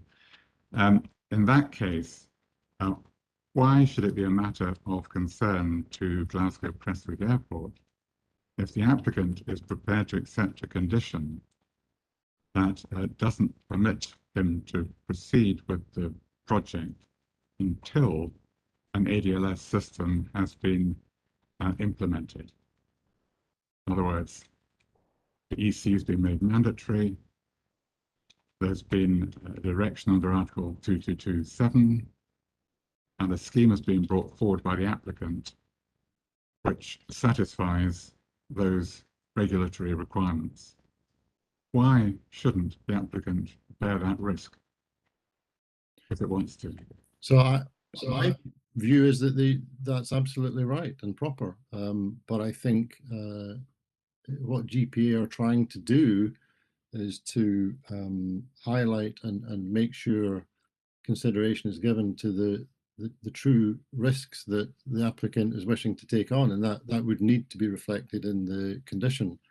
And to have a condition that's based on a 2024 mandate and implementation of Initiative 11 of the AMS, I think is unreasonable. I think it's highly unlikely. Have you seen the condition? Yeah, but I again, that condition, there needs to be another level when you talk about actual real life implementation. You know, you can't implement an ADLS without going through the full CA approval process, which involves consultation with GPA and other stakeholders. So there are some.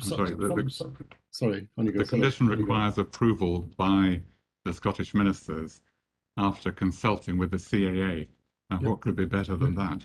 Yeah, I have no problem with that. I don't think I have any objection to the concept of the condition. I merely I take issue with the unrealistic expectations around timelines and the interpretation of the Glasgow Prestwick Airport's lack of interest in the airspace, which is incorrect. So that's why there is. That's why effectively I'm here to highlight these issues. Thank you very much, Mr. Captain. Thank you, Sam. Thank you. Thank you.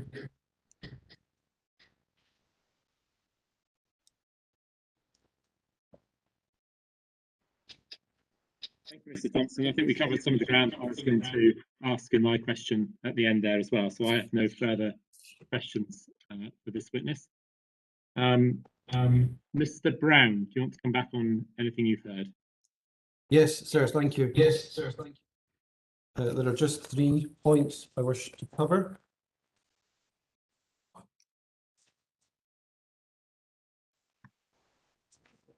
First of all, Mr. Kirkland, you'll remember that Mr. Thompson asked you about methods which can be used to highlight risks, and Mr.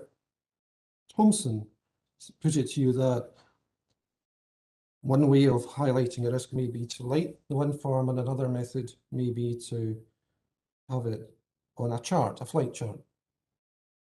Correct. Why is there a need to highlight the risk on both the chart and to have lighting for the obstacle at the same time? Well, it's clearly an obstruction.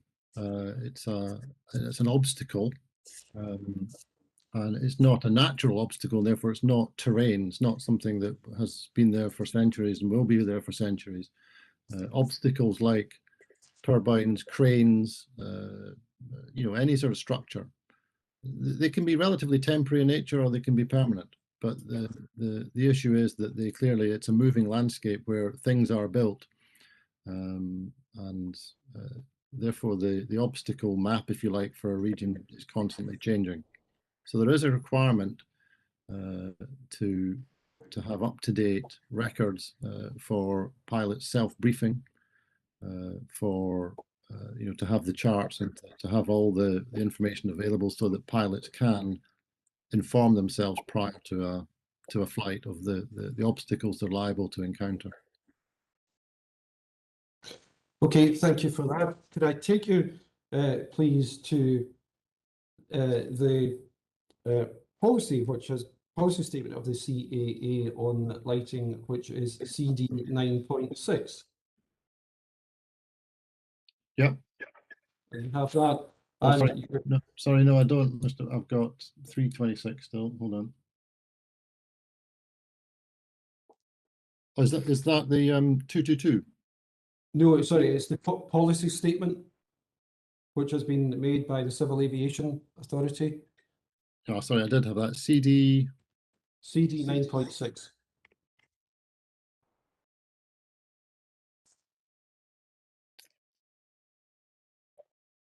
I'm not sure it is 9.6, is it?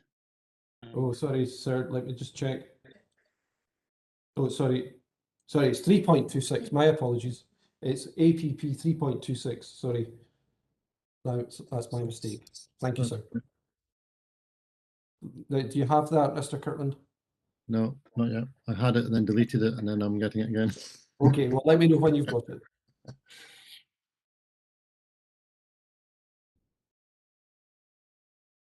Okay. Okay, I have it. Yeah. Thank you. You were taken to the section which is policy number 4. Yeah. And within that, you were taken to paragraph E, which says that lights should be operated by an acceptable control device. Yeah. Now, in the context of an ADLS system, what devices have to be triggered in order to bring on the lights? So in the EC, well, I suppose in any device, but you're talking about the general principle of having a. Yes, explain to us what devices are required and Okay. how do we need to relate to operate the lights? So the idea would be that there is a perimeter zone, if you like, around the turbines. Not a physical one in terms of distance, but one in terms of time. So you would have a time to fly before the lights, within which the lights were triggered, so that by the time the aircraft got anywhere near the obstacles, clearly they would be lit. I think the draft ADLS policy that was mentioned in previous witness statements outlined the sort of size of that or the extent of it in terms of time. So there would be a buffer, if you like, within which aircraft were detected, both in terms of lateral position and height, ideally, and they would trigger the lights in plentiful time for the pilot to observe, to actually see where the wind farm is. Yeah, and where are these devices located generally? For an EC system, yeah, so they would be on the turbines themselves normally, and I think that's what the radar solution was proposing too, was to have them on or near the turbines themselves, perhaps on the perimeter. What other devices are required to activate the device on the turbine itself? So clearly the EC devices on the aircraft or the vehicles, yeah. Yes. So when paragraph 4E talks about lights should be operated by an acceptable control device, e.g. photocell, timer, etc., what devices is paragraph 4E covering? So it's clearly covering, it's everything. It's almost like an entire system. So starting with the EC devices, they must all be in place in order to provide the ability for the trigger to detect and then do its thing, which would be to have some sort of switching device through an error detection, all the rest of it. So there would be the airborne part, and there would be the wind farm based part, and then there would be the communication with a control center somewhere that gave status indications for. And which devices do the wind farm operator have control over? The wind farm operators will be able to control the control center and the devices on the turbines. Yeah, and which devices do they not have control over? They would not have control over the EC devices. Yes, and when you talk about EC devices, where are they located? On the aircraft, on the any flying vehicle. Thank you. Now, my final question for you is regarding basic service, and I think it would be helpful if you had before you CAP 914, sorry, applicant 914, which is CAP 774, which is the UK Flight Information Service. Yeah, I've got that. And could I take you please to page 23 for those using the hard copy, and also electronic page 23. Okay. And we looked at this yesterday, but paragraph 2.1, looking at that paragraph, what is it an ATC is expected to do when providing a basic service? Well, it's largely giving advice and information, as it says there, primarily to do with safe and efficient conduct of flights. So essentially, any information that the controller is aware of that may impact the safety of flight would be covered under that. Yes. And until this point, we have had steady lighting systems on turbines. And with the proposed ADLS system, we've established in the inquiry that this would be something new. Looking at provision of a basic service and the fact that a safe and efficient, the service should have the objective of providing a safe and efficient conduct of flights, what is it about an ADLS system which gives you concern about how an ATC can discharge their basic service? I think that the main thing for me is, so the failure mode of a single light, is very different from the failure modes that would apply to an ADLS system. And in fact, it's not even it's not a failure of a light that worries me. It's the failure of the ADLS system to detect an aircraft consistently and to continuously track it while it's within the area of the wind farm. Because you do not want to be in a situation where aircraft are flying in the vicinity of the wind farm and all of the lights are off.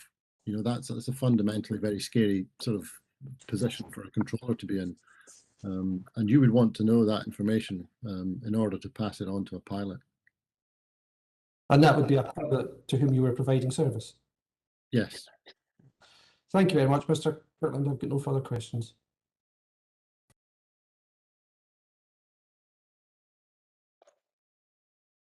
Thank you, Mr. Brown. Thank you, Mr. Kirkland. Thank you. That's taken us up to 3:45. I think we'll have a short break now, just for 5 minutes or so, and we'll come back. We'll come back at 3:05, and then we'll hear from Mr. Fido. Okay, thank you. Thank you.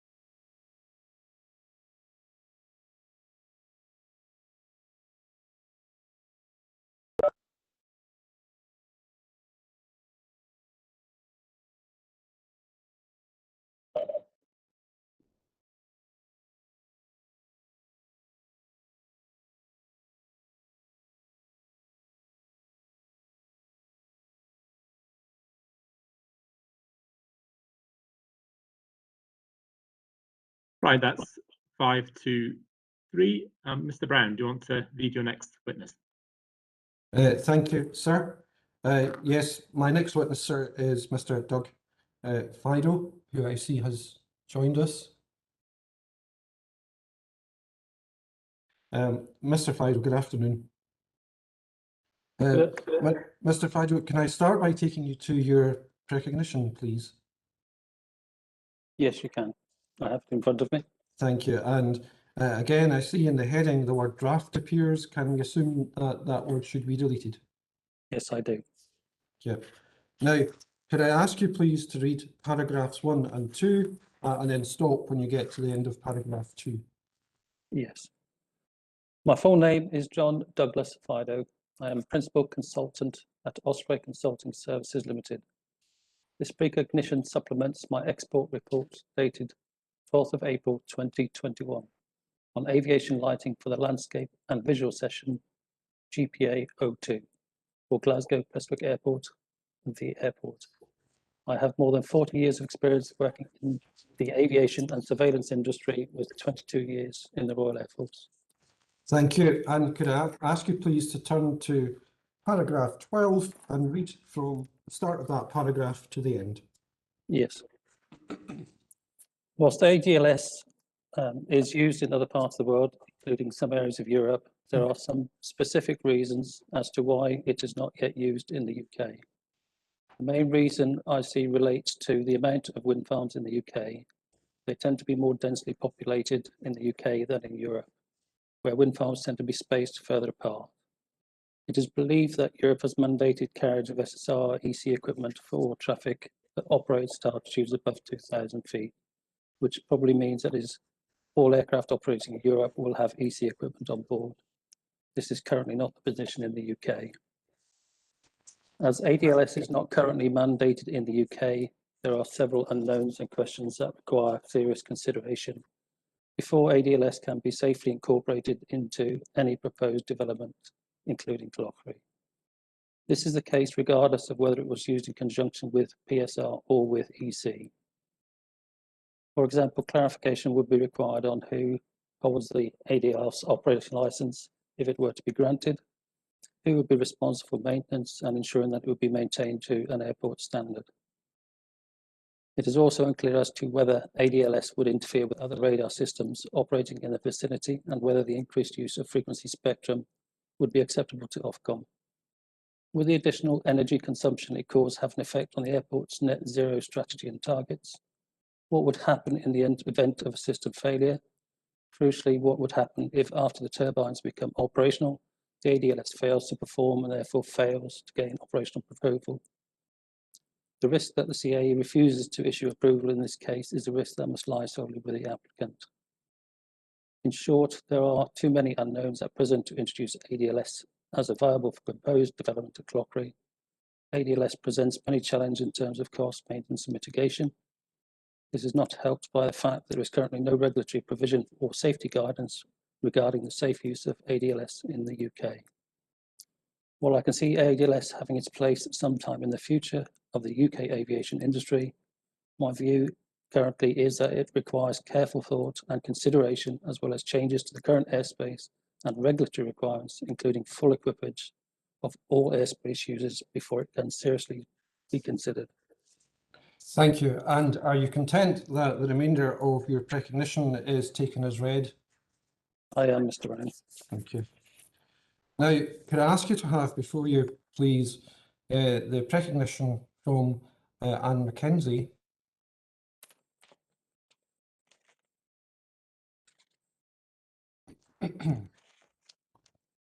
I do.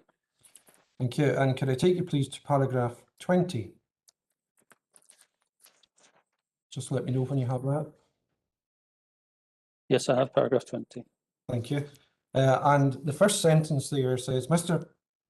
Fido, paragraph 3.1, but I think that's a reference to 3.3, suggests that there is no evidence that the CAA is preparing a draft policy or guidance on ADLS. Now, can I ask you this?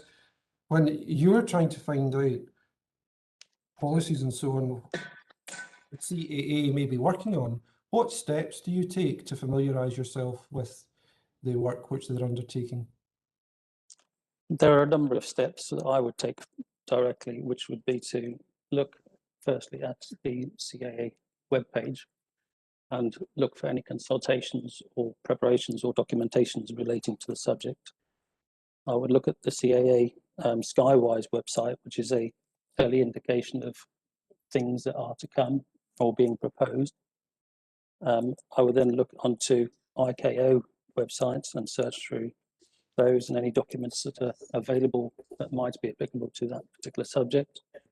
I would then do a World Wide Web search using keywords and looking into industry practice to see what's occurring at the time, to try and gain as much information as is available to the public in these instances. Now, when you were giving your answer there, Mr. Fido, you referred, before you got to the worldwide search, you referred to searching another website, and I think you used an acronym to explain it, to ICAO. ICAO, the International Civil Aviation Organization. Thank you. You're ahead of me. That was the very question for you. Now, in relation to this particular inquiry, what steps did you take to find out what policy the CAA may be working on? As I said previously, Mr. Brown, I went through those searches. I also phoned and contacted a regional technical inspector of the CAA who I've had many dealings with in the past, and inquired if he had any knowledge of ADSL or similar systems that were coming up or have been involved in the CAA at this time. And who was? Sorry. Sorry, on you go. And he was of no awareness of anything at that time. And who was that? That was Mr. Colin Bibby. And sorry, what's his role? He's CAA air traffic engineer inspector for airports, and he would give approvals for airport equipment. Thank you. And within Osprey, can you tell me, please, how many colleagues do you have at Osprey? I believe at the last time I checked, and we've lost one today because she's leaving for other reasons, 53 at this time. Yeah. And what areas does Osprey cover within the aviation sector? So we have four key areas, which are airports and airspace, of which I'm a part of, renewables, defence, and airspace and vehicles. Thank you. And what steps did you take to find out what information your colleagues at Osprey might have about a policy being worked on by the CAA on ADLS? In this particular instance, I decided that it wasn't prudent to inquire amongst other colleagues because of the sensitivities of a public inquiry and the transference of information that may or may not be relevant or may be in conflict to others and what they're doing and what I'm doing. Okay, thank you. And can I take you back to paragraph 20 in Ms. Mackenzie's recognition, and this time to the second part, or the second sentence, where she says, in this regard, it's unfortunate that Mr. Fido did not confer with his colleague at Osprey, Senior Consultant Stuart Heald, who, as a fellow member of Renewables Aviation Working Group, provided written feedback on the CAA's draft ADLS policy in September 2018. Now, which area of the organisation is Mr. Stuart Heald in? He's in the renewables group. So that's a different sector from your own? It is, yes. And how often do you work with Mr. Heald? I have worked with Mr. Heald on occasions in the past. And did you contact Mr. Heald on this occasion? I did not know. And why not? I am aware of Mr. Heald's position on the RUK working group, and I am of the opinion that they would, as Ms. Mackenzie pointed out, they would talk openly about their issues. And so I was concerned that in talking with Mr. Heald, I might either expose him or myself to conflicts of information around this inquiry. And you've obviously had an opportunity to, before today, read Miss Mackenzie's precognition. Have you spoken to Mr. Heald since you've read her precognition? No, I have not. And why not? For the very same reasons, I didn't want to put him in a compromising position. I didn't want to put myself into a compromising position or our organisation. Okay. Now, we've heard in this inquiry about the progress being made with the Air Modernisation Strategy and Initiative 11, which is the one dealing with EC, or electronic conspicuity. Where do you think the CAA is in the development of that initiative? With the knowledge that I have and the information that I found out, and I can find no reference to ADLS on the CAA website or similar, or even in ICAO that refers to this sort of system at all. I am concerned that there's possibly no advance in it at the moment, although there might be awareness of it. I can see nothing that suggests that they've put anything forward at the moment. Now, you're obviously an expert radar engineer here. What issues do you foresee that the CAA will have to deal with if it's to bring in an EC policy? Notwithstanding the obvious factor that the sorry, was the question about EC or was the question about ADLS? It's about EC. EC. Yes. Okay, so EC I'm aware is being progressed, and there is evidence that it is progressing, obviously, and it is a key factor in air safety for the avoidance of collision of aircrafts, regardless of day or night or any other reason. But again, it's reliant on the aviation community and other parties reacting to it positively and coming on board to it is the first step. My understanding from the statements of where they are at the moment is that they still foresee future public consultation requirements before they go much further forward. And sorry. But coming at it from the perspective of an expert radar engineer, what technical issues do you foresee the CAA will have to address in order to deliver an EC policy? I see. So the equipments that are available at the moment, as Mr. Kirkman has stated, are not all interoperable with each other. So therefore, making sure that all the right equipments that are compatible with the whole systems and with other EC systems are available and being used.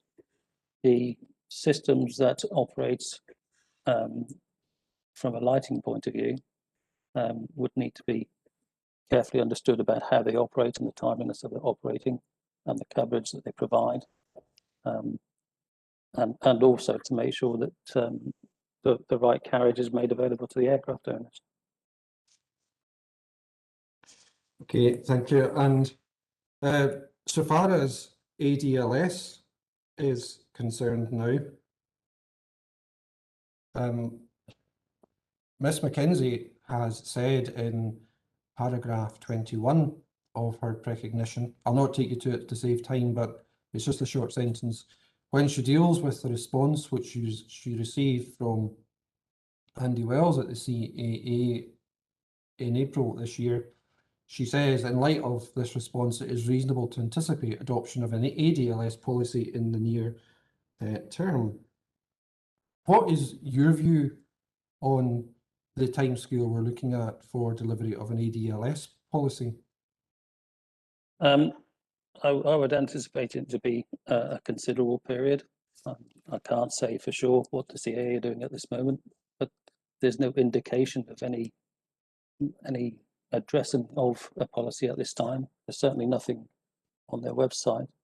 And as we've seen in previous statements, the CAA already has a lighting policy. And if they're addressing the future airspace strategy and EC, which are far more important to them, I can't see this being at the top of their to-do list at this moment in time. And again, coming at it from the perspective of an expert radar engineer, what are the technical issues which the CAA will have to address to be able to deliver a policy?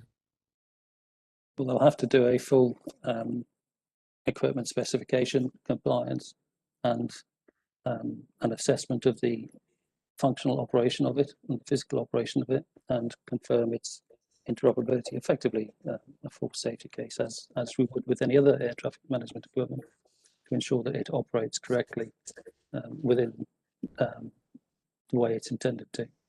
Yes, and you used the word interoperability there. When you, as an engineer, talk about interoperability, what do you mean by that word? By interoperability, it means the abilities of systems which do the same things to communicate with each other successfully without failure or without error. And we know that there are some systems that are not compatible with some EC systems and may not work in the way that is intended to. Okay, thank you. Now, by the close of Ms. Mackenzie's evidence earlier today, you will have heard her evidence about a PSR, or a primary surveillance radar ADLS system. Yes. What do you see the issues being with that type of system? The first issue is that it's primary radar, and that it doesn't do, as suggested, interrogation of aircraft.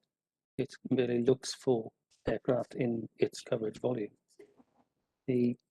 Which means that because it's not interrogating the aircraft, it has no effective altitude information on the target, which means that all aircraft above and around it could effectively be in the field of view of that PSR, which then takes away that limitation that EC provides in terms of altitudes of aircraft, which means more aircraft are then involved in the process of operating the system.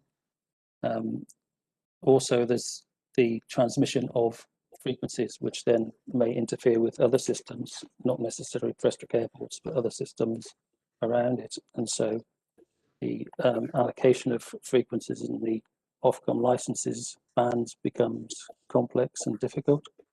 And it's an increased element of primary radar within the area, which, quite frank, is something that people are trying to avoid. And also, to do that, you need to add into it, the same as you would EC, complex tracking algorithms to determine the not just the position of the aircraft, but its direction of travel and its speed of travel to correctly operate the lights in the first instance. So while I believe that the coverage volume of 2.5 kilometers was mentioned somewhere, you would need time before that to establish the direction of travel, which is what the tracker does, to ascertain that at 2.5 kilometers and not from 2.5 kilometers. So the area of coverage would be greater than the 2.5 kilometers to ensure that happens. And you mentioned the proliferation of frequencies, if I picked it up there. What is the correct? What's the issue surrounding that? So the frequency bandwidths are obviously limited in how many can be in one area at a time to prevent interference.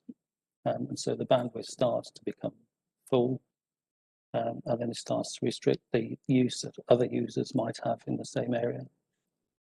And if, for example, in this case, the Prestwick radar is also an X-band radar, if they're using an X-band PSR, then the frequencies of the ones that they're using has to be sufficiently separated from the one that Prestwick are using.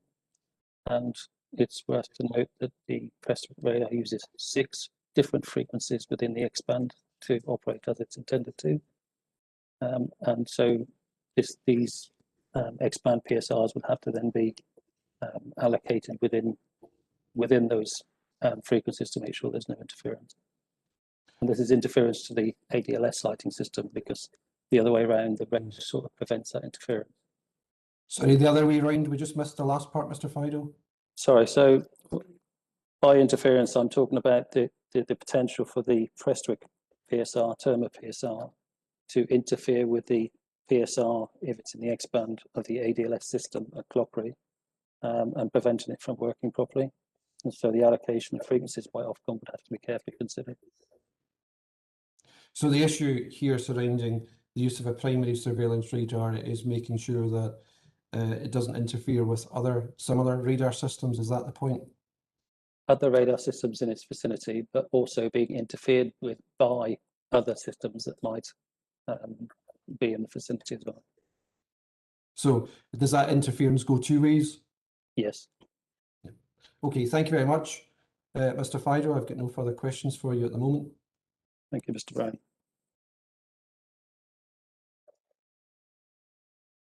Mr. Brown, can I turn to you then, Mr. Campbell, for your questions?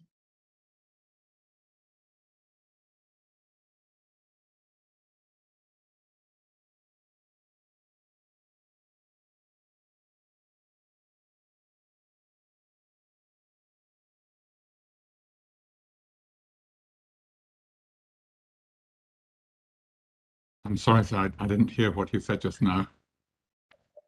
I was just inviting you to begin your cross-examination if you're ready. In that case, thank you very much, sir. Good afternoon, Mr. Fido. Good afternoon, Mr. Thompson. How are you?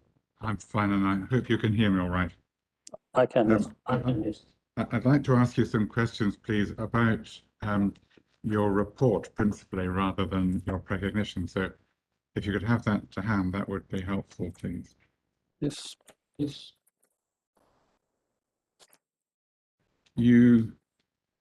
Yes, I have that now. Yes, I have that now. Great. You begin by looking at the obstacle lighting regulations at section 3.2. Did you hear Mr. Kirkland giving his evidence earlier on this afternoon? I did, yes. I did, yes. And did you hear the point that I raised with him about the fact that the dimming regulation is in fact a separate direction by the CAA, based on Article 222, but not actually contained within Article 222? Were you happy to agree that? Yes. Yes. And have you looked at that direction, which I think is APP 3.26? Is that something you've seen before? Yes, it is, yes. Yes, it is, yes. And are you familiar with how they dealt with the failure issue in paragraph little f of the policy section? Yes, I believe I have. Yes, I believe I have. So that if the CAA was to approve an ADSL system following the mandating of the use of EC equipment in aircraft, if they chose to proceed under Article 222 and to give another direction under 2227, they could include a provision not unlike that in paragraph F of this document. In other words, dealing with what happens if the system fails. I believe this. The failure mode in this case is referring to the failure of the lights, not the failure of an ADLS system. No, it's a failure. Sorry, please go and please continue. Yeah, so my understanding is that the additional lighting is for the failure of the light itself, if the light doesn't work, and isn't a failure of the ADLS system itself. Which is subtly different, I believe. So the ADLS system could fail and not turn the lights on, but it would not necessarily mean that the other lights would then come on as well. Well, isn't there a similarity in respect of paragraph E of the policy, where there's a control mechanism of the lights, which if it's working properly, a sensor or a timer dims the lights and then puts them back on at full power. Yeah, So, there's some similarity in the process. yeah. So there's a control mechanism distinct from the actual light itself. So there might be a failure of the control mechanism or of the light, resulting in an overall failure of the light. Yes, in that case. And there's nothing objectionable, is there, about the mechanism of putting it right as soon as possible, requesting a NOTAM if there's any sort of delay, so that people like Glasgow Prestwick Airport, if someone requests up-to-date information, can be informed about the existence of a NOTAM and the problem that has arisen at whatever wind farm it is. No, that process is perfectly acceptable, I believe.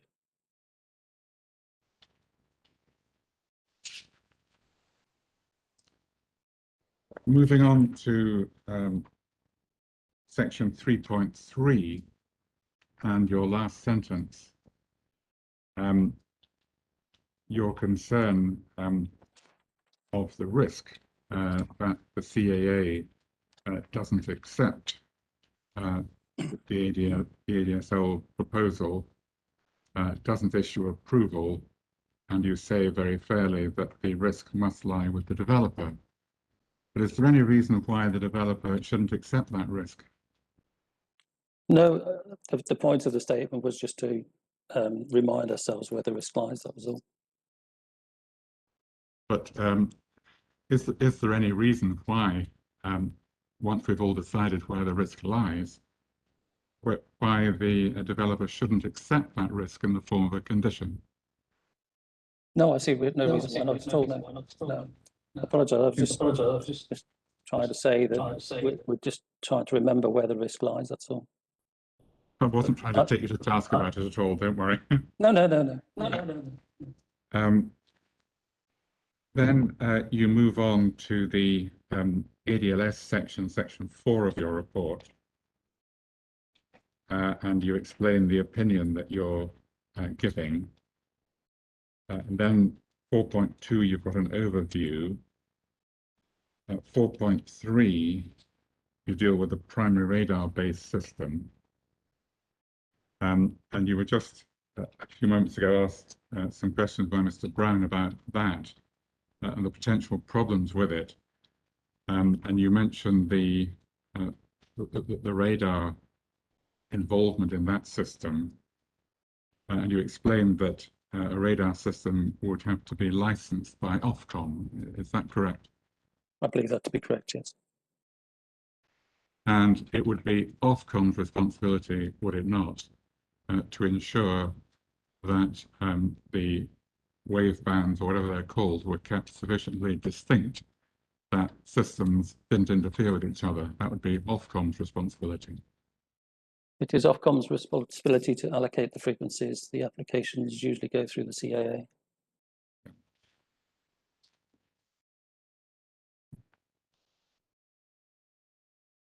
Then you deal in section 4.4 with EC devices.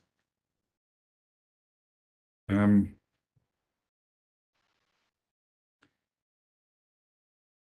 I think you explain in paragraph 4 the fundamental difference in that the ground system, or the ground part of an EC system, is passive in that it receives information, as opposed to a PSR system that's emitting radar signals of some sort. Is that correct? So yes, the EC passive system is a receiver of information. The primary radar transmits radar signals to see what's in the space. There's no interrogation, is the point I think I made. And the electronic conspicuity device is doing the transmitting, and that's where the information is coming from. On board the aircraft, yes. Then in paragraph 6, you say that there are many thousands of light aircraft in the UK which currently have no EC equipment. Are you able to give me any idea of the proportion of those many thousands who fly at night only? No, I can't.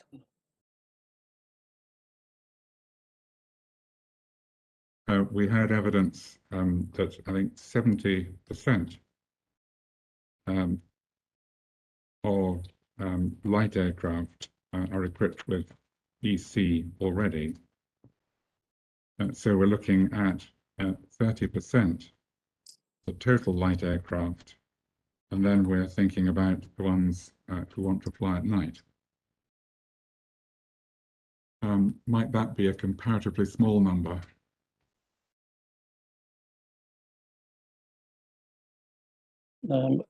I don't see the relevance of the aircraft wanting to reply at night.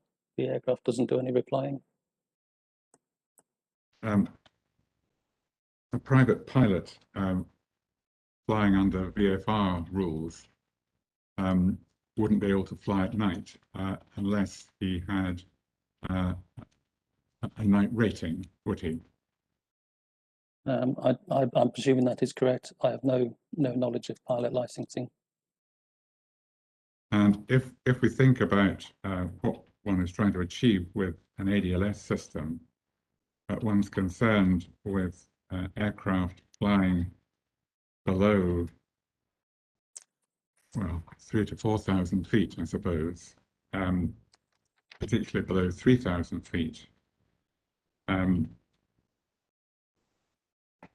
at night. So one would be wanting to ensure for an ADLS system related purely to wind farms that those aircraft flying at night were equipped with EC. So one might want to know how many of the light aircraft in the UK who want to fly at night don't have EC already. That would be a reasonable thing to know about. Because would you agree that one doesn't need to go to the whole of Initiative 11 to achieve what wind farm operators would like to achieve, namely an ADLS system that enabled wind farm lights to be operated by passing aircraft at night? So such a limited system would only be focused on aircraft flying at night, and the concern would be to identify the approximate number that didn't already have EC. It is a reasonable approach that I can consider. It's not something you've considered already. The question was about ADLS to me, not to differentiate between day or night. That's fine. I'm not criticizing, just trying to understand, Mr. Fido. Then in 4.5, you come on to a number of general points. And it seems to me that the general points don't distinguish between a PSR, a primary radar system on the one hand and an EC one on the other.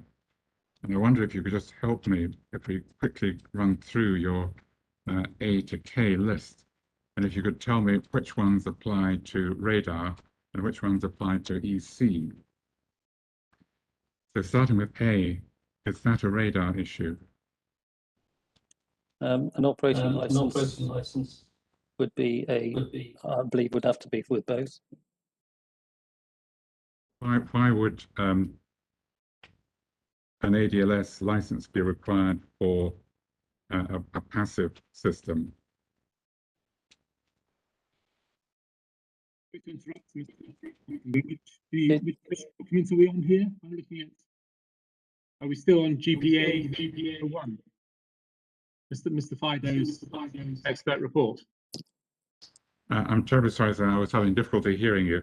I'm looking at, yes, I'm in Mr. Fido's report. I haven't left it, and I'm at section 4.5, where the heading is general points. And then there's a list on page 11 running from A to K. And what I'm exploring is which general points apply to radar systems and which apply to EC systems.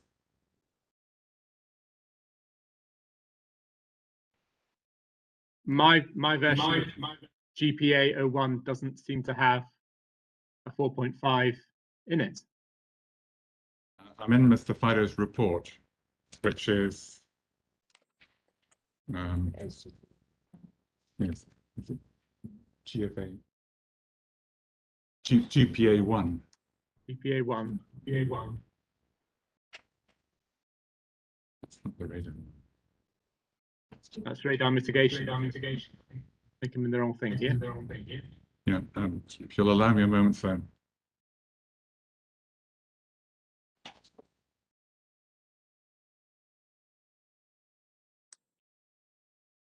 GPA 2, I'm sorry, sir, that was, it's the second one.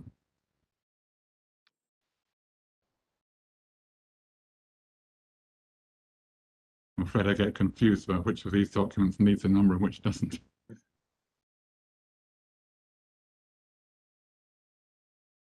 GPA 2, right, okay, and 4.5.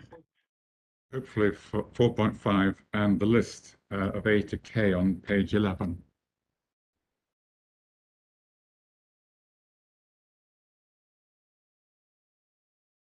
Yes, I'm there now. Thank you. Great, thank you, sir. Mr. Fido, we were looking at the first little A at the top of page 11, and we'd agreed, I think, that a license would be required from Ofcom for a radar system, but what other license would be required, or what license would be required, and from whom for an EC system? I would expect that there would be an approval license from the CAA, no doubt, if not a frequency operation. As you say, there's no frequency transmission, so a transmitted license for EC wouldn't be necessary in that case. But I think we're all agreed that one way of proceeding would be for a direction by the CAA under Article 2227 as read with 6, depending on whether it was for a single wind farm or a class of wind farms. Yes. Yes. So to that extent, CAA approval would be required for an EC operation. Effectively. Right. In that case, we move on to B. Under Article 222, the get the wording right.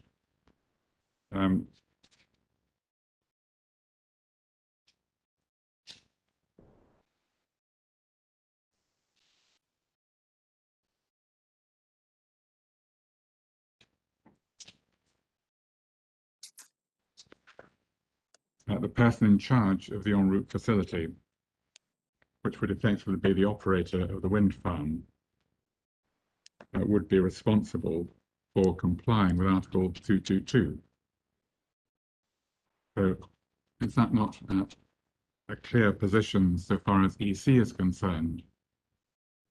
Yeah, yes, that is, yes. Yes, that is, yes. Right. And would the same person be responsible for a radar-based system? Yes, that would be the case.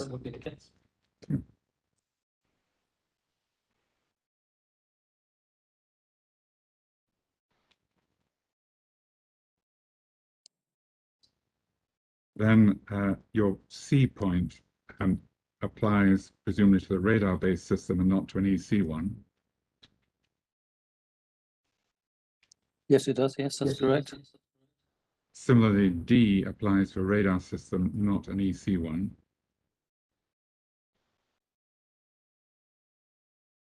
Yes. Does your additional power consumption point apply to a radar-based system rather than an EC one? It can apply to both because they'll both use power. Well, is that right? If the object of the EC-based system is to have the lights on for as little time as possible, isn't there a patent saving on power for the lights over whatever power would be required to run the system? There is potential for that saving, yes. If there are 18 turbines, is it not more than the potential? I don't know about the consumption of the lights themselves, and as LED lights, they would be fairly low powered. So the balance would be, need to calculate it and understood, but there is potential. But it's not something that you've worked out. Sorry, say again? It's not something that you've worked out. No, it isn't. No. Was it a radar-based system you had in mind when you made the comment?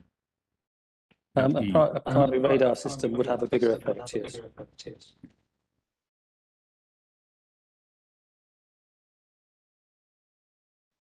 And I mean, does that point about the developer's net zero carbon claim have anything to do with your field of expertise? No, it doesn't. It was purely an observation. Then F, who is responsible for providing the support and maintenance of ADLS for the lifetime of the wind farm? Under an EC system, it would be covered by Article 222, wouldn't it? It would, yes. What about a radar-based system? It would, yes.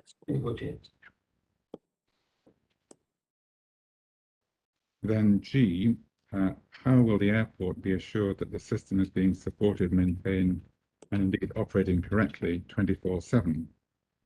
Well, is that not a question that you could ask about the lighting on any wind farm? It is, yes. So is there any particular reason that Glasgow Prestwick Airport should be more concerned about that potential at a potential wind farm at Clauchrie rather than anywhere else?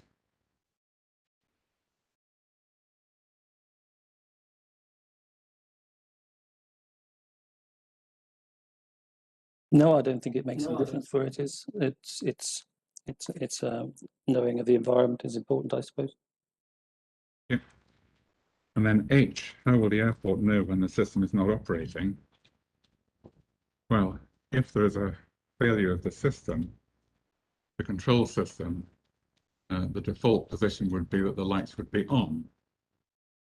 So to that extent, there wouldn't be an immediate failure. But if there was a failure of the lights themselves, then wouldn't a provision like the one that we've just looked at in the direction which is APP 3.26 of a no-time notification system bring it to the airport's attention? Yes, it would.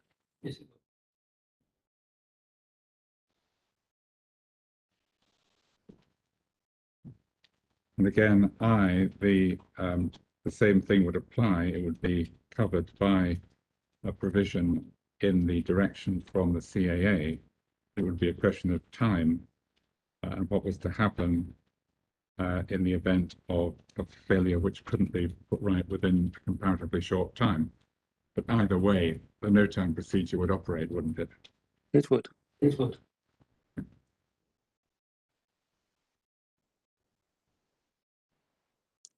Then, I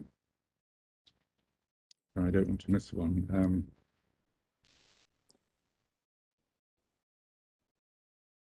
I think J is the next one.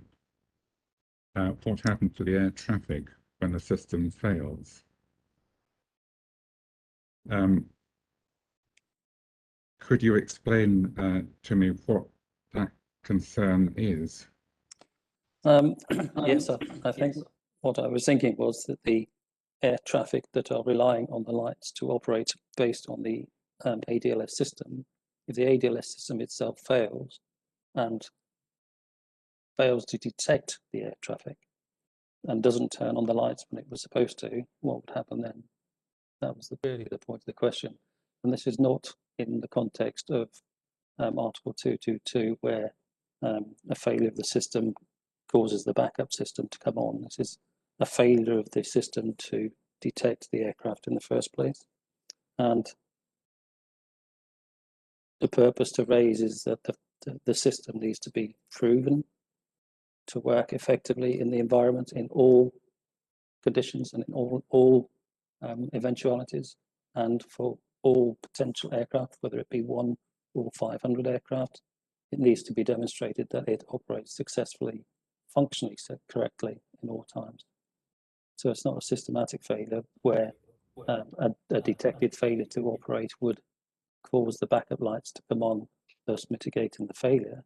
This is a functional failure of the system from operating as intended that's not detected and fails to turn the lights on when the aircraft is in presence. Well, can we just think about that one, Mr. Fido? I think the point was to make the point so that people did think about it and make sure that it was considered properly.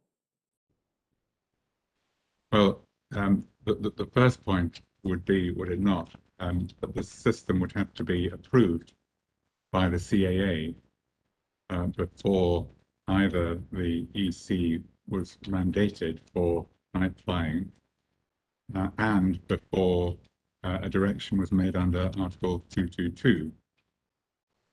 So as you say, the high hurdle of passing the reliability threshold would rest on the CAA, would it not? Yes, that is correct. And all I was highlighting is that this is one of those areas that they would have to go through to make sure that it is meeting their requirements before they approve it. So it is just, again, raising awareness to SPR of some of the things that they will face when they go through these approvals. It wasn't saying it can't be done. It was just saying these are things that I think that you need to be aware of. And no doubt the fact that the system, ADSL systems using EC were in use elsewhere in Europe and indeed elsewhere in the world would be matters that the CAA would take into consideration when carrying out their assessment. They may take that into consideration. The principal methodology for approval of new systems in the UK is a first of type approval, which is a separate board is set up at CAA Gatwick, and a team of specialists are then put on board to make sure that they meet their requirement, is the usual approach. But if, for example, there had been a series of catastrophic aircraft and wind farm collisions in Germany, you'd expect them to take account of that, wouldn't you? I would expect them to take account of things like that, yes. I'm not suggesting they wouldn't. Thank you. Indeed, there would be no difference between the failure of that sort of ADSL system and the failure of any other approved collision avoidance device in an aircraft. No, not at all. No, not at all. Nor indeed any other surveillance or ATM equipment. The whole process is the same throughout. If something's approved, if something's approved and not to work properly, it would be revisited, presumably as a matter of urgency. It would, yes. It would, yes.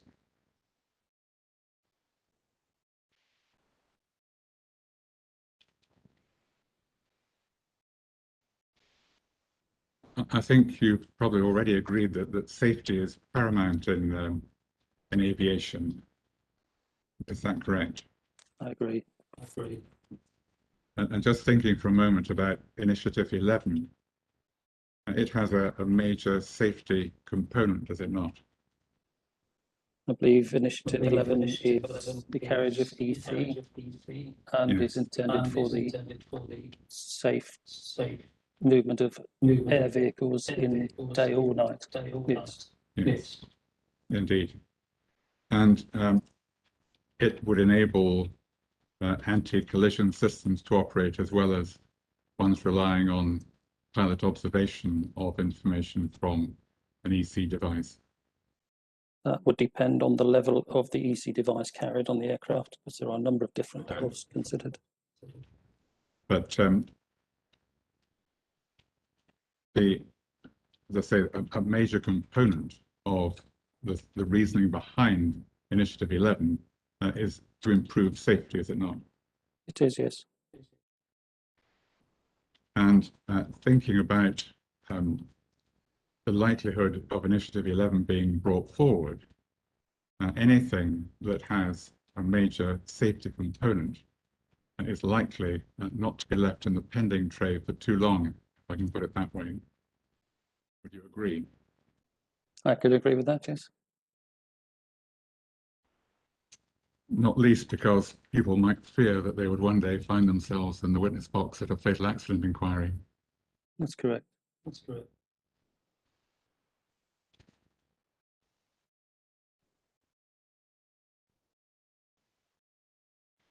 Then the last of your general points, K, you say what will happen if, after the turbines become operational, ADLS fails to perform as intended and fails to gain approval to operate.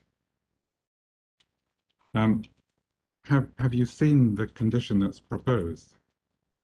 I haven't, but my understanding is that if it isn't achievable, then you can't build the development, and that does make sense, and I'm quite happy with that. Well, if I could just read you the opening words of the condition. It says, no development shall commence unless and until an aviation lighting landscape and visual impact mitigation plan, or the use of an aircraft detection lighting system, the reduction of lighting intensity during good meteorological visibility, and the specification of lighting has been submitted to and approved in writing by the Scottish ministers following consultation with the Civil Aviation Authority. Now, the bit of that I would draw your attention to is no development shall commence, which would mean that until that approval has been obtained, no construction would take place. So would you agree that the scenario that you envisage at K would never occur? I can't say that it would fail and not have approval, but development wouldn't occur. Yes, I agree with that bit. Thank you. I'm happy with that condition. I don't have any qualms about it at all. I was merely raising the point for completeness. Well, I thought that the point you were seeking to make, just to be clear about this, was that a wind farm might be constructed and at the last minute, when everyone was ready to switch it on, one found that the ADSL approval wasn't forthcoming because someone had found a flaw in the system. So there was no direction under Article 222. There was no mandate to carry EC, and yet there was a wind farm sitting there doing nothing. Obviously, that would be an undesirable outcome. What I was suggesting to you that would in fact never happen because of the wording of the condition.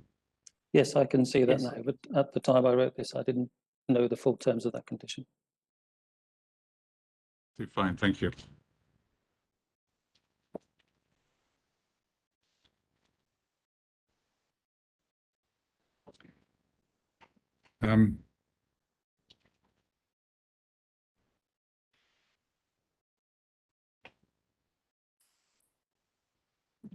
A minor point, in section 4.6, you refer at subsection 2C to wind farms in the UK and specifically in the vicinity of the airport. Do you accept that the Clauchrie proposal isn't in the vicinity of Glasgow Prestwick Airport?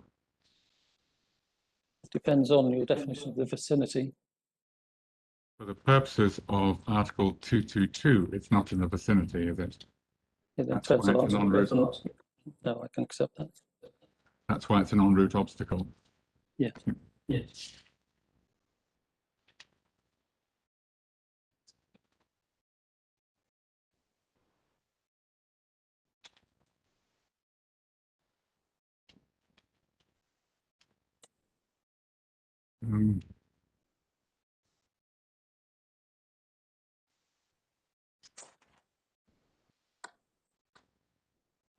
You refer to the airport's area of interest at the top of page 12 in section 4.63. Are you happy to leave that matter to Mr. Kirkland, or would you like to help me about it? No, I'm happy to leave that with Mr. Kirkland. And then the Mexican light wave phenomenon. I can understand the possibility, if one had perfectly flat ground, that an aircraft might pass over a number of wind farms equipped with ADLS and might trigger them in succession. But in hilly ground, that's unlikely, is it not? Well, it depends on the AELS system that's incorporated, of course. So with a passive Well, system, it's unlikely. If But the we're looking at PSR system, the area of interest would be greater because of lack of altitude information on a PSR system. But would you agree that it's pretty unlikely in the context of an EC-based system because of the differing altitudes of wind farms? It's less of an option, yes. I think my point was trying to make was for future proofing and future consideration when, if you look at the number of applications in the Prestwick area is significant, and at some point these may join up together. And I did say it was a bit of a far-fetched thing, but it was just one of those outside of the wall systems engineering type approaches, and said, what if?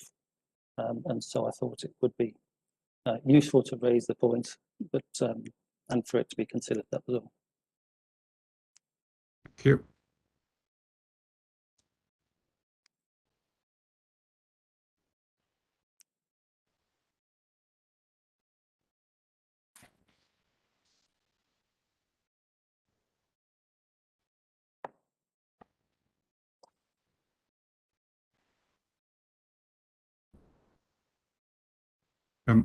What is the light pollution that you're concerned about in the next subparagraph 4?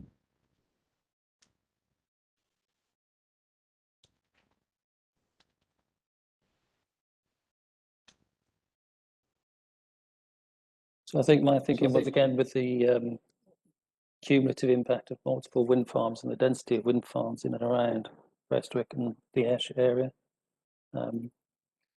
might start to impact and create extra light that was unnecessary, particularly if in the unlikely event of a Mexican light wave, lots of lights coming on and going off might cause concern.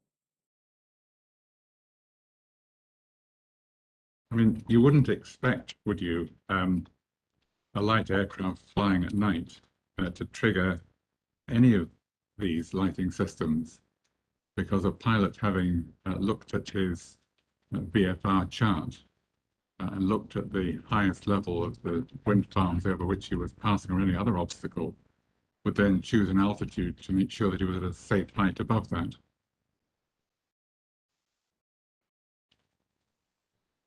So are you suggesting that the pilot is going to fly significantly high above the wind turbines, that he doesn't need to turn the lights on? Is that what you're suggesting? It would be a close call, wouldn't it? Because he'd be aiming to fly at 500 feet above any obstacle anyway. And that would be to the nearest round number of 500 or 1,000. So he'd be up to 1,000 feet above the level of the turbine marked on his chart.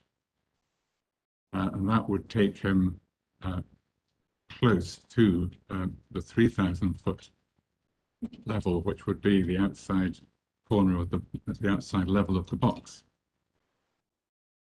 So I might have misunderstood what you said there. I think you said that he would fly at 500 feet above the obstacle, which would put him 1,000 feet above a wind turbine. Well, he would fly 500, but if he was flying at 2,400, that would put him up to 3,000, but he wouldn't go to 2,009. So if the height was 2001, he wouldn't go to 2005, he'd go to 3. That's the proposition I was putting to you. I'm sorry, I'm not sure I understand it, to be honest with you. I'm not a pilot, and I'm not an air traffic controller. In case I won't pursue the matter any further. I'm grateful. Could I ask you finally then about your reference to cost at 4.73?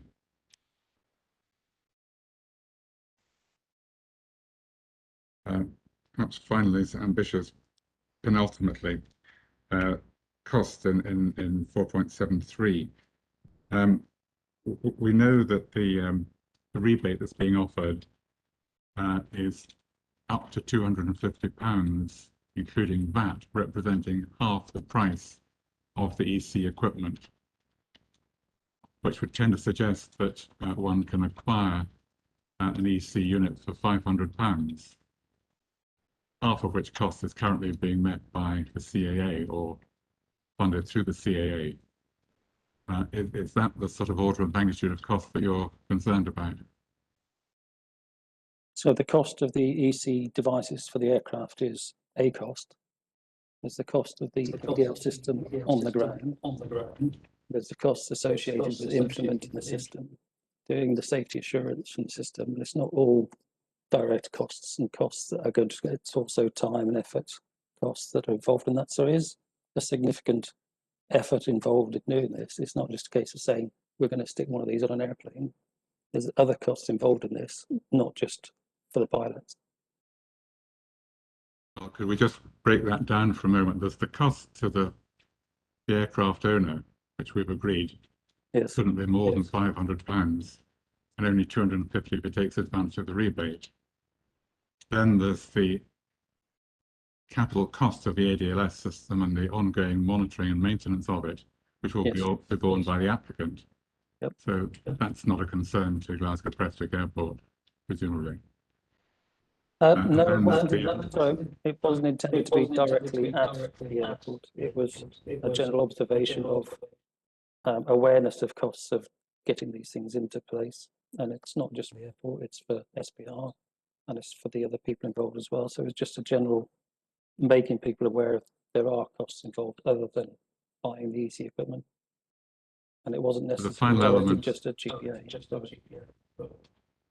The final element would be the cost to the CAA, and that would be borne ultimately by the government, or it would be a matter for government to pursue a policy that required to be implemented by the CAA, would it not? I presume it might be. Okay. And then in your final paragraph, you said even if the obstacles referred to in the paragraph immediately above were to be removed, an ADLS system would require comprehensive agreement between all relevant parties. One of those parties would not be Glasgow Prestwick Airport, would it?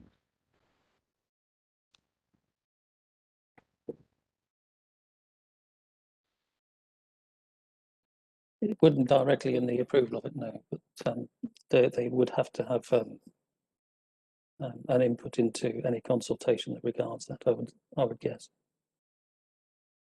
Thank you very much, Mr. Fido. Thank you, sir. You're welcome, Mr. Thompson. You're welcome, Mr. Thompson. Thank you.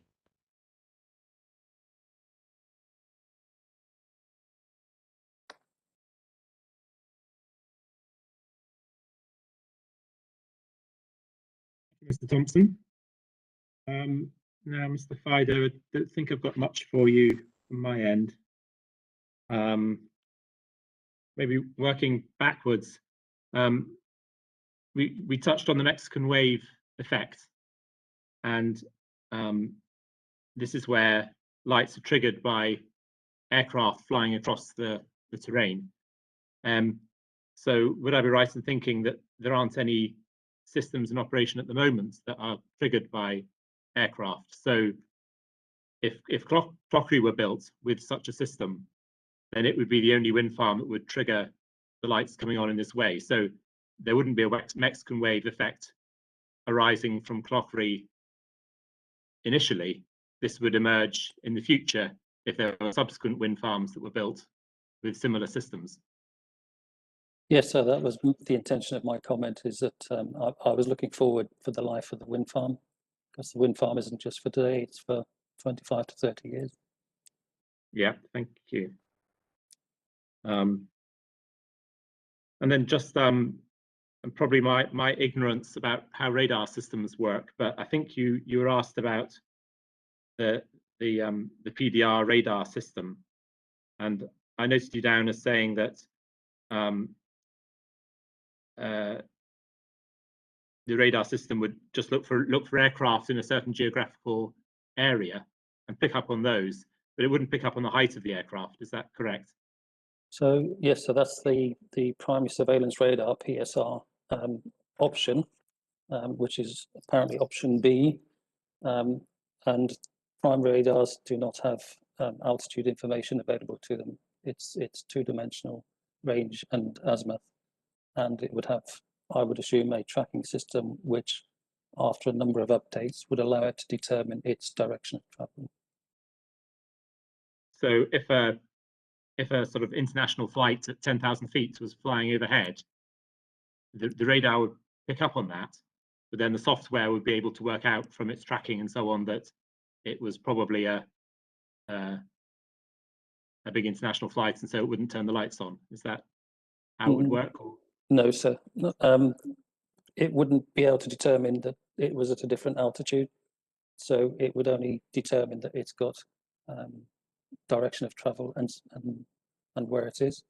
That's the only information that a primary radar would have. But having said that, it is possible to limit the altitude coverage of a primary radar. So maybe beyond 10,000 feet is a stretch in this particular case. But there does need to be careful consideration of how a primary radar would be implemented, because it doesn't have any altitude information and it can't determine at what height the aircraft is. So would it be fair to say that there's a risk that this system would pick up on all sorts of aircraft much higher in the atmosphere and trigger the lights coming on for aircraft much higher altitudes? Yeah. Yes, so that is a correct risk. It can be managed, I'm assuming, but it is a risk that needs to be considered, sir. Okay, thank you.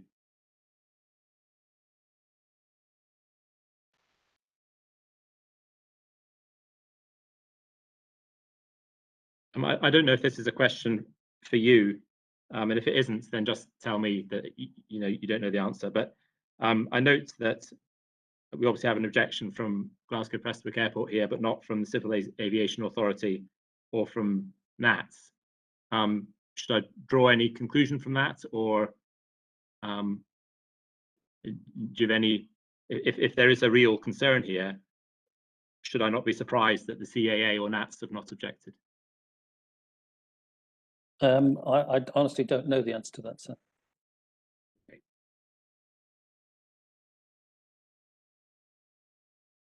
Okay, thank you. That was all from me. I'll see if Mr. Brown, do you have any questions coming back for Mr. Yes, Fido? I do. Sorry. Yes, I do, sir. I've got a few questions for Mr. Fido. Now, Mr. Fido, when coming to the inquiry and answering the questions which have been put to you today, what area of expertise is it you bring to the issue which is before the inquiry? My area of expertise is on radar systems and technical interoperability and safety assurance and the operation of the equipment. Yes. And have you ever been an air traffic controller? No, sir, I haven't. Now, applying your technical expertise, when it comes to the activation of the ADLS system? What devices must communicate with each other to activate that system? That will depend on whether it's a primary radar system or a secondary or What- EC system. Sorry, well, let's just proceed on the basis it's an EC system. So on an EC system, the aircraft device would be at the lowest level be consistently sending out its positional data. The ground system, which would be implemented at the wind farm, would receive the information from the aircraft.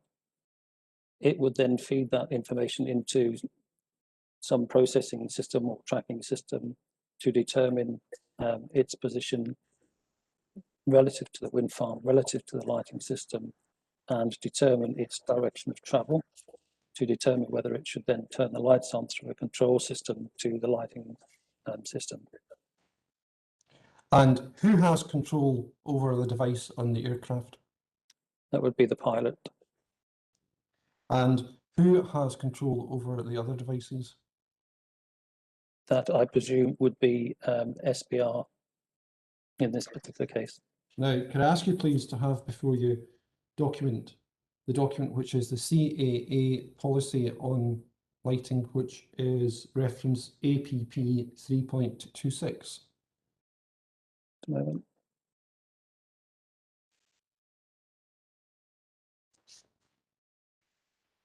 Yes, I have that open. And if you look at paragraph 4, subparagraph E,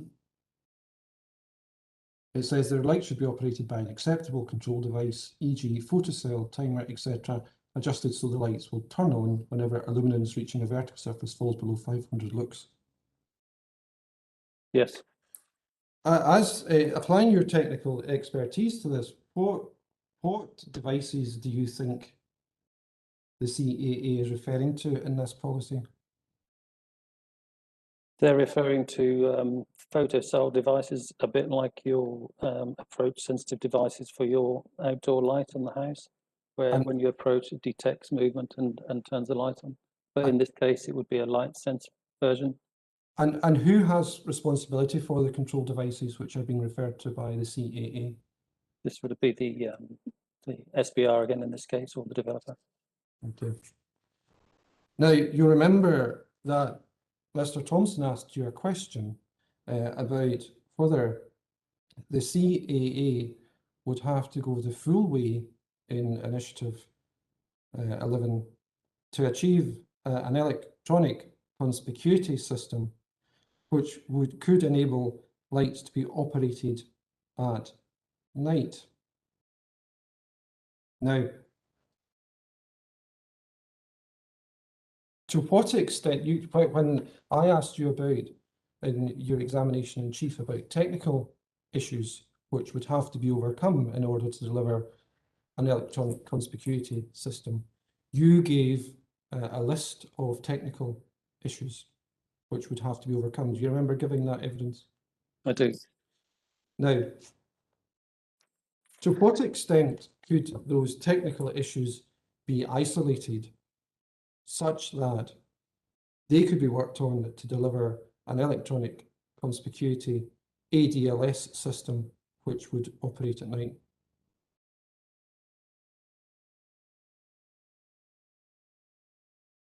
That's a very difficult question. Without knowing exactly what's being implemented for the whole EC program, at what stage they are with it. So initially, any aircraft-borne equipment would have to be fully interoperable to start with, and not interfere with other systems as is suggested in the relevant text from the CAA. Thank you. Now, can I take you to your report, please? And it's page 8 of that report. And it's subparagraph 3, which we can see over the page is actually part 3.3 of your report, subparagraph 3. And the last sentence there is, of course, a risk that the CAA does not accept this case and do not issue approval, and this risk must lie with the developer. When you mention the word risk there, what risk are you referring to? Well, the risk in that case is that the developer wouldn't be able to build his turbines in the first instance. And if the system's not approved, then there's no ADS system available. Yes, thank you. And if I can take you further forward in your report to page 11, and it's to subparagraph G, and one of the questions you had there was, how will the airport be assured that the system is being supported, maintained and operating correctly? And it was put to you by Mr. Thompson that was there any reason why the airport should be more concerned about the proposal in respect of Clauchrie rather than any other type of lighting system, as I understood it. Now, I have you noted as saying that it makes no difference, but when you answered that question, what expertise were you applying to answering that question? My expertise was from a technical perspective, not from an operational air traffic perspective. Thank you. Now, and this is my final question, Mr. Fido. Mr. Thompson put it to you that when the CAA is considering Initiative 11, that's obviously about safety. And he said that, or words to the effect, that when an issue relates to safety, it's unlikely that it's going to be left in the pending tray for too long. Do you remember that point? I do, yeah. Yes. And I think you accepted it's unlikely to be left in the pending tray for too long. But my question for you is this: to what extent would that consideration alter the steps which the CAA would take before promulgating a policy on ADLS? So promulgating a policy on ADLS is different to a policy on EC, is my understanding. Sorry, I will correct that. I was actually asking you about EC. Sorry, it's late in the afternoon. I've become confused. Yes, I do often as well. I'm just a lovely Yes. old engineer. I do apologise. So EC. So EC in itself, I have no doubt will be mandated at some point in the future. I see it at the moment as there's a way to go, and the indications that we have in the documentations from the CAA that as it does progress, it's likely to be in a block regional progress, not a full UK progress. And so it's clear, and from what Mr. Kirkland said, that it's likely to be a time-consuming process, but not shelved. No, but not shelved at all. But it is going to take time. It is a difficult process. Yes, and my question to you was, to what extent would the safety issue, which Mr. Thompson mentioned, impact upon the process which the CAA would go through? They would still go through the same process because that's what they have to do. That's their process. And just for the point of clarity on that, because this arose out of questions which you were asked when considering your paragraph A to K on page 11. What difference would it make so far as an ADLS system is concerned? I don't see the two as being connected. Yeah. EC is a program of its own. Yes. And what impact would the safety issue of aircraft flying at night have upon the development of a policy on the part of the CAA on ADLS? How would it affect the process the CAA would normally go through? I don't think the process would change. It would be the same process. Thank you very much, Mr. Kirkland. I have no further questions. Thank you, sir.